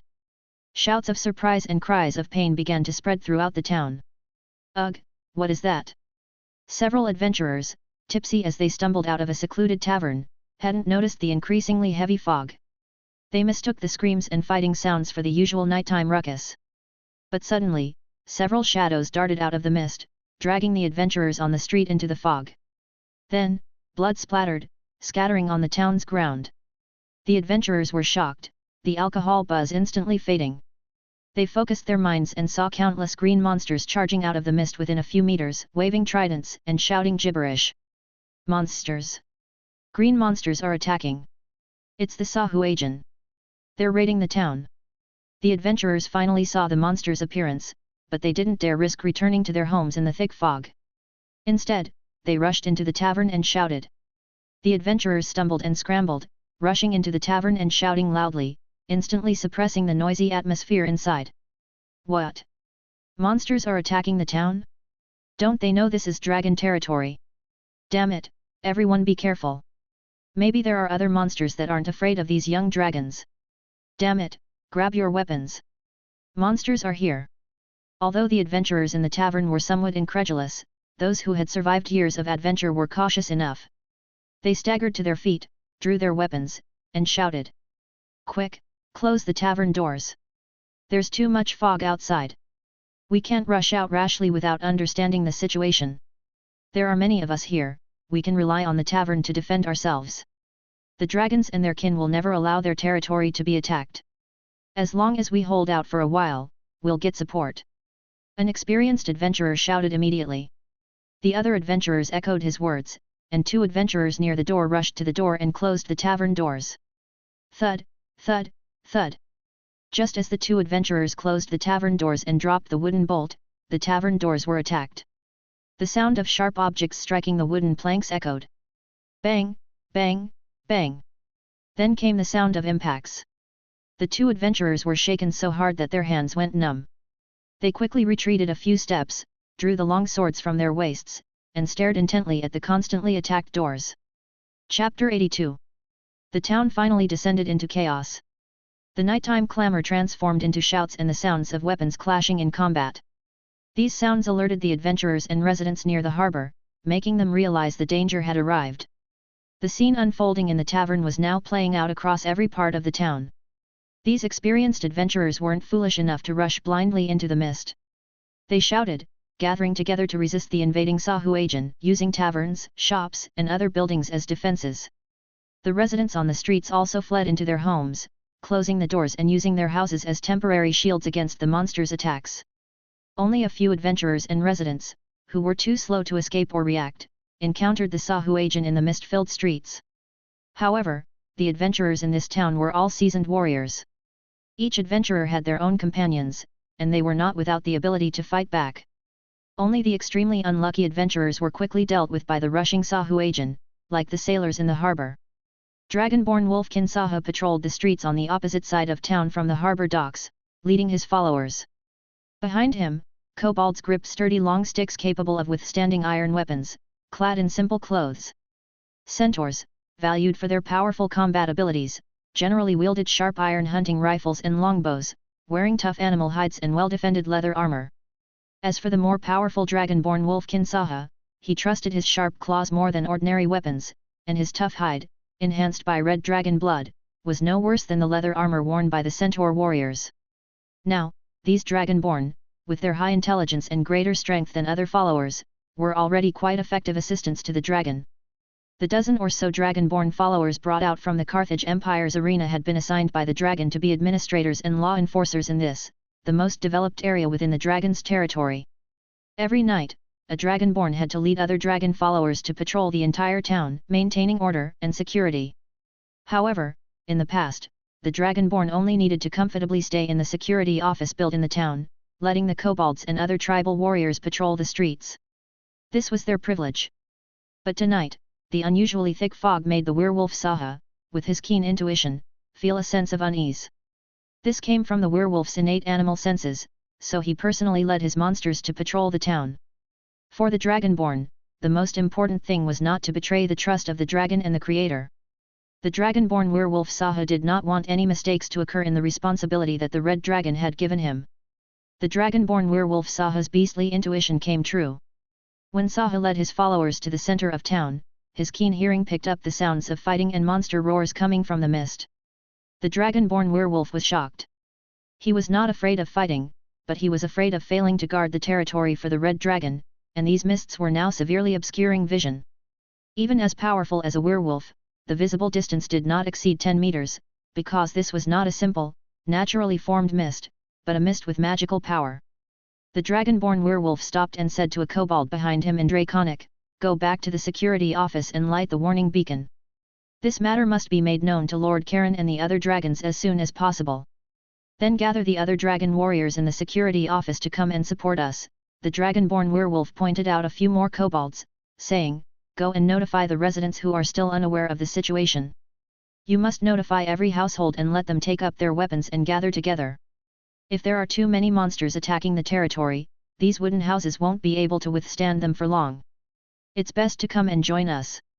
It's not clear where the monsters are distributed right now, and it's dangerous to escape into the forest." The kobolds yipped a few words in Draconic and quickly ran back. "As for you, follow me." The Dragonborn werewolf specifically left the powerful centaur warriors with him. His crimson eyes, mutated by the red dragon blood, lit up, and his voice was full of anger and hatred. "To dare attack the dragon's territory, before Lord Karen tears these monsters apart, I want to test the weight of these trash."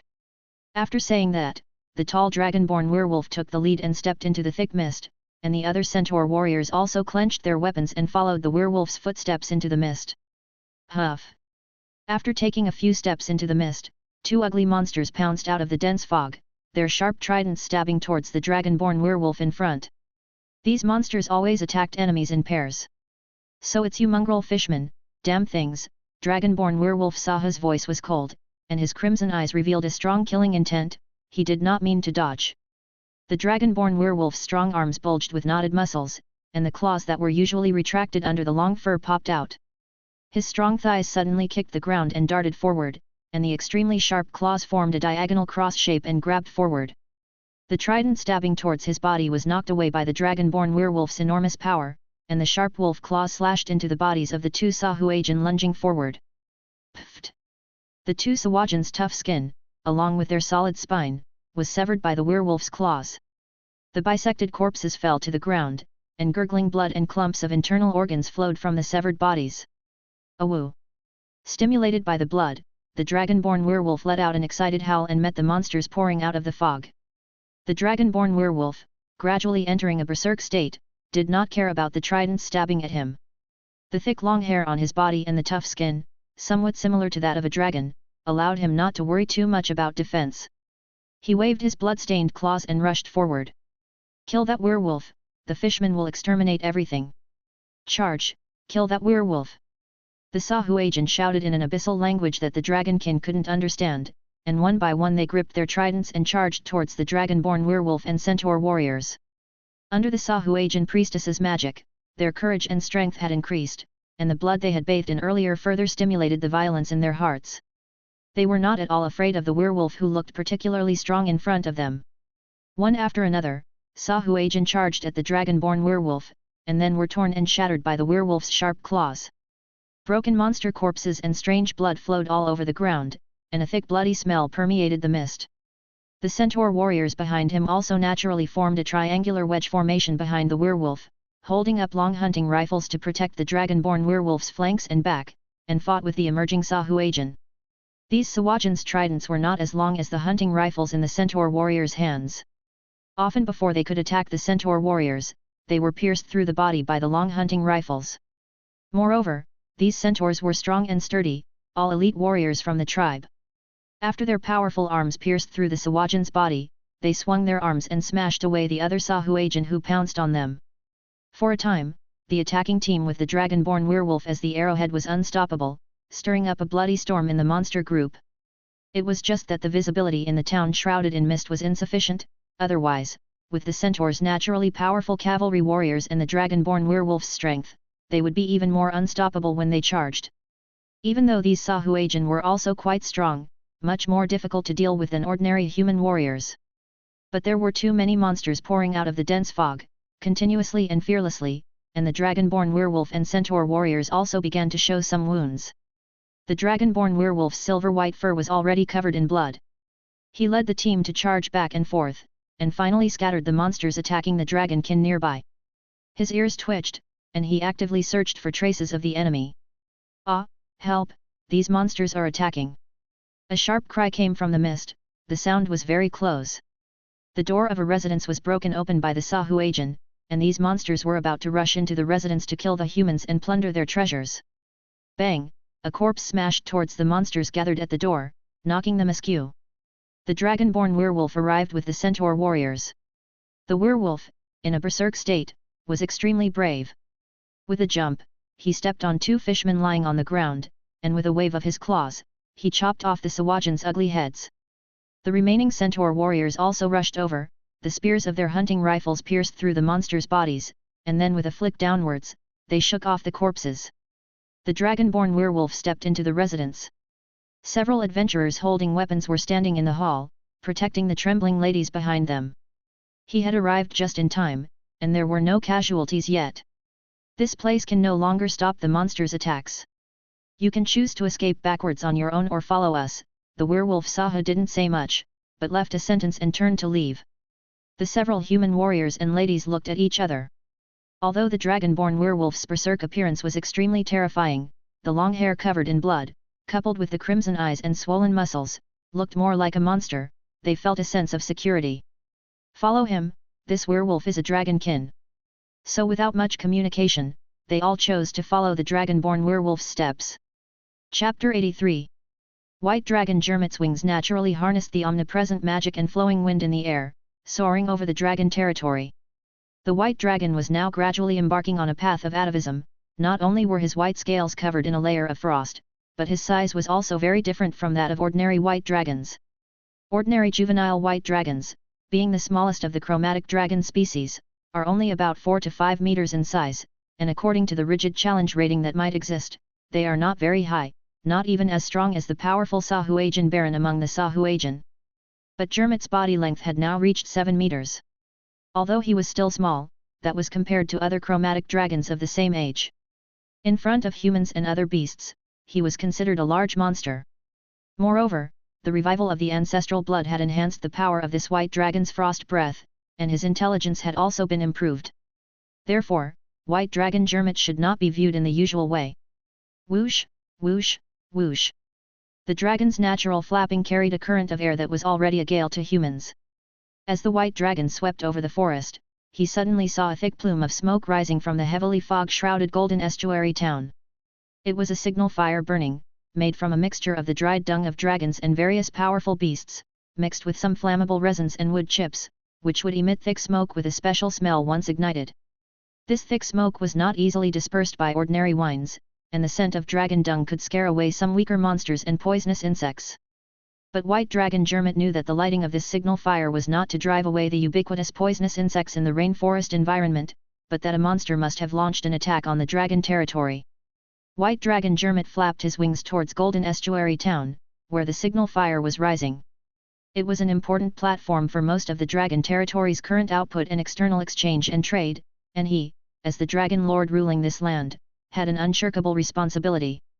Moreover, dragons do not allow monsters to covet their territory, just like every beast and monster with a territory. White Dragon Germit flew over the fog-shrouded town. The thick fog blocked even the dragon's excellent vision. He could only vaguely see countless figures moving, fighting, and killing in the mist, and even the sounds that came were very weak. It seemed that this fog could not only block the view but also weaken the transmission of sound. White Dragon Germit's clear mind understood this. Thanks to past experiences and lessons, the White Dragon did not rush to land, but flew around the fog-shrouded town for a whole circle to investigate the situation. White Dragon Germit quickly clarified the situation. There were no traces of monsters appearing on the side of the town near the forest, only the towns near the estuary and the coast were erupting in fighting. In the sea, monsters were constantly jumping ashore from the thick fog, stirring the fog. His excellent vision and hearing allowed him to discover this. It should be monsters from the sea. I don't know if it's the Naga in the sea or other Sahuagin monsters. Moreover, there are spellcasters and powerful rulers among these monsters, otherwise, they would never dare to attack a town of this size. There are many of these monsters, but they shouldn't be very powerful, otherwise, this town would have been completely captured long ago. The White Dragon analyzed in his heart, and his anger gradually rose. Dragons are born as superior races. Even the weakest White Dragon possesses unparalleled arrogance. The monster's offense against the territory made the White Dragon uncontrollably rise with the anger of destruction. These lowly monsters, they deserve to die. The dragon will tear their bodies apart. Boundless anger surged in the White Dragon's heart. He flew back into the sky and roared up to the sky. The surging magic power accompanied the dragon language, rolling and echoing in the sky.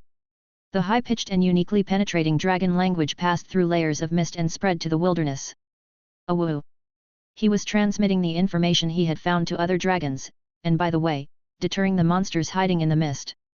Then, White Dragon Germit stopped his roar. He aimed at the target, swooped down, and his huge body crashed into the heavy fog. Kill them, rush up. Kill these humans and centaurs, they are few in number. If we kill them, we can plunder this place at will. The treasures of this place belong to us Sahuagin. Countless Sahuagin jumped out of the mist that was stirred up by the fierce fighting, waving the tridents in their hands and charging forward desperately. They were all flowing with a layer of blood-colored water light, which was a spell formed by a little divine power of the shark god Sikola, induced by the Sahuagin priestess. Kill these ugly fishmen monsters. Damn, you still want to plunder my treasure, I'm going to kill you all. Follow me, I'm in the front. A team led by Dragonborn Wargs was strangling in the monster group, fighting and retreating. Dragonborn Warg Saha was originally a high-level extraordinary warrior, and belonged to a powerful alien species. He was further strengthened by the radiation of the Red Dragon bloodline, and now he has surpassed the power of an ordinary juvenile dragon. The Dragonborn Warg's strong body and claws were simply unstoppable in front of the Sahuagin. Although his silver-white hair was now covered in blood, the Berserk Warg became more bloodthirsty, and his claws slashed and killed fishmen one by one. The centaur warriors who followed behind were not to be outdone. The weapons in their hands had been soaked in blood. The long hunting guns had been wrapped in cloth to prevent the weapons from slipping. The neat and powerful stabs swept out a limited space in the Sahuagin warriors. The adventurers who were trapped in the houses by the fishmen were also rescued by the centaurs and wargs and joined the team. The dwarf warrior Kragan waved the heavy hammer in his hand. His square muscles burst out with powerful strength, hammering the rushing fishmen away. The heavy hammer struck the strong Sahuagin warriors, making the sound of bones cracking. Come on, you garbage fishmen, you dare to plunder Kragan's wine money, I'm going to hammer you to death one by one. The mage Razi and his adventurer team were also in the team. The staff in his left hand emitted light, dispelling the fog that was troubling his team and illuminating the obscured view. His right hand took out magic scrolls from his arms. The power of healing fell from the magic scrolls, providing healing power to the warriors in the front. There were also buffing magic scrolls, the strength of the bear, providing the warriors with more powerful strength than beasts, and defensive magic scrolls that fell with power, protecting the foremost team. This was the means by which the mage Reza made a living. His magic control was always more subtle than ordinary mages, and his hands were more stable than ordinary mages, so he had more magic scrolls than ordinary mages. Other trapped adventurers also joined this growing team. No one could tolerate their wealth being plundered for no reason, not to mention that these town residents were adventurers who were willing to risk their lives to seek wealth. The warriors and private soldiers of the nobles and merchant groups also joined the battle. They had always plundered the wealth of others, and they could not tolerate others plundering their wealth. Under the leadership of the dragon spawn, they counterattacked the invading monsters. The shouts of killing were deafening, and every warrior waved his weapon and fought bloody battles. Assassins appeared strangely in the crowd, and each appearance would harvest a monster's life. Priests were also waving the light of healing and blessing. The mages were surrounded at the very back, providing magic support and magic strikes. But there were too many monsters. There seemed to be an endless stream of monsters pouring out of the thick fog that was difficult to completely dispel. The Sahuagin were constantly falling down, and these human warriors and dragon spawn were also accidentally killed by the rushing monsters and dragged into the mist. They could only resist and retreat. A spell was waved from the hands of the Sahuagin priestess holding the coral staff, and the blood-colored water light on the Sahuagin warriors was bloody frenzy. This spell could stimulate the Sahuagin warriors' desire for blood, strengthen the power of these Sahuagin warriors, and weaken their pain. Another Sahuagin priestess waved the coral staff in her hand, and under the guidance of a trace of sea Kola's weak divine power, the magic elements in the air and sea water fell on the Sahuagin warriors like spots of light. This was a group blessing spell, which could enhance the Sahuagin warriors' fighting spirit and defense. Some Sahuagin priestesses aimed at the Sahuagin warriors rushing in the front with their coral staffs. The staffs induced power, and strands of healing magic power lingered on those powerful four-armed Sahuagin warriors. This was a group healing mantra. There were also energy tridents formed by surging magic power, which were formed in midair under the guidance of the Sahuagin priestess's staff, and then fell like falling rain, attacking the monsters and humans fighting with the Sahuagin warriors. There were also occasional falling tracer spells, which pierced the eyes of humans and dragon spawn, and the occasional human hold spells that fell could also control some unprepared human warriors. The Sahuagin Baron, who ruled over all the fishmen, hid behind the Sahuagin team, commanding the Sahuagin to continue charging. These Sahuagin warriors clung to the retreating resistance team, as if they were tireless and unafraid of death. Roar! At this moment, the dragon's angry roar came, and White Dragon Jermit descended from the sky and fell to the earth. Oh, the dragon is here, our reinforcements have arrived. The crowd fighting with the monsters burst into shouts, and their spirits were lifted, temporarily suppressing the Sahuagin's attack. The white dragon's huge body fell, trampling several rushing Sahuagin warriors to death on the spot. The dragon's might emanating from his body spread, causing these fierce Sahuagin to be stunned for a moment. White Dragon Jermit opened his mouth full of white fangs bit a Sahuagin in half and fell to the ground, then he roared angrily. You damned monsters, you dare to attack the dragon territory, are you not afraid that the dragon's anger will destroy you?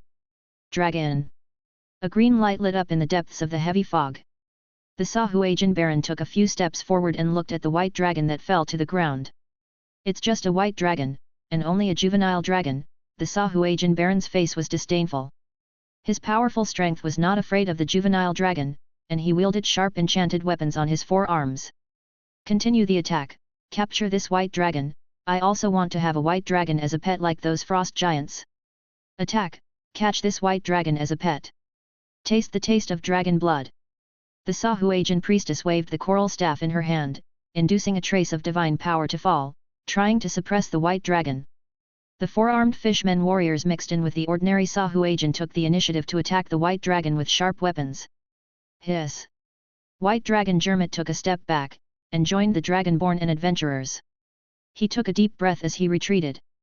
A trace of cold air came out of his frost-white scales, his chest and abdomen bulged, and his huge mouth opened. Whoosh! A gust of frost breath roared out of the white dragon's mouth, and the cold breath sprayed out, freezing towards the rushing Sahuagin warriors. Although there was the protection of the spell guided by the Sahuagin priestess, the ordinary Sahuagin were also harmed by the white dragon's breath. The moisture on their bodies was condensed into frost by the cold breath, and the tridents in their hands became cold and piercing, freezing together with the flesh on their hands. The sea water soaked on the ground was frozen into a thin layer of ice, and many Sahuagin couldn't stop their momentum and fell directly. They suffered from cold frostbite, their hands and feet were cold, their limbs became clumsy, and some weak Sahuagin were even temporarily frozen in place. White Dragon Jermit took the opportunity to rush into the monster group, and his sharp dragon claws easily killed those Sahuagin. The dragon head bit and tore, and the long fangs crushed the fishmen, revealing his mouth full of blood and flesh. Take this opportunity to rush up and kill these monsters, the dragonborn warg, seeing the opportunity, followed the white dragon and took the initiative to attack, waving his wolf claws and pouncing out. The warriors behind him also followed the warg and counterattacked, but the Sahuagin were not afraid of the juvenile white dragon and these humans and monsters. Under the priestess's spell, they all pounced up, making up for the gap of the Sahuagin who had suffered the dragon's breath attack before. The powerful Sahuagin Baron also waved his weapon and stepped up with his strong body. The Sahuagin priestess waved the coral staff in her hand and dropped spells on him to strengthen and protect him. Whoosh! This powerful fishman Baron followed the surging team of fishmen warriors and ran, shooting the trident in his hand towards the white dragon's huge body. At this time, the juvenile dragons in the distant Dragon Nest Mountains also saw the smoke rising from the signal fire in the distance, as well as White Dragon Jermit's message in dragon language magic. They stood up one after another, and the female red dragon Kleineria also jumped out of Karen's lava lake and came to Karen. What do we do, Karen? Many juvenile dragons looked at the red dragon. In White Dragon Jermit's message, they all knew that it was monsters from the sea, but they didn't know how powerful the monsters were. After the previous lessons, these dragons would not be so impulsive. They were afraid of being targeted again. Even with the dragon's innate arrogance, they had to admit that juvenile dragons were not enough to stand at the top of the world. If these invading monsters could pose a danger to these juvenile dragons, they could give up Golden Estuary Town. After all, they were selfish chromatic dragons. Even under Karen's influence, they only cared about the dragon group. The red dragon exhaled a plume of fiery sparks, and he stood up. The territory of the dragon clan cannot be violated. These sea monsters will not be more powerful than dragons even after they come ashore. Karen had a clear assessment and comparison of his own strength. He was much stronger than ordinary young red dragons, and he was not afraid of the Naga in the deep sea even with his current power. Karen stretched out his wings, which were more than 20 meters long, and said in a deep voice, "You stay behind and intercept the enemy or provide support as needed. I will let the fury of the dragons destroy the lives of these enemies." Rumble! The red dragon's powerful and wide wings flapped, creating a howling gale. The wind of the high sky and the magic in the air lurked beneath his wings, and the misty heat evaporated from his scales. In that instant, the red dragon's speed reached its peak. Red flames soared into the sky as he broke through the air's resistance and rode the gale away. A sharp whistling sound echoed in the high sky. Behind him, dragons of various colors slowly ascended, rising into the air. Chapter 84. Whoosh! Karen's massive body sped across the high sky. The red dragon, bursting with surging magic, was like a red thread streaking across the sky, the high temperature of the scarlet scales on his body rising fiercely, like a red heat enveloping his entire body. At extreme speeds, these red vapors were torn apart by the strong winds, forming a long tail flame, intersecting with the turbulent traces formed by the red dragon's rapid flight across the high sky. Bang! When reaching the limit speed, there was even a sonic boom. A white cone-shaped cloud dyed with red temperature covered the rear of the red dragon's huge body, which was still very obvious even in the night sky. Karen is a monster. Oh my god, how strong is Karen to reach such a fast flying speed? Although the juvenile blue dragon Ake knew the red dragon's power was strong, he did not expect the red dragon's speed to be beyond his reach. The many juvenile dragons following far behind the red dragon were also shocked by the red dragon's speed and strength, knowing that how fast one could reach depended not only on the flying speed skills and spells they possessed, but also on having extremely strong physical fitness. Even though dragon flight itself relies more on magic, it is difficult to sustain without sufficient physical fitness. Rumble! The red dragon's huge and sturdy body shuttled across the high sky, rushing towards the town all the way wrapped in sonic boom clouds, leaving a long-lasting flight trajectory. At this extreme speed of flight, 200 to 300 miles arrived in an instant, the red dragon riding the strong wind in the sky, skimming over the high sky of the town. Layers of magical mist could block the dragon's sight, but it could not block Karen's true perception. Karen's true vision, expanded to the limit, penetrated layers of diffuse thick fog. Most of the ships in the harbor were still intact.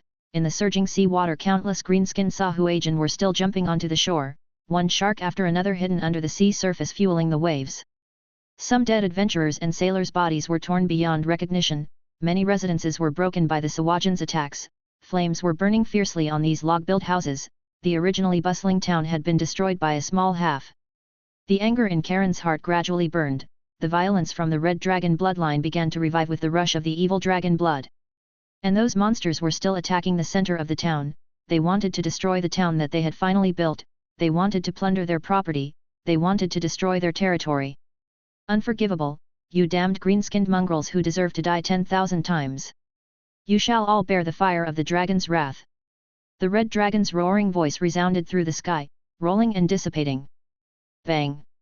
The white dragon Jermit smashed away the attacking two-armed Sahuagin warrior, and then roared loudly, "Ha ha ha, you are dead, lowly fishman, the mighty red dragon has arrived, prepare to meet his wrath." His body at this time had begun to show bloodstains and scars, although the white dragon's scales were enough to withstand the attacks of most weapons, there were still many positions on the dragon's body that had not been covered by scales.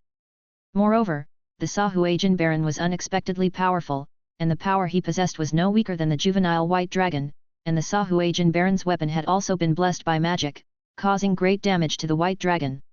Red dragon? There are other dragons here? Damn! The Sahuagin Baron was shocked by the juvenile white dragon and the roaring sound of the dragon in the sky.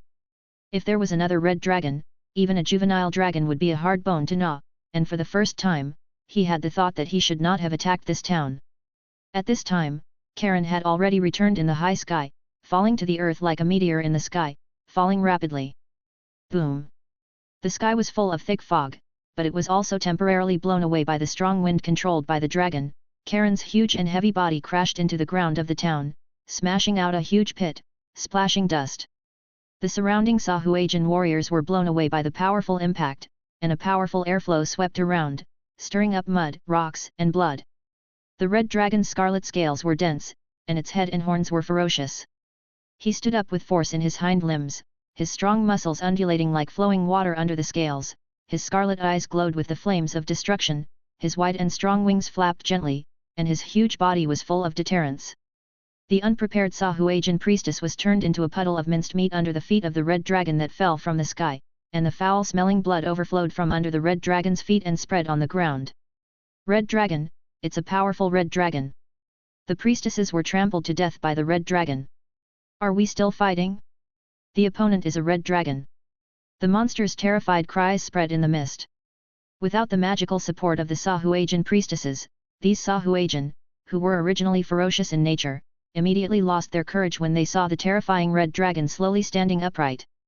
The strong dragon might emanating from the red dragon also made them lose their will to resist, and some Sahuagin warriors had already been frightened and dropped the weapons in their hands. They began to slowly retreat, preparing to escape from this red dragon. Damn, is this terrible red dragon a juvenile dragon? The Sahuagin warriors who were attacking also stopped, and the Sahuagin Baron roared. Run, retreat back to the sea. Mongrels, you still want to run?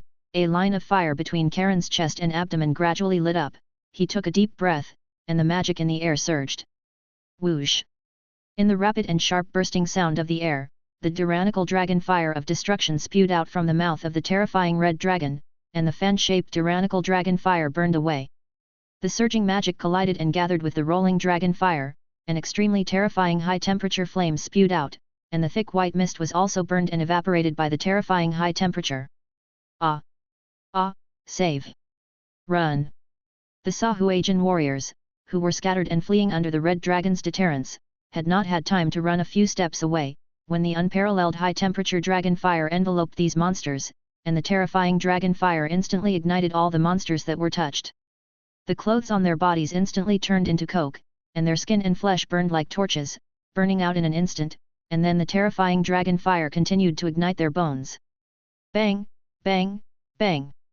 One by one, the Sahuagin warriors fell while running, scattered like clusters of burning flames. In less than a moment, their entire bodies were burned to ashes. The originally crowded street was instantly cleared by the red dragon, and the surrounding damaged houses were also burning under the red dragon's furious dragon fire. Boom!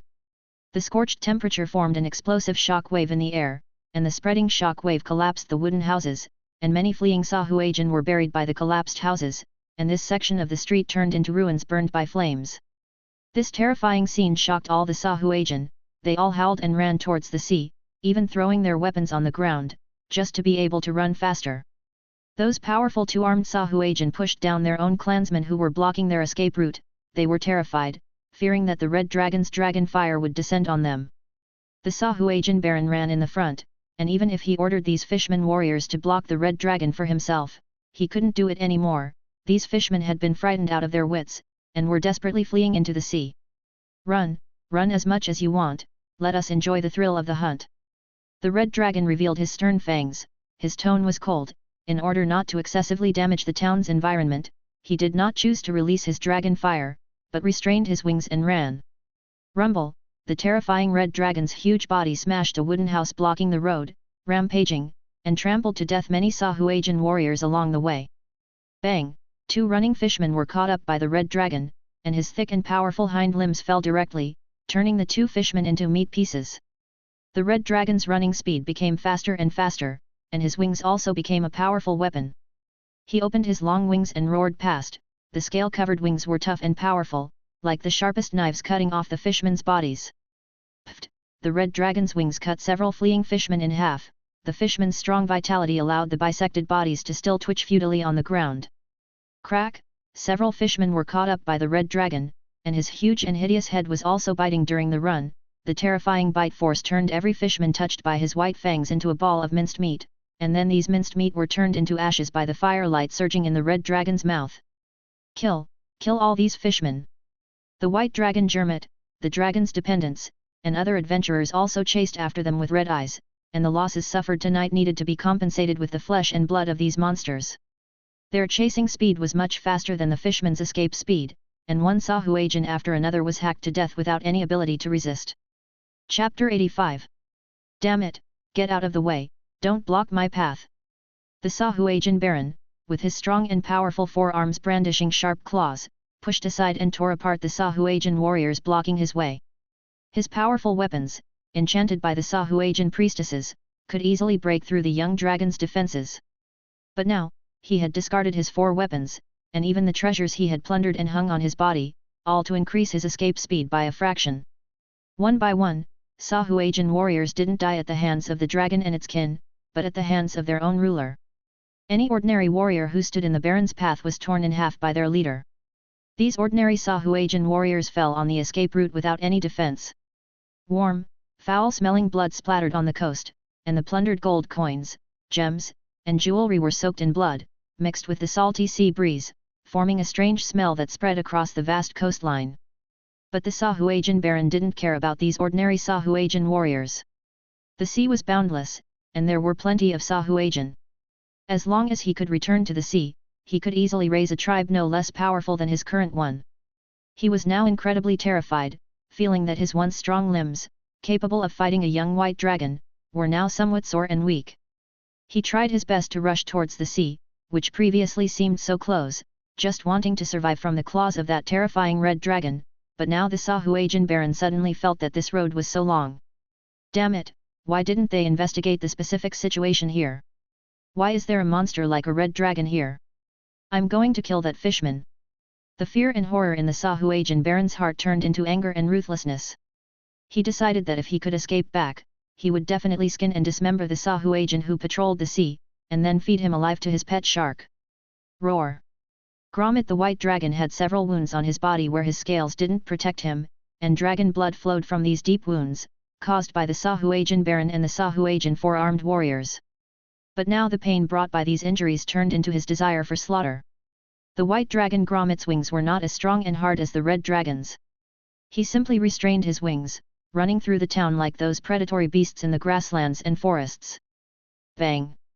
The young white dragon's body crashed into the running Sahuagin warriors like a moving bulldozer. Sharp dragon claws cut through the legs of those fishman warriors like the sharpest swords. The hard leg bones of these Sahuagin were also cut off by the white dragon's claws. The running body was divided into 2 halves, the lower half falling to the ground, and the upper half flying forward several meters under the momentum before realizing that their legs had been cut off, and issuing a miserable wail.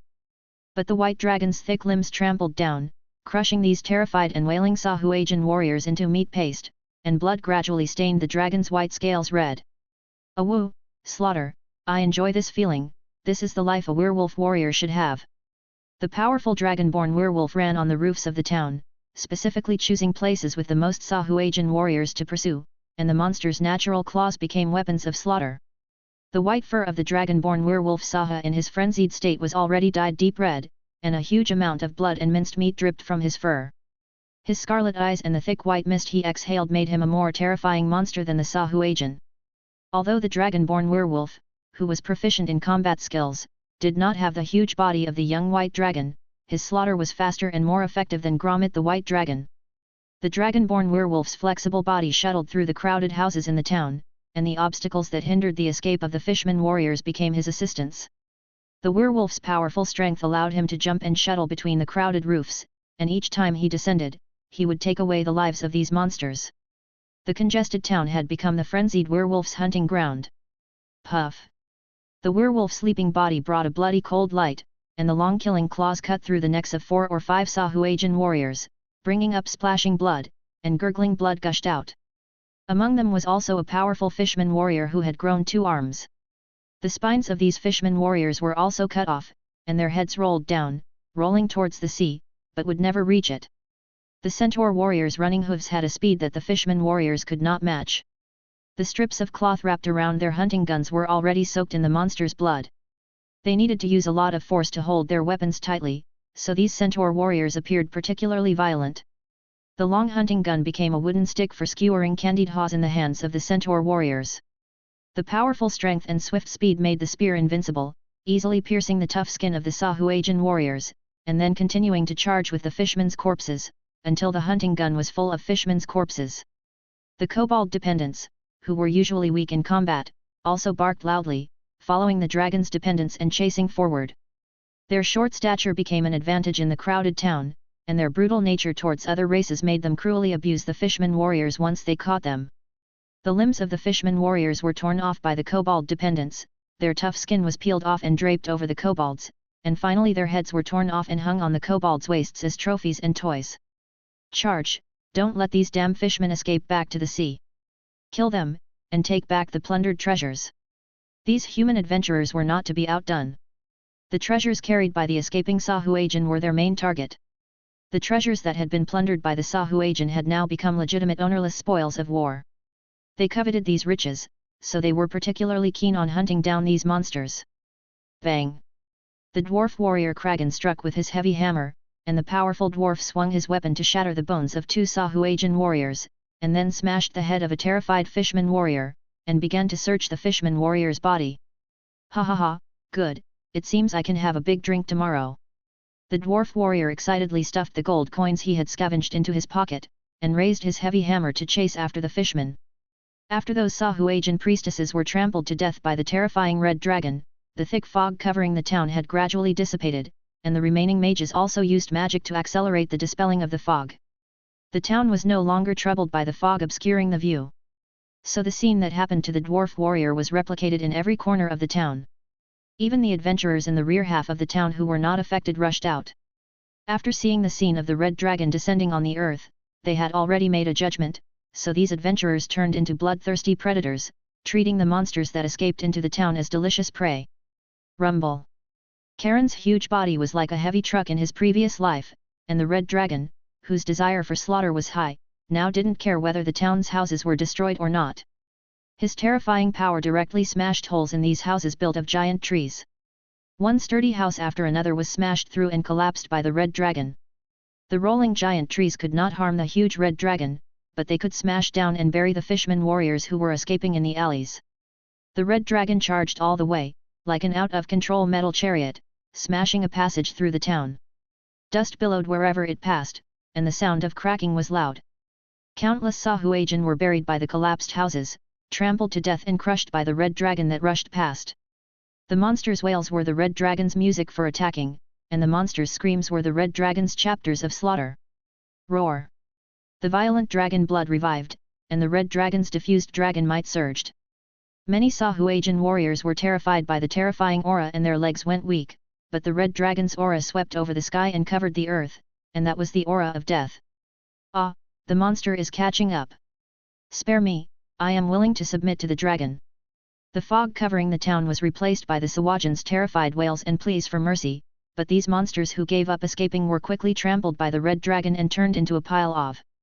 Karen's powerful impact quickly broke through the obstacles in the town, bringing a trail of blood and minced meat, but he had a new target.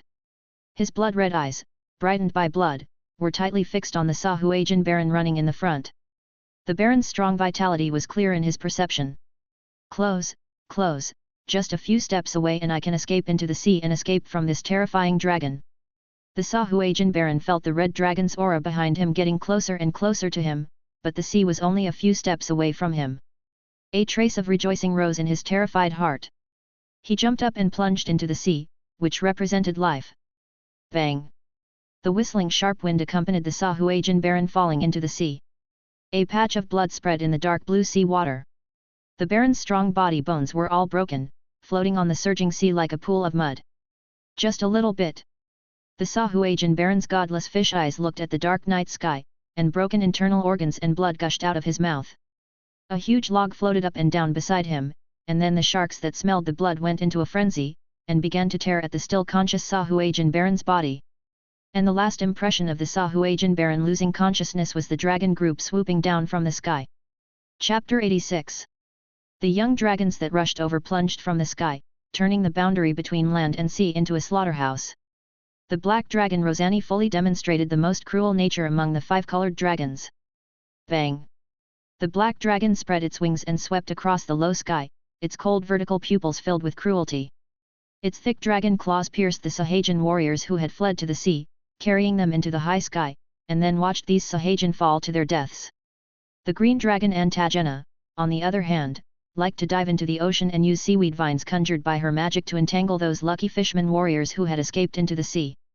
Finally, she would spit out cone-shaped corrosive breaths to torture these fisherman warriors to death, because even in the sea, all dragons could breathe and use their breaths at will, although their breath abilities would be weakened to varying degrees in sea water.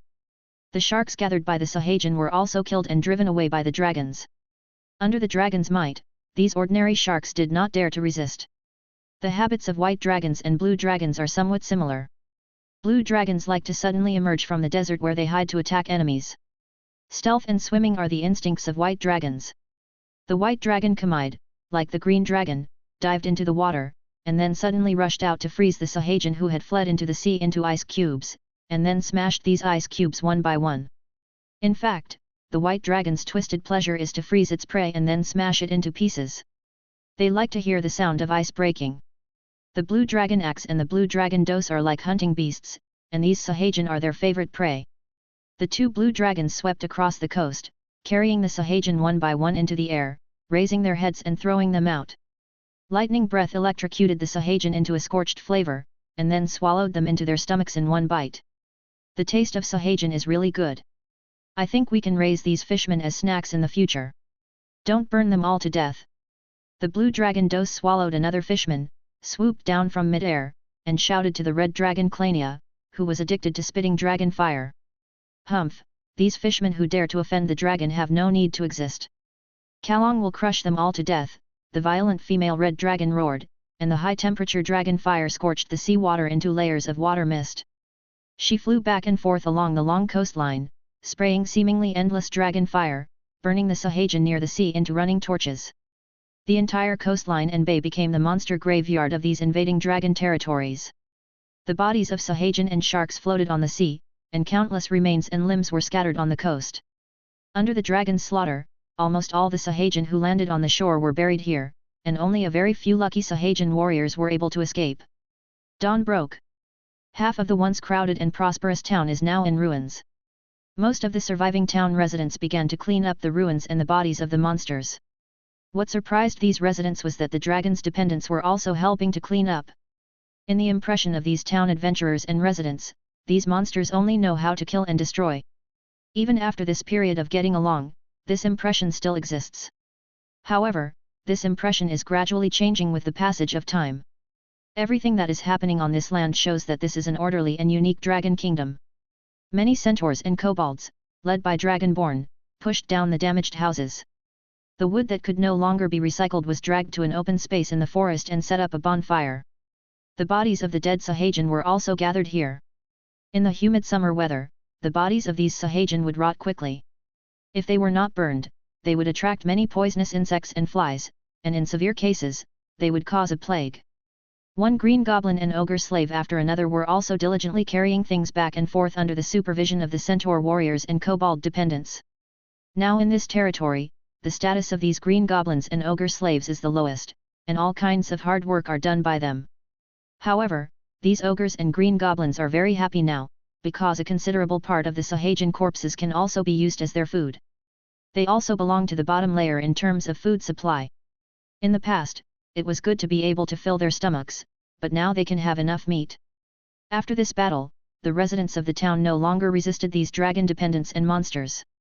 They would also take the initiative to ask these dependents for help, and then brag to each other about how many monsters they killed last night and how many gold coins and copper plates they harvested. Whoosh, dragons are flying in the sky. 2 blue dragons are sweeping across the sea. The blue dragons Axe and Dose are looking for Sahagin who have escaped, to see if they can find the lair of the Fishman tribe through the traces of these fishmen. The lairs of these plundering marine monsters generally have many plundered belongings, as well as some treasures collected in the sea, which makes these greedy young dragons very excited. Without Kalong's urging, they took the initiative to undertake this task. The black dragon Rosani and 2 white dragons were diving into the sea to search for the activity trails of the Sahagin, but they would not leave the offshore area too far. Even if dragons can live in the sea at will, there are still many monsters in the sea that can easily harm young dragons. The birds flying around the green dragon Antagena swept through the forest. As the controller of the forest, the green dragon likes to nest and roam in the forest.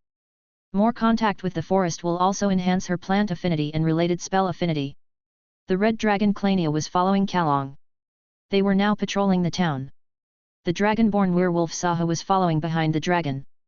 No matter what, the dragonborn would always be centered on the dragon. My lord! Great true dragon! My king! The dragon dependents along the way bowed to the dragon when they saw the red dragon. As dragon dependents, they always maintained their respect for the dragon. The activity of the red dragon attracted the attention of many town residents. Even though they were busy cleaning up their homes and property, they couldn't help but focus their attention on the red dragon, because they had all seen the power of the red dragon descending from the sky. The dragon's keen ears also heard many discussions that they thought were lowered. Look, that is the powerful red dragon who rules this land and the dragon group. Compared with him, the other red dragon is simply an entire age group behind. It's terrible. His flames can melt even iron blocks. This shouldn't be the power of a young dragon. Isn't it good to be strong? The stronger we are, the safer we are here. I don't know what kind of beast courage those stupid fishmen ate, that they dared to attack the territory ruled by the red dragon. It seems that last night's monsters didn't scare these adventurers. Kalong restrained his wings and paced on the street. He was thinking about what model the rebuilt town should use to get along with these humans. Originally, Kalong planned that humans would belong to humans, monsters would belong to monsters, and dragons would rule everything. Therefore, he did not invest too many dragon dependents in the town, and only left a part of the dependents as management, but it seems that changes need to be made at present. Because these humans can choose to run away directly when faced with danger, but it is the dragon's territory that is destroyed. He needs to invest more force in this town that brings wealth to the dragon to maintain order and security, so as to ensure the stable flow of this wealth. Well, and the rebuilt town should be planned, and it cannot be built in a disorganized manner like before. Too crowded residential spacing will lead to many problems. If a fire occurs, it may ignite the entire town. However, the dragon dependents are all idiots, who can only simply execute orders. It is very difficult to ask them to abide by their own order. Even if they are cultivated, it is a waste of time. Maybe some humans can be used to serve me. Kalong looked at the many wooden houses that he had collapsed last night and raised various ideas. Maybe he was too lazy before and shouldn't have handed over everything to other dragons and dependents. Chapter 87. Following Karen and the Dragonborn, the adventurers and residents of the town paid their respects to the massive red dragon. Good day, Dragon Lord who rules this land. An old man with a mouth full of missing teeth gave a proper noble bow. Good day, Great Dragon. Ross and Hare bowed in front of their tavern, which was located near the center of the town and had fortunately only had its front door broken.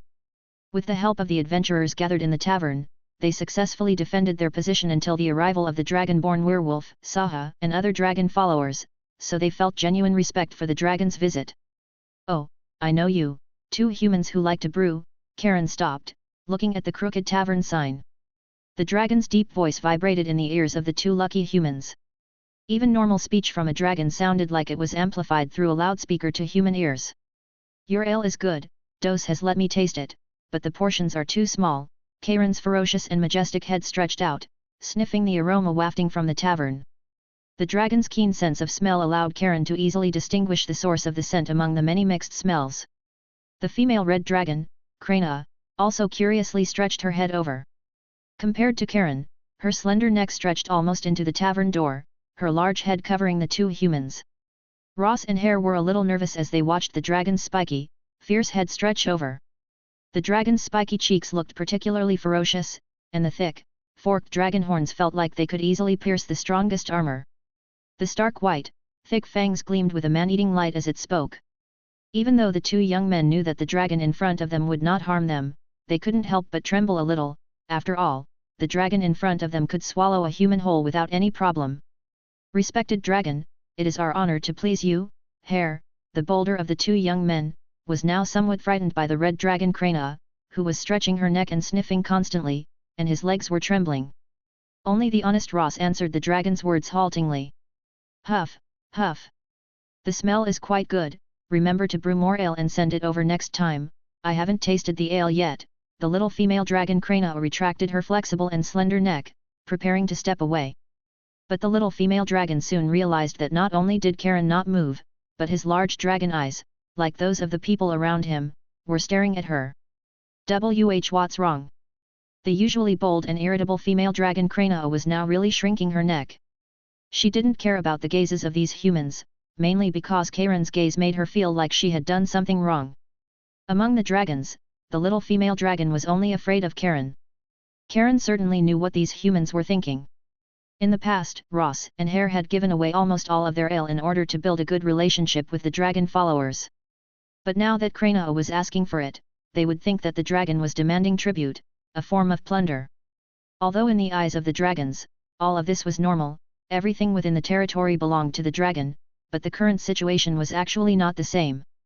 Strictly speaking, the adventurers and residents of these towns were not yet the dragon's subjects, but more like merchants doing business. Moreover, Karen didn't want to scare these humans away. In his eyes, these humans could create wealth for himself and the dragons, help him develop the territory, and the dragon was not short of money now. It was best to cultivate the habit of trading among these dragons and dragon followers. In Karen's view, it was better to use treasures for circulation and exchange to create more value than to put them in caves as pillows. Karen deliberately amplified his voice. The dragon's voice made Ross's ears buzz. Krana, you need to pay for things. If you don't pay, how can others trade with you? Do you want to freeload? This is not what a dragon lord should do. The tough skin on the little female dragon's face wrinkled. To be honest, she did have this plan. In the eyes of the dragons, treasures were their lifeblood.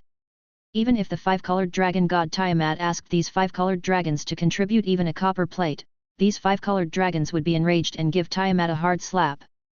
But fortunately, this dragon group was different from ordinary dragons under Karen's influence. Krana just frowned and thought for several minutes before taking out a few silver coins from her scales and throwing them to the eager Ross. Humph, remember to send me good ale. If the taste doesn't satisfy me, I will take back the silver coins I gave out. The little female dragon Krana frowned and looked down at the human in front of her. She was still a little reluctant to part with her silver coins. Don't worry, noble dragon, I will definitely send the best ale over. Ross pulled his friend and bowed, clenching the silver coins in his hand. Let's go. Karen turned around, leading Krana and the dragon followers to continue patrolling the streets. He wanted to see what problems still existed in the town. While the town needed to be rebuilt, many things could be easily adjusted and modified without encountering many obstacles. In Karen's mind, the Golden Sea estuary town could be used as a business card for the Dragon Group's territory to communicate and trade with the outside world, and in the case where land transportation was not possible, This natural harbor was the most important channel to communicate with the outside world, which was worth his attention. "Good day, noble true dragon." The voices along the way were endless. This was unavoidable, although Karen also enjoyed this feeling. It could only be said that whether it was humans or dragons, they all liked the feeling of being the center of attention. However, one voice caught Karen's attention, looking at the commoner mage who spoke. He had a strong impression of this mage, mainly because this mage's combat style was impressive enough for the dragon. Those seemingly endless magic scrolls were thrown out as if they were free, which seemed a bit too wasteful in the dragon's eyes. It could only be said that the profession of mage was really not something you could play without some capital. The red dragon stopped and walked in front of the mage, looking down at the mage from a high position. "Mage, tell me, what is your name?" The dragon's voice echoed in his ears, and the mage, Razi, and his adventurer team couldn't help but step back. Even though the dragon was restraining his dragon might, it still brought them unparalleled pressure. The mage was different from those ordinary adventurers. He knew more about the power of the red dragon in front of him.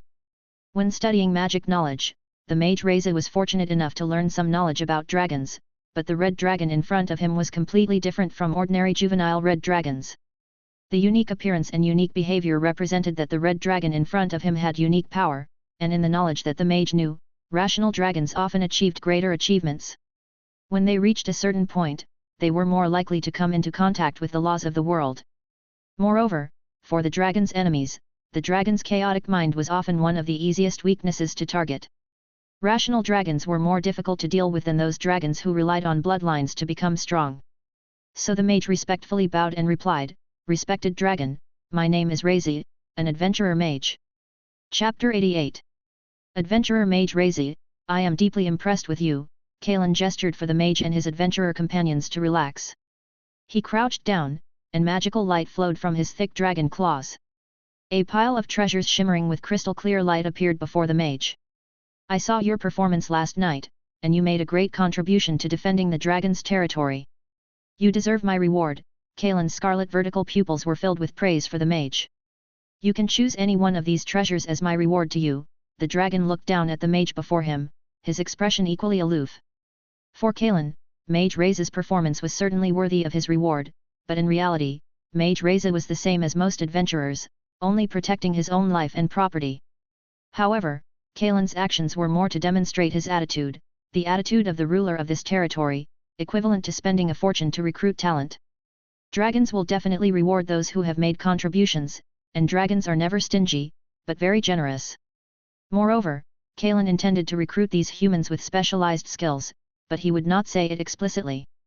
He was a dragon lord and could not be too proactive. After he expressed his attitude, if anyone had such thoughts, they would definitely take the initiative to contact the dragon's followers. This would not only maintain the dragon's posture, but also prevent those humans who approached him from demanding too much. But Mage Razi, his adventurer companions, and the surrounding adventurers who heard the dragon's words were stunned. However, it was not because of the dragon's aloof posture, but because of the dragon's decision.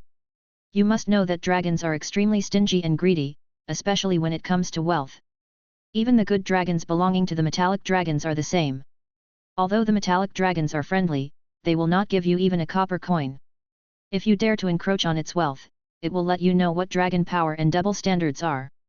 You will be directly cast into the evil camp, just like the bronze dragon who loves to eat sawa fishmen and does not recognize fishmen as intelligent races. The five-colored evil dragons are even more blatant. They are not only stingy and greedy, but also like to exploit and blackmail others' wealth. Even for their followers, many evil five-colored dragons only treat these followers as objects of exploitation, collecting treasures as much as possible, and it is even more impossible to reward others with their wealth. Especially red dragons, their love of being bandits and extortionists is well known in almost all planes. A large part of the reason why many red dragons like to plunder princesses from human kingdoms is not because of greed for beauty, but to extort those tempting gold coins. Of course, some red dragons are particularly fond of the taste of human and elf girls, and they regard human and elf girls as delicacies. But the red dragon in front of him would actually reward others with his treasure. Mage Razi felt as if he had seen a mortal defeat a god. His eyes widened. This scene was like a fairy tale, unbelievable. Mage Razi was very afraid that the red dragon in front of him was testing him. As long as he reached out, that terrifying mouth would open and devour him. so he prepared to politely refuse the red dragon's reward. Wealth was important, but life was more precious to a mage. But when Mage Ray's eyes swept over the treasures in front of him, he felt that he should try bravely. Among the treasures were red gemstones that shimmered like agate, silver grey or the size of a baby's fist, treasures that looked like they were wrapped in a layer of flame like refined iron, and crystalline particles that emitted various crystal clear lights. The appearance of these treasures immediately caused the crowd on the street to exclaim, and the adventurers and residents couldn't help but surround them. "Oh my god, that's mithril ore! Its value is at least 10 times that of an equal amount of gold. It is an extremely precious treasure, and it has super magical ductility. It is an indispensable material for creating many powerful magic weapons. And it is as strong as dragon scales and as light as feathers," an experienced adventurer exclaimed. "And there is adamantine. This adamantine is heavy and strong, and has strong anti-magic properties. It is one of the best materials for making anti-magic equipment. This is a popular item in auction houses. Those powerful warriors like to mix this strange metal into their armor." Of course, Mage Reza knew the value of these treasures. He had the dual identities of adventurer and mage, and his knowledge and experience exceeded those of these experienced adventurers. He was just hesitating. He couldn't bear to part with any of the treasures in front of him. Mithril ore could not only be used to create magic weapons, but also was a necessary material for every mage to build his own mage tower. The magic circle engraved on the mage tower required a lot of mithril. But those pure magic crystals and magic gems that shone with various magical lights also made his heart flutter. These magic crystals and magic gems were also high-level materials. It can also help mages accumulate magic power faster, and can also create secret treasure props to help mages recover magic power. Mage Reza painfully closed his eyes.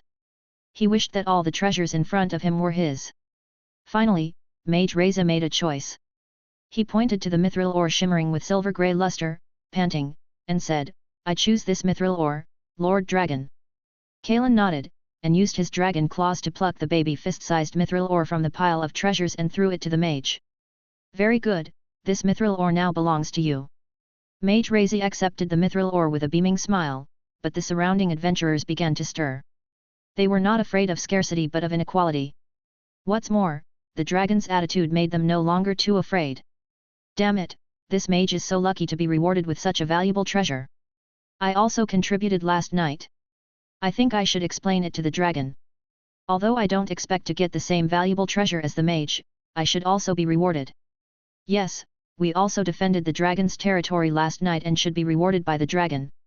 The crowd was noisy, gradually surrounding the dragon and the dragon's followers.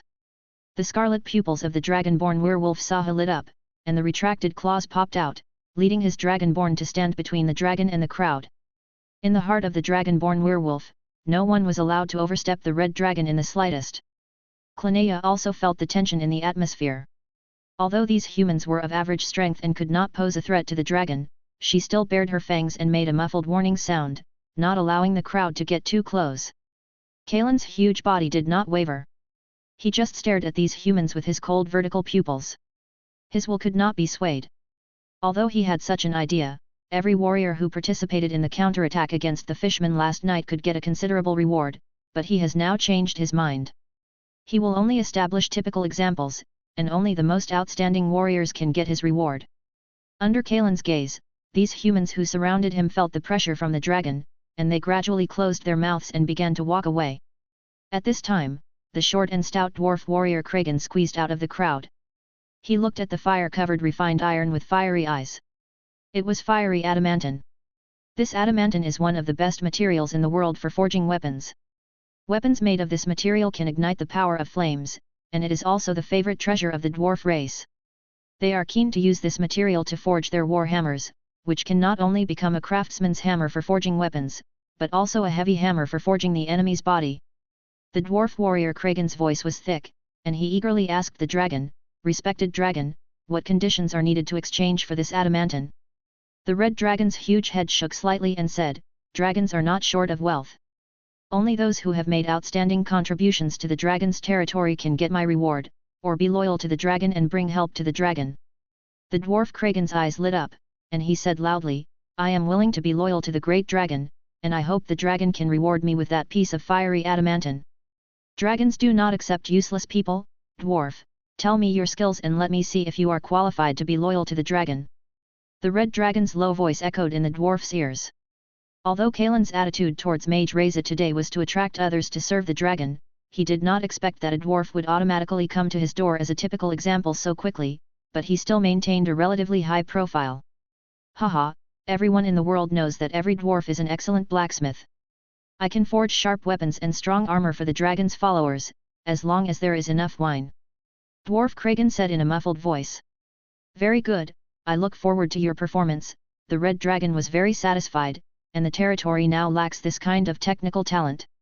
So he used his dragon claws to pluck the fiery adamantine and threw it to the dwarf warrior, and asked, "What is your name, dwarf warrior, now the dragon's craftsman?" "Kragan, Kragan Mim, this is my name, Lord Dragon." Although the dwarf warrior Kragan looked very rough, he bowed politely and replied. "Then, Kragan Mim, I hope you can get more treasures from me." The red dragon stood up. He felt that today's performance attitude was enough. So the red dragon opened his wide and powerful scaled wings, jumped up, and drove the flowing wind directly to the high sky, heading towards his dragon's nest. The little dragon Clinea also took off and followed Kalen closely. Whoosh! The rapid gale blew away the beard on the dwarf warrior Kragan's chin and the braids on his head, but he didn't care. The dwarf warrior was now holding the adamantine tightly in his hand, roaring at the dragon in the sky. "Ha, wait, Lord Dragon, Kragan is a greedy enough dwarf warrior." Chapter 89. The weather was clear, with not a cloud in the sky, and the morning sun was rising over the azure blue expanse. The calm and vast sea shimmered in the sunlight, occasionally disturbed by lone sharks chased by schools of dolphins, their various fins slicing through the surface, stirring up rippling waves. Schools of fish leaped from the water, exposing their white bellies. Seabirds and gulls foraging in the sea swooped across the surface, their sharp claws piercing the unfortunate prey before soaring into the sky. The sound of waves crashing against the shore and the cries of birds hunting awakened the creatures and humans inhabiting this land, and the quiet golden seacoast town gradually came to life.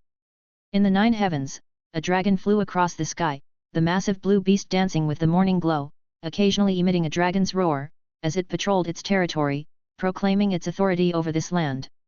The silent forest also bustled with activity, as countless birds flapped their wings and flew out of the dense canopy, creating a grand spectacle that startled the beasts running through the forest. A dragon with scales that shimmered like green jade soared through the jungle, surrounded by birds, the wind it generated rustling the leaves of the forest. The people of Golden Seacoast Town had grown accustomed to such scenes, and everyone began to busy themselves with their own affairs. Adventurers and gold seekers entered the tall, dense jungle in groups, commencing their daily work. Only some newcomers to the town would look up at the sky with astonishment, exclaiming loudly, only to have bedraggled ladies throw clothes-drying poles from the second-floor windows, smashing the heads of several fools. Others carried axes, sickles, hoes, and the like, following strange-looking kobolds and centaurs, servants of the dragons, into the forest.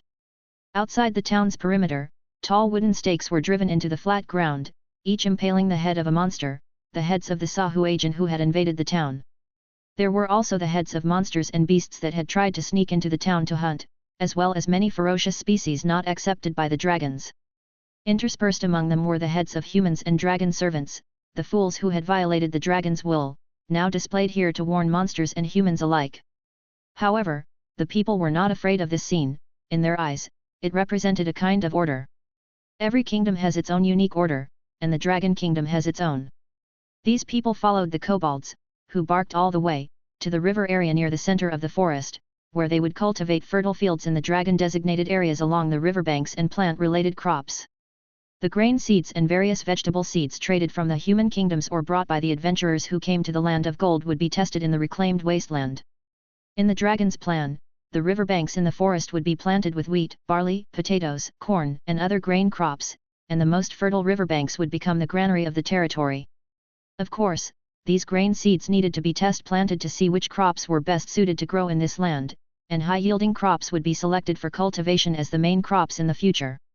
However, due to clearing the forest for fields and reclaiming wasteland, the first year's harvest might not be particularly ideal. Even if the land was fertile enough, it would require careful cultivation to get more returns.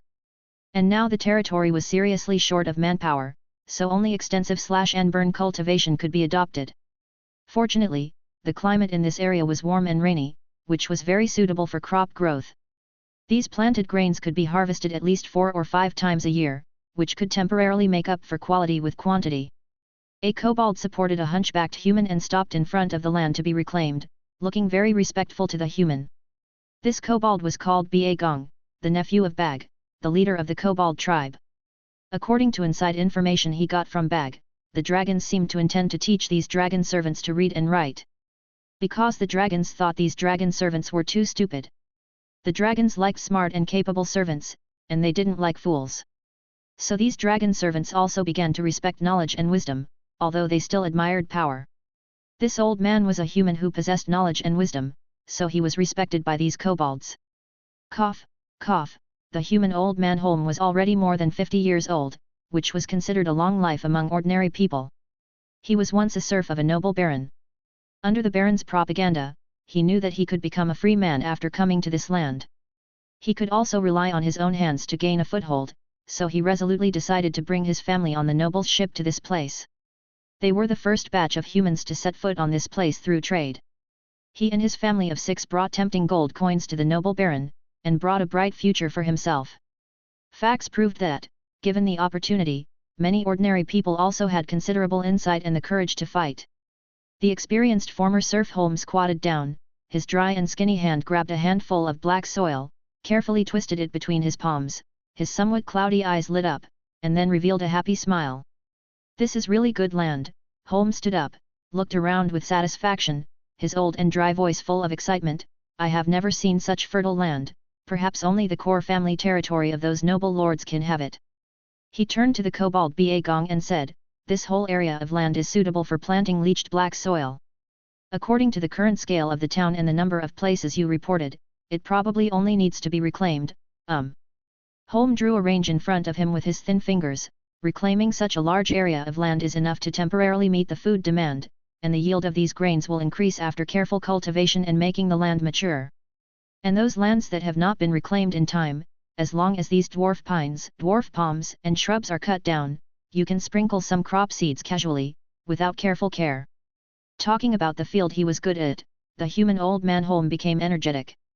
He led the kobold Ba Gong, who was happily spinning around in front of him, and pointed to the open space between the trees in the forest and said, for example, these open spaces, if there are not enough people to cut down trees and reclaim farmland, you can also sprinkle the seeds of chickpeas, carrots, peas, and pumpkins.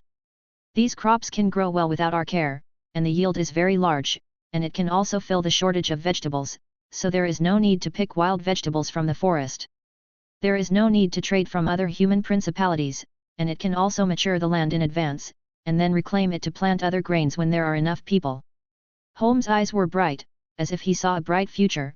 He suddenly sighed, these noble dragons are really generous, even such fertile land is willing to share with us ordinary people, thank the great true dragon. Woof woof, the kobold Ba Gong was so happy that he forgot to speak the common language, only caring about writing down the words of the human old man in front of him. He wanted to write these words down and report them to his superiors to prove that he was also a capable kobold, not a fool in the eyes of the dragons. Chapter 90. Walk by, don't miss it, delicious potato and kale soup, 2 coppers a bowl. Mushroom muffins, fresh out of the oven, fragrant aroma, no money if it doesn't taste good. Freshly hunted mountain deer and wild boar this morning, fat and fresh. The street vendors selling seafood, cooked food, and wild game shouted loudly, attracting adventurers and town residents who were coming and going in a hurry. The golden high-mouthed town in the early morning seemed particularly noisy and vibrant. The centaur warrior Sunai led the centaur warriors of the tribe, driving the captured Sahuagin slave laborers through the noisy streets. These Sahuagin slave laborers had to be moisturized with seawater every so often, otherwise it would be difficult for them to survive on land. But the aroma on the roadside attracted the centaur girl's attention. She signaled the team to stop, walked to a small stall and stopped, and asked, "Give me a mushroom muffin and a mushroom soup, how much is it?" "Hey, a small breakfast, what's it worth, just take it," the middle-aged man behind the stall showed a flattering smile. He knew that this centaur warrior had a certain status among the dragon's followers and was a member of the security officers in the town, so he showed a flattering intention. The centaur girl Sunaya shook her head, took out a few copper coins from her arms and threw them to the middle-aged man, then picked up a mushroom muffin and mushroom soup and ate them on the spot. As Karen's most loyal follower, the Centaur tribe strictly followed the will of the dragon. After Karen clearly stated that such extortion and freeloading were not allowed, Sunaya had been very careful. Moreover, relevant laws and regulations were gradually formed under the discussion and research of the Blue Dragon Dose and the Blue Dragon Axi. In the future, both the dragon's followers and these residents would have to abide by these laws and regulations. Even those dragons could not dare to disobey the will of the Red Dragon Lord.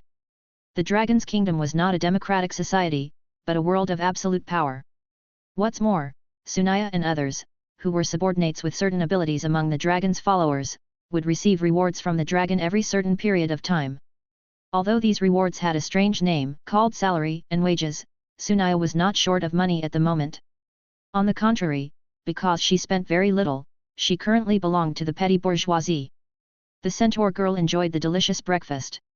She felt that the standards of these humans were not as good as the halfling chefs in the tribe, but it was still a good delicacy to taste occasionally.